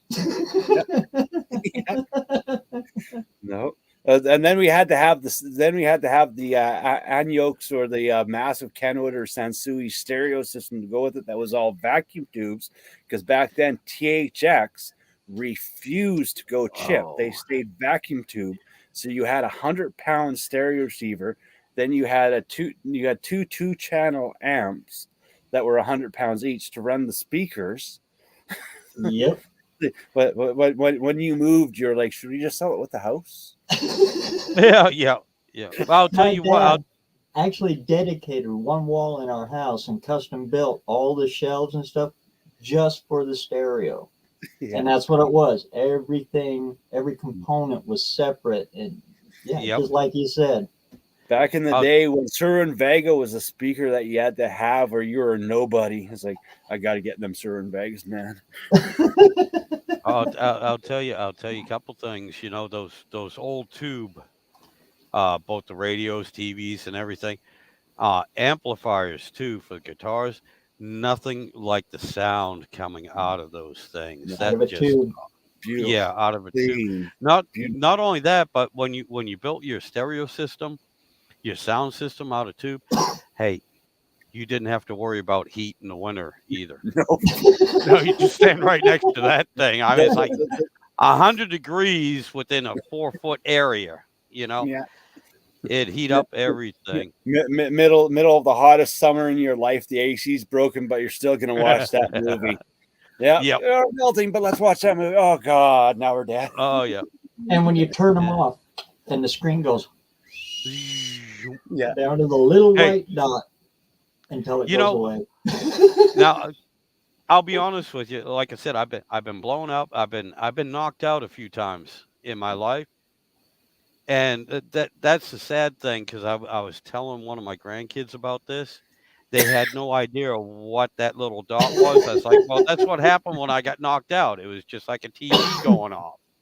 They're like, well, it just went off. Yeah, they had no clue. You guys know what I'm talking about. It was just like, yep, that little white dot, and that was it. Yeah, and sometimes we actually did see cartoon characters when we were out. Oh yeah, the little birdies. That's just weirdest dream. I think once or twice I heard the Star Spangled Banner starting too. Yeah. You know, this is the end of your broadcasting life. Have a nice day. Yeah, right. At the end of the day, you get the old test pattern at screen. That's that when we die, that's all we're gonna see. We're not gonna see a big bright light. We're gonna see a whole bunch of little colored bars down the end. Yep. Look, the day is over. Yeah, because at midnight, there was no more TV. Yeah. No, none of the 6 channels that we had. You had 6? Well, that was on a good day, because 3 of them were UHF. He was cheating. He was using the tinfoil glued to the wall. Yep. Can you get it now? No? All right. Oh God, the stuff that we used to do to try to get a couple more channels. Or you wake up in the morning and it's just bad weather and you want to watch your wrestling and it's like, oh, we got to do something, man. Running extension cords, wiring stuff together, everything you can. pulling the cable out of the wall. We're gonna get it. Oh, one And of my what was a sisters. remote? Now, That was me. oh yeah, that was us. Yep. Click, click. No, click, click. No, go Yeah. back. Yep. Click, click. No, go back. Click, click. UHF. Remember the UHF dial? You'd have to click, click, then tune it. And then you tune Click, it. click, Oh tune yep. it. Click, tune it. Kids don't understand the pain that we Yeah. went through. We had Well, UHF. that's what I was saying. 3 out of the 6 channels I watched, 3 were UHF. The other 3 were VHF. Yeah. And oh yeah, and of course on the UHF, you get it fine tuned in there. Not only was that the remote, but on the rabbit ears too. Oh, hold it Yep. right there. Yep. Okay. That looks good, Dad? Yep. All right. You move and you lose the signal. No, just stand there. So I'm just standing there with my friggin' arm holding. All right. Move your other arm up. Okay. I became the friggin' rabbit ear. Remember when pay-per-view became a thing? You used to have to actually call. Oh, yeah. Oh yeah. And you had and you'd have to, they'd either put it on your bill or you'd go down the day before and you pay It them was for it, drive down, expensive. and it was Oh, yeah. expensive. Like we were already paying a good arm and leg for 16 to 32 channels of cable. Then there's Yep. a sport event that we want to watch, and it's like, okay, well, I've got to go down to the cable. Here's your check for $14. Like, that's the other thing. We used to be able to grocery shop to with my checks. house. Like they took our word for it that we had money. It's like, yeah, no problem here. I remember calling the town 15 miles from south of me, and it was long distance. Yep. $1.50 a minute. Yep. Yeah. Yeah. Oh yeah. No, like that's the thing. It was insane back in those days. Like we are so pampered now, but no. Oh well, look at the 3 of us just right here, right now, talking. I'm in Virginia. Yeah. I'm in Idaho. You're Idaho, Canada? BC. Yeah. Yeah, Canada. And I mean, and Dean's in New Zealand. yeah. And I mean, and everybody here on the chat too. That I'm sorry, I can't keep up with the chat, even though it's not moving that quick. Here's But yeah, I mean, and think about it. Literally, what 20, 25 years ago, Yeah. this was not possible. I remember back in the 80s, I was making $4.25 an hour. Yeah. And my phone bill, I would have $600 phone bills. Yeah. Oh yeah. Well, that's the Plus thing is when they came up with video chatting on our phones, everyone was like, "Oh, great, we'll be able to talk with each other and help people and stuff like that." Like we have this wonderful thing that we're doing right now. Someone could email me, go, "Hey, look, I'm having a problem with my car." They could take their phone and they could show me what they're doing. I can help them. But instead of using it for that stuff, what are we using it for? Stupid stuff like Candy Crush. No wonder we're getting stupider. Yeah. Pretty soon we're going to be a whole bunch of monkeys just sitting in front of a computer screen. Well, to be honest with you, I thought that's what we were already doing right now. That's what we're doing like right that. now. Yeah. We have this wonderful technology that would, like, if we had way back in our generation, the world would be a whole different world nowadays, because we wouldn't have been using it for this weird stuff that we use it now. We'd be using it for like, oh, well, you don't have to bring your car to the shop anymore. Just grab your phone. Okay. Yeah. All right. Yep. Yeah. This is what we need. I'll order it. Drop the car off tomorrow. We'll have it done and done. Oh, your house is leaking. Yeah. Okay. No problem. I'll send the guy out now with everything that he needs to do that job and stuff like that. Or like, oh, I'm having a health crisis, and okay, well, like our world would have been so much different if we had this technology back in the younger generations, because our younger generations weren't fixated on stupid stuff. They were too serious because they had to be serious. So they would look at a way of making it benefit society. So like nowadays, does it really benefit society? Depends on how many viewers you have, I guess. Depends on how you Well, look at it. yeah, it does. It The does. more it connects us, the more we divide.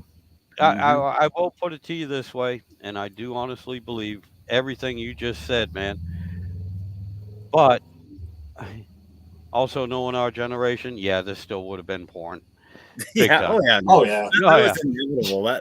good lord, yeah, It was our generation that invented the stuff that's on the internet for the it was all like this. I mean, they it was found in out our in minds. the We just didn't pyramids. have a I mean, media to yeah. put it through. Well, we spent billions of dollars in research on how we could make porn free back in those days. Like, well, Yeah, the strip club's expensive, the bar's expensive, the hooker's kind of expensive, the movie theater's expensive. Let's all get together and invest money in researching a way to make this free. yep.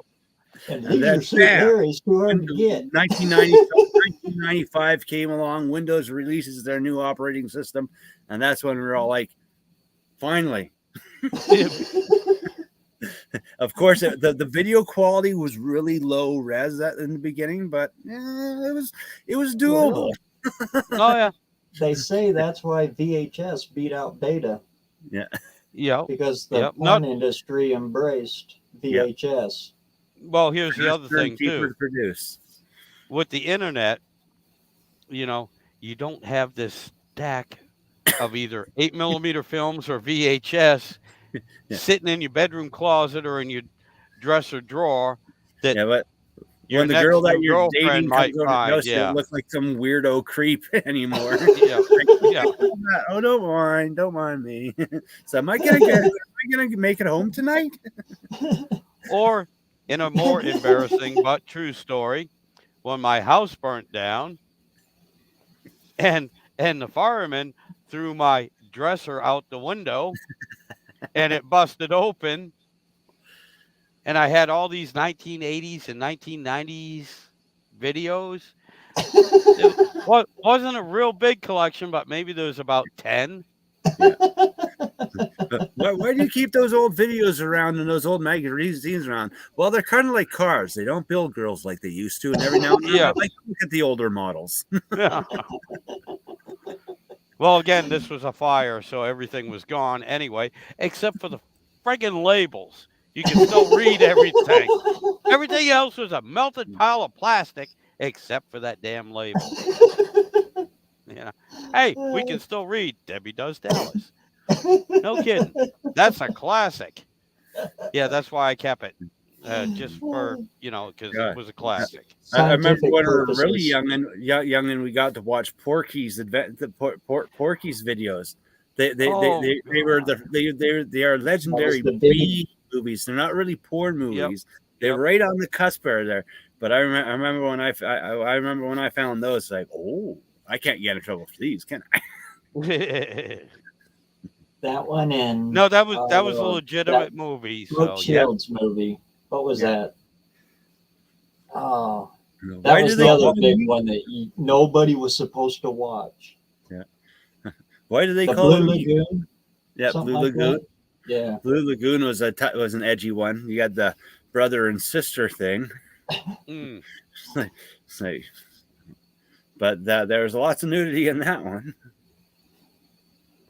No, that's the thing. Is like it's no that's the thing that the human mind is it's naturally perverted. We'll never get away from that. We're, like at the end of the day, we're no different than our animal counterparts. The dogs hump whatever is in front of them. The cat will hump whatever is in front of it. Like it's human nature. It's like I just need to do something. well, you need to procreate. So I go out and work on an old rusty piece of junk. Yeah, yeah. That's no way to talk about your wife.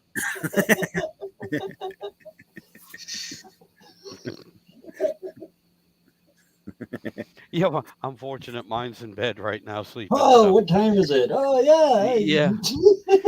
Yeah, I know. I'm sorry, guys. Yeah.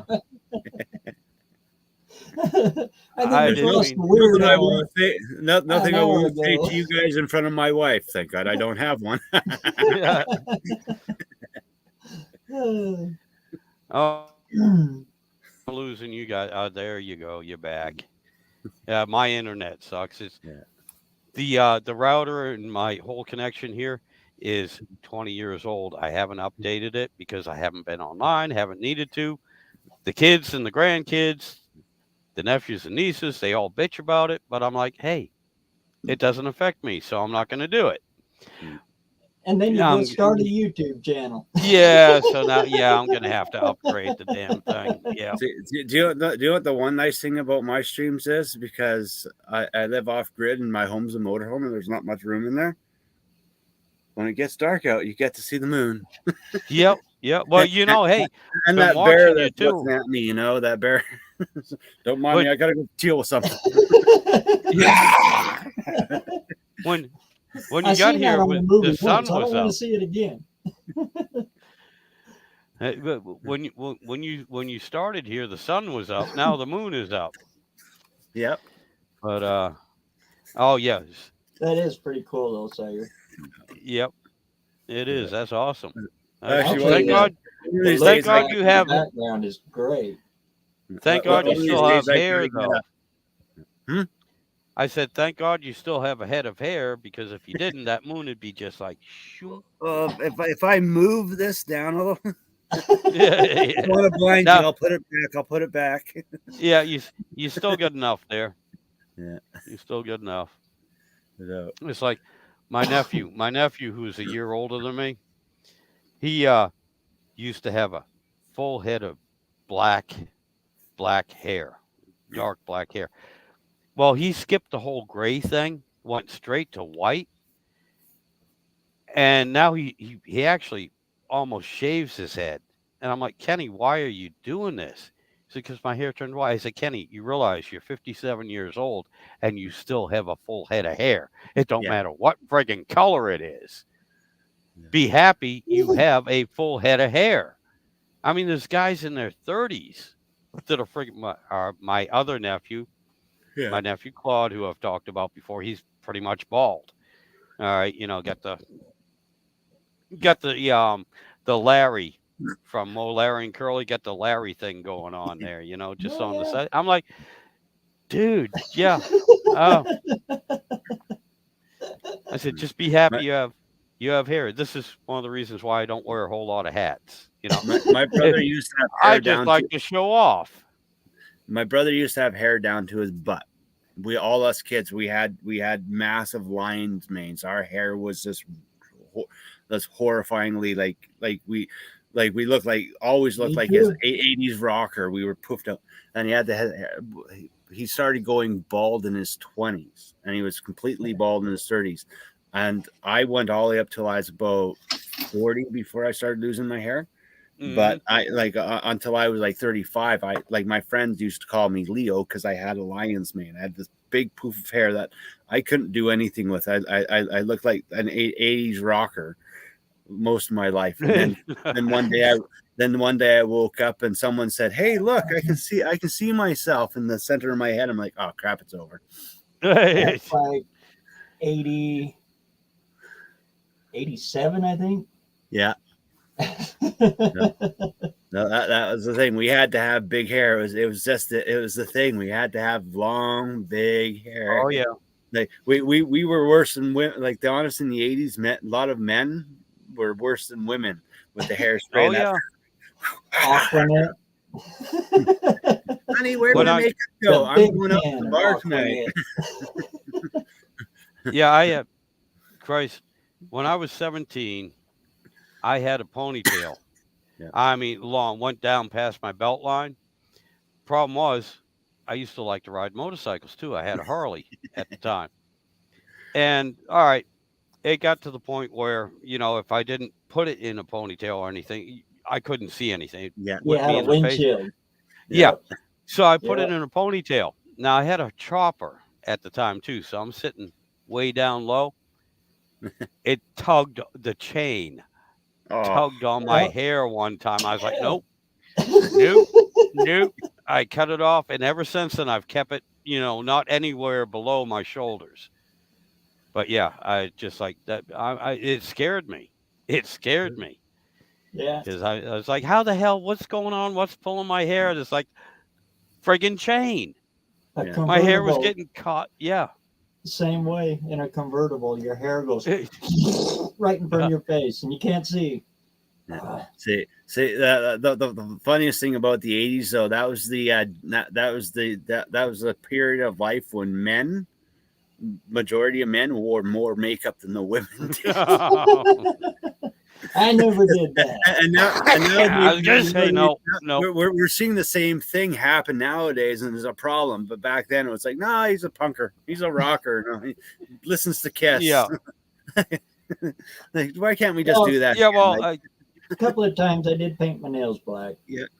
Yeah. When we were going on stage, but Yeah.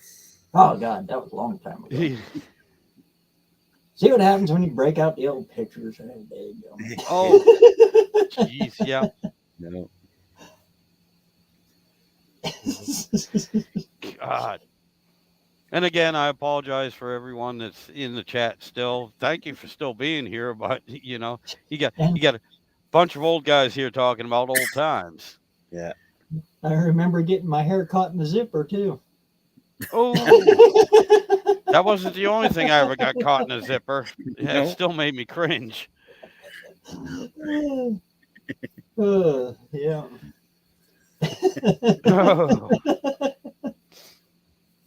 Oh, oh. And Oh, skin Christ. tight leather pants. Oh Yeah. man. Hmm. Oh. Oh. Yeah. You get a Yeah. little Yeah. sweaty. You can't get out of them things. No. Get sweaty, get wet, you're damned. we used to use Pam. We used to spray Pam on the inside of ours to get them on. Or another secret, and I learned this one from my dad because back in the early 60s, mid 60s, they used to wear peg pants, which were basically Levi's, way too tight too. Yeah. The trick back then was you wear nylons. Yeah. So you can get your pants off. Yeah. And if you found somebody and you knew they were doing it, you ran up and you grabbed the nylons and you ripped them off. And then they had to cut their pants off to get out of them. Oh man. No.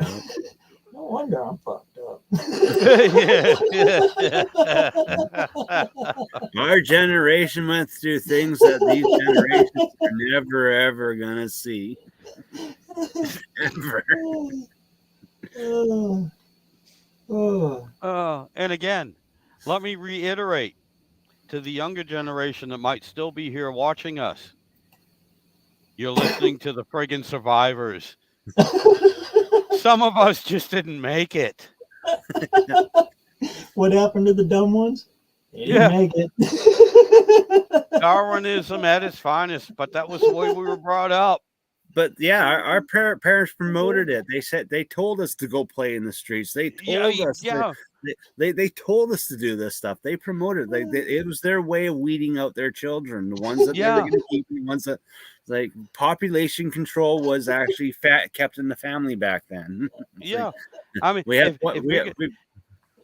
yeah, think about it. Our parents, if you're going to live in the basement and I'm going to support you, no, that ain't going to happen for the rest of my life. No, you're going to be useful and productive to me. Either that or you're going to be dead. One of the two. So here, not only did they promote us going out to play in the street, they locked the fucking house and the doors and wouldn't let us in. And if you screwed up, the rest of the neighborhood would take care of it. Oh, Jesus, yeah. So you got a whooping from the neighbor all the way home to the house, and then Yeah. you got it from the bed. Yeah, all the way home. Oh, there was more than once. I was grabbed by the ear. Yeah. From a neighbor and beat all the way to my house, handed over to my mother who beat me, and then just wait till your dad gets home. I was like, oh, Jesus. So, yeah, I might not be a big man, but I'll tell you what, obviously, I'm a tough son of a bitch, just like the rest of you two guys, you know? Yeah. Yeah, and that's the funny thing, we learned at an early age. One, life is not fair, and 2, it's hard. 3, so live it to the best you can. Have fun when you can, work when you can, and do it to the best of your ability. I remember when I first moved into my little hometown here. I actually moved here when I was 9. And the first day on the bus, I'm walking on the bus. I had long hair, and this is a pretty religious community here. So I was a square peg. I remember walking down the bus, and there's everybody, and I walked by this one guy. He was in a Cub Scout uniform, had the beady, glasses, BCG Yeah, glasses, BCGs. Yep. big old water tape here, big old water tape here. He says, you can sit here if you want. I was like, oh man, I'm gonna sit with the biggest nerds here. This first day ain't gonna go well. I sit up next to him. I come to find out he's a pretty cool guy. And I said, well, what are you doing after school? I said, well, I'm grounded. How come? Because I jumped my dirt bike into the canal. It exploded, lit the canal on fire again. I'm grounded. I said, this is my friend. Yep. Well, like Oh, yeah. back when we were kids, we were endorsed to walk as far as we could. Public transit, like we'd hop on the bus at any age, go wherever we want, or do whatever we want. And if we went missing, we'd end up on the back of a milk carton. If we came home, we came home. If we didn't, we didn't. That was life.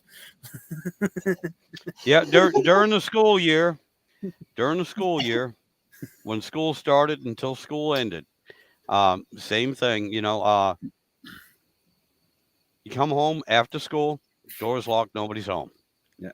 Get in the house. Okay, do your homework, change out of your school clothes. Okay, go outside. If everything's done, your chores are done, everything's done, go outside. Don't come back in until the lights come on. Street lights come on. Then be home. During the summer, for me, it was a little different. Out of school and everything. Wake up in the morning. All right, have breakfast, watch your cartoons, get the fuck out the house. Yeah.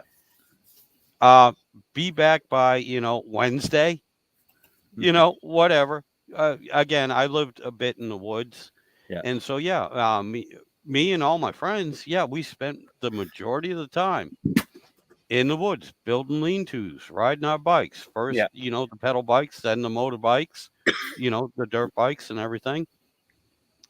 And we basically grew up, living in the woods, outside, outside all the time. Well, the primary objective Friday comes, school ended. Primary objective was draw the map, collect the supplies to build the fort, figure out where we're going to build the fort. Then we'll leave the note for mom and dad and tell them that we'll be back on Monday. Yep.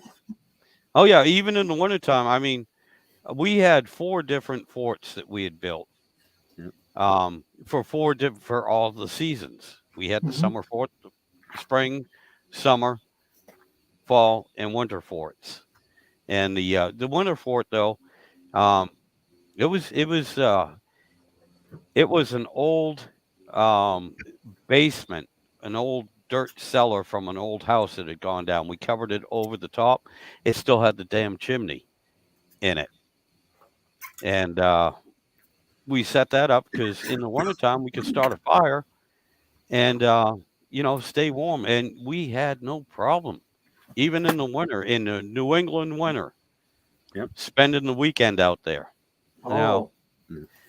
I was an Eagle Scout, and I'm very proud of every merit badge that I got, but the one I am most proud of was the year-round camping badge. Mm-hmm. Oh, yeah, because in January in Idaho, we decided to go bivouac. Totally. You make your own. All we brought was a sleeping bag. Yep. Froze our butts off. And it was 2 nights. You had to stay out there 2 nights. Oh, that was brutal. But man, I was proud of that one. Yeah. All the other ones, they're okay. But that one, yeah. Oh, yeah. Well, what up here in Canada, when winter came in school, we did cross country skiing, snowshoe Yep. walking. That was our phys Mhm. ed for an hour. We'd be out in the freezing cold, cross country skiing or walking in snowshoes. Like Yep. we're, but we also every like twice a year we'd have these physical education challenges where you'd be rated, like you'd have to do all your stretching, climb the rope, and all this stuff. We were like, it was like being in the military. Yeah. 2 times a year, we'd have to compete and do everything they did in the military basic training. It's like, what are they prepping us for? Do they know something we don't know? Like, I'm up the rope.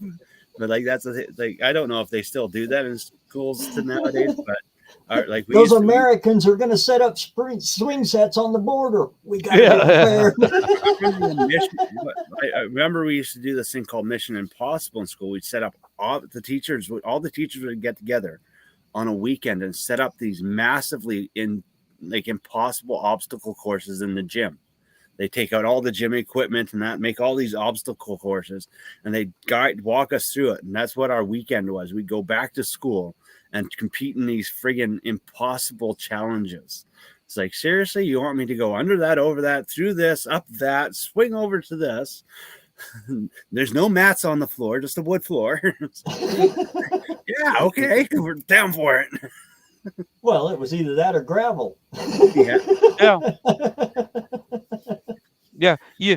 You know, when you look down below you and you see no safety net or nothing, it really motivates you to get across, to hang on tight, Yeah. and everything, you know. But it And worked because you know, now I go into things like that. Yeah, I think of it as there is no safety net. right? It's go. Yeah. You've got to do it. Yep. And I mean that it's not even a second thought. It's just boom. It's almost like muscle memory. You know, it's just like, yeah, I have nothing behind me. I have Mhm. no support behind me. It's me. If I don't do it, it ain't gonna get done. And if I Or don't it's do it gonna right, hurt. Well, yeah, that's the thing. oh We yeah. learn to control that fight or flight mode and that fear. Mhm. Because like with Yep. me, I've lived it. I've lived in some of the nastiest environments around. But like, if there's an animal come to me, like I honestly will tell people I'm not scared of wolves. I'm not scared of mountain lions. I'm not scared of black bears, grizzly bears. Yeah, I'm probably gonna die. I'm gonna take a chunk of that bear with me and that and like moose. But like that's the thing is I've come face to face with wolf. I've come face to face with them, and I've raised Siberian lynxes as house cats. And after Hmm. raising those, you learn that all animals, no matter how big they are, they have their same weaknesses. If you stay calm in a situation like a mountain lion or a wolf attacks you, you got to remember you've got these magical things here that can choke things, pull things, put pressure on stuff. They don't. They have a tooth. They can bite. So you like that's the thing. Is like I've been in a situation where I've let an animal bite my arm, and my Hmm. other arm literally grabbed that thing and pulled it to the side, put it on its back, and held it down to the ground while I beat the hell out of it. Yeah, Like while they feel that's the thing. I did vulnerable not. too, because also remember an animal knows if it gets hurt, Yeah. it's gonna starve. It's gonna, you know, if it gets hurt, it's not gonna be able to go to the local hospital, get fixed up, get some drugs, lay down, and let everybody else take care of it for a while. If it gets hurt, It Well, did. so yeah, it everyone might goes. not die right then and there, but it might starve for the next week, and it might But starve to with death. average animals, people are always going, well, they have this biting force of this power. They're this strong, but they neglect to tell people how strong we actually really are. Hmm. We're not that much weaker than our primate friends. And when we have adrenaline and that part of our brain triggers for fight or flight, we are now at the same strength level as our primate things. That's what separates primates from humans. We've been conditioned to limit ourselves to protect our bodies where they haven't. Yeah. So they utilize 100% of their energy where we will not. But that's the thing is our bite force is just as is comparable to a lot of animals out there. If you bite a dog or a cat, you're gonna do the same thing that they're gonna do to you. You're gonna make them bleed. You're gonna make them hurt. Yep. That's the thing is not that because of our opposable hands and our ability to grab stuff.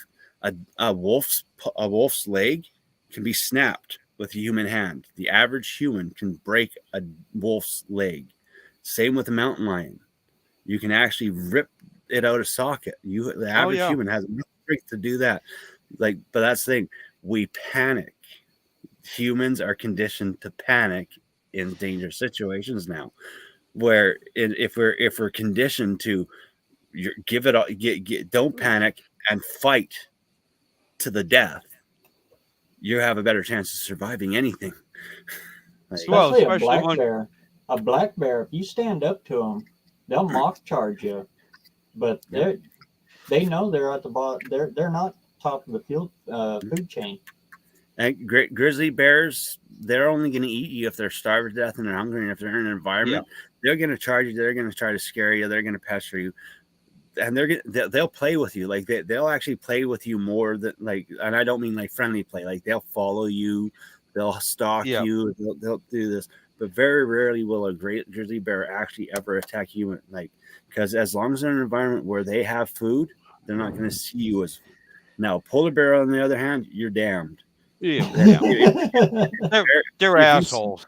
If you see a polar bear within 100 feet of you, grab the sharpest object you have and be prepared to go down fighting. Don't give it a free meal. Fight the damn thing. Give it everything you have. Don't give it a free meal. But at 100 feet, he's going to get you from 100 feet away, no matter how fast you can run. Yeah, well, polar bears look at their environment. It's hard and scarce anyway. That's a good thing. Black bear and grizzly bear too. I mean, they're more interested in the berries and the fish than anything else. Yeah. My God, 20 years ago, I was up in New Hampshire and I was salmon fishing, and I was only about maybe 200-300 feet away from a. That'll get you killed. That's when they go after you. Yeah. But I was about maybe 100-200 feet away from a mama bear and her cubs. She had 3 cubs, and they were down there and they were fishing. I mean, they're pulling salmon out of this damn river left and right. I'm sitting there with my pole, and I'm like, nothing. My sister was with me. She's like, shouldn't we move? I said, no, that's probably a bad thing. They know where we're at right now. They can see us. We're not a threat. She's happy. Her cubs are staying away from us. I said, so, no, we're fine. Well, they finished eating, and we're still fishing, and we're not getting a damn thing. As we're getting ready, as they were getting ready to leave, they got their fill. The mama bear goes in there. She grabs one paw, pulls out 2 fish, leaves them on the sand, looks at me, gives a little and walks away. Mm-hmm. Yeah. And I was like, did you see that, Carol? Talking to myself. Did you see that? She said she saw us. She's looking at us, knows we don't have any fish. She just caught us 2 fish and left them on the bank for us. Yeah. I was like, that was wild. That actually blew my mind too. I had no problem watching them. I knew they weren't going to bother us because they could, she could see where we were. Everybody was happy. No problem. But the fact that she pulled up 2 more fish and walked away and then grunted at us is like, here you go. You guys are losers. You don't know what the fuck you're doing. And you were nice enough, so I don't want to see you starve. Here, have something to eat. There are 2 animals found in North America that you have a very high chance of them either having mercy on you, feeling sorry for you, or saving you. Pig and a bear. Yeah. Because they know that genetically and anatomically and all that, we are very identical. And we have a very similar scent to them and habits to them. But that's the thing. Bears have actually saved people. Bears have protected people.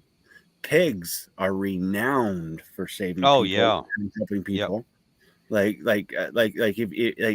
If you're a pig farmer, you'll know this. There's one pig that you've always treated special, and when you fall, he gets over top of you and protects you from the other pigs, because those other Yep. pigs, if you weren't coddled, they're going to eat you. But this one pig, he'll stand. Or if you're like out in the field and he sees you get hurt, he's going to run over to you, check you out. He's going to run back and get some attention. They're better than dogs in a lot of cases. But that's because their brain is a lot more advanced than what we think. Bears and pigs' brains, they're advanced canines like we are. We're advanced canines.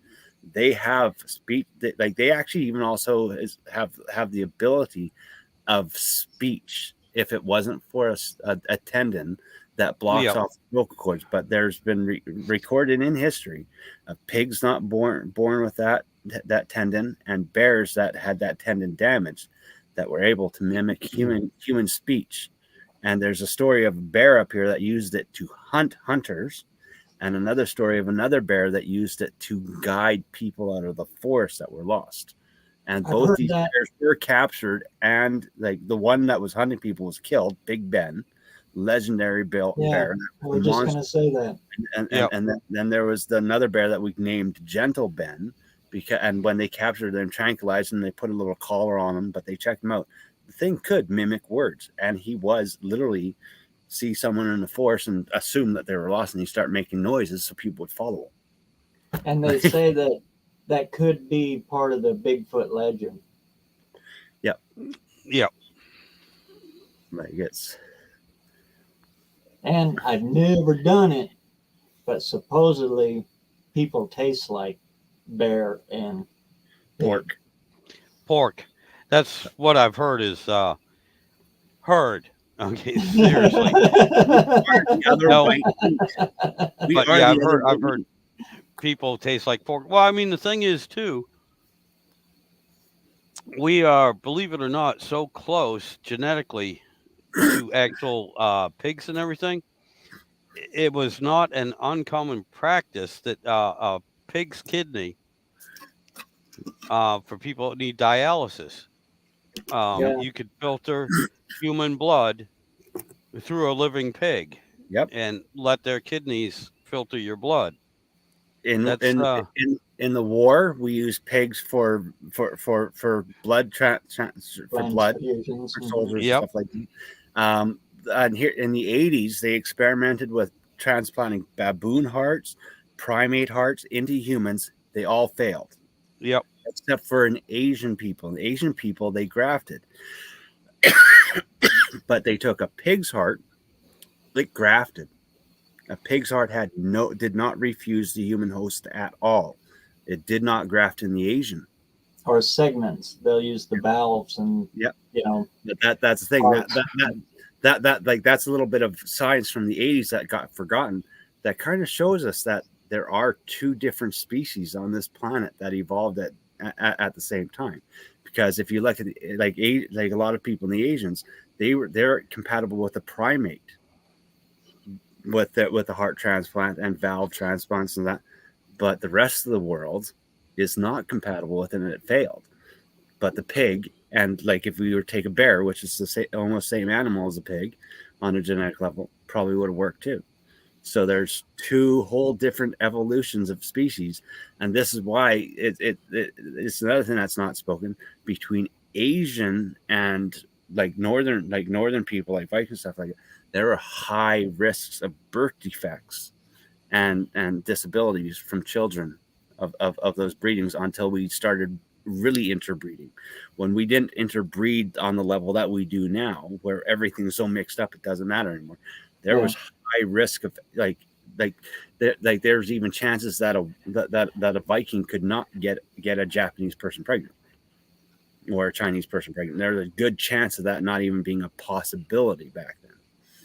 Well, there's two things that makes me think of. One, now I feel guilty for loving bacon so much. Bacon. And two, we're going to have to go back to the ancient alien ancient astronaut theories here. You know, Oh, some of it. no, not that moon bat. Yeah. No. Oh, No, but seriously, no. I hate Now that so stuff. That now, discredits every little bit and piece of human ingenuity. yeah, People built the pyramids. yeah, Yeah. yeah. No. I How Humans they built did it, we pyramids don't in a exactly time that we know. had more advanced thinking than what we have now. And They it's sandstone. yeah. It's sandstone. Actually a Go and lot of feel sandstone. I, It's not I, granite. no, underneath that pyramid, if under the what's like this is actually a real thing. We have built over top of ancient. We still do this today. We built over top of if Oh yeah. we in New York, we build over top of ancient ruins to this day. We've been doing this. We build over top of ancient ruins. Underneath those ancient ruins are megalithic structures that were made by humans that were of a Mhm. larger proportion because back then the atmosphere allowed us to grow larger, like dinosaurs and that did, and all the animals did. So we were bigger, but we also had more advanced brains. Then what happens? Catastrophe. We've proven that a flood 700 to 800,000 years ago happened, and we've also proven that another one happened roughly about 120,000 years ago. Wipes them out. We start over again, and it's all there's no aliens. It's just humans re-evolving.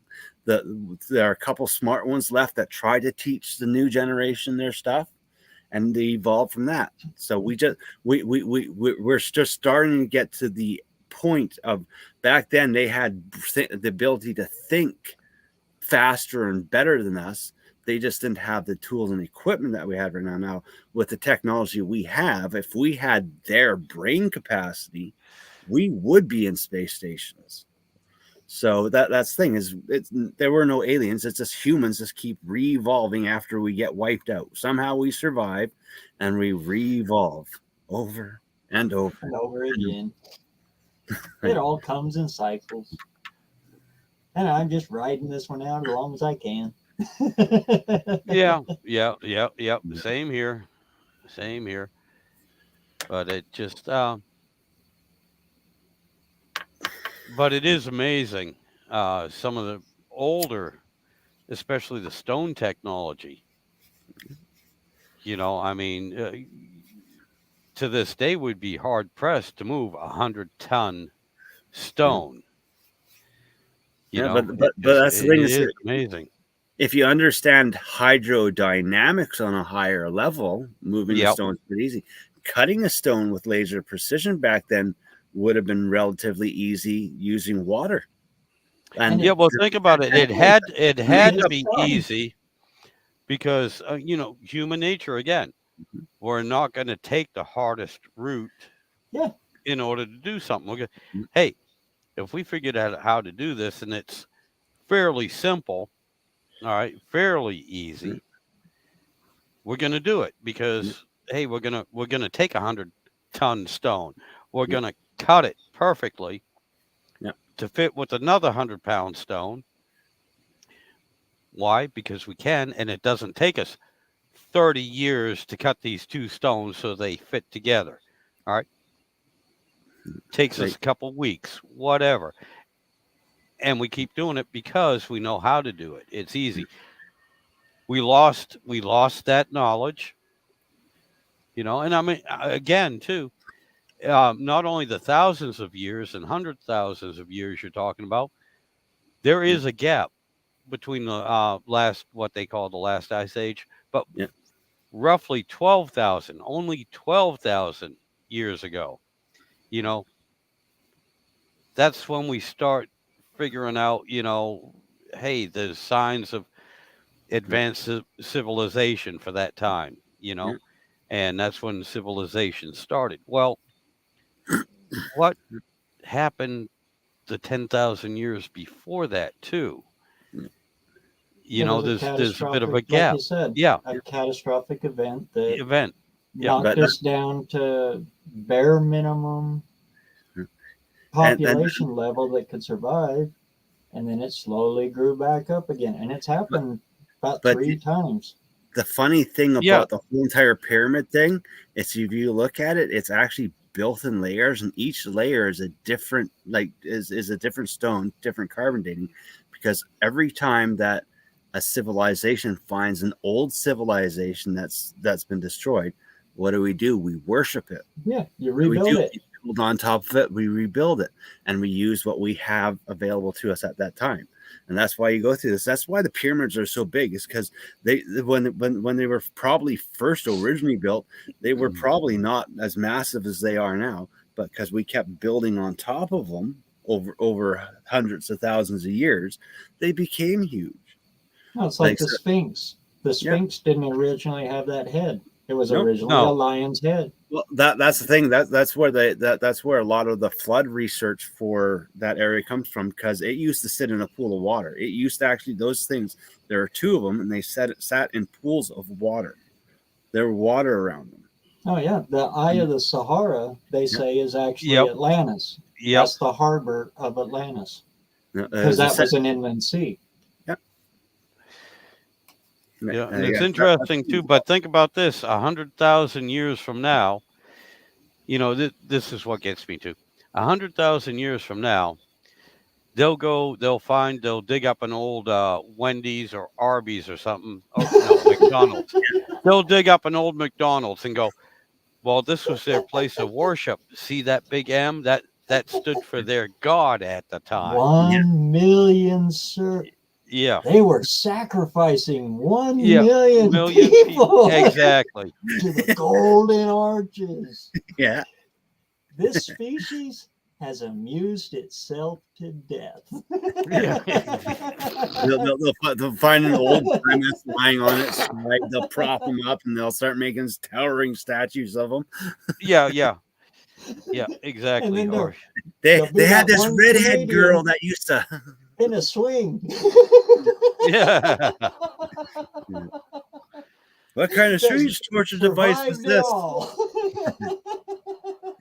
Good Lord, there was an old B-rated flick that talked about the future and everything, and there was a cult that was worshiping Harley Davidson.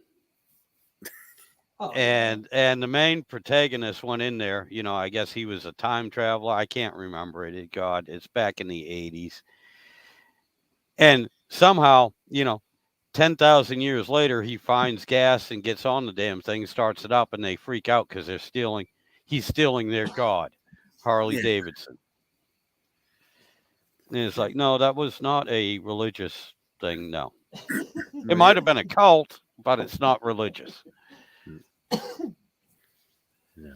It's like that's the thing. It's like I would love to be able to like somehow freeze myself in time, in a time-space bubble, and like just stay stagnant where time doesn't flow, and let 100,000 years pass by, come out and see what the world actually looks like.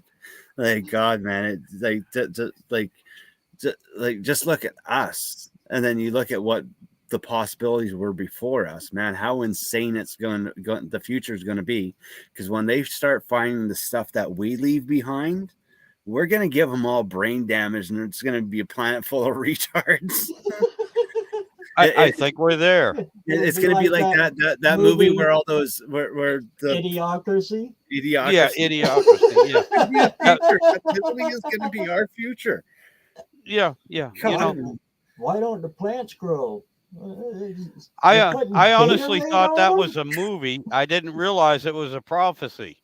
That's a documentary. Yeah. That's a future documentary. Oh yeah. Oh God, but I should let you guys get to bed, because I got to get to bed too. Yeah. So. Yeah, I'm sorry, guys. Again, we got off on another tangent, but you know, I really enjoyed it. Thank you all so much. And No again, for those of you in the chat that stayed around, I apologize. I'm sorry. But thank you. Thank you. All right. Y'all take care. Look, I'll tell you what, before I get started on another tangent, I'm going to go out first.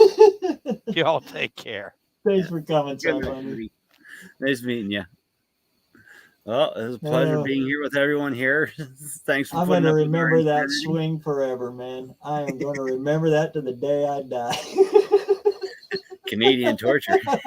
We don't waterboard you, we swing you. You guys all have a great night. Thanks for putting up with us. Nice being here with you. You guys have a That's great great. night. See you guys later. Thanks for coming, man. And everybody in the chat, thanks a mil for coming out, and we'll do this again. In the meantime, get out there and get some metal hot, and we'll all make it somewheres. Just remember to line that border with swing sets. Sawyer's coming. We'll see y'all next week.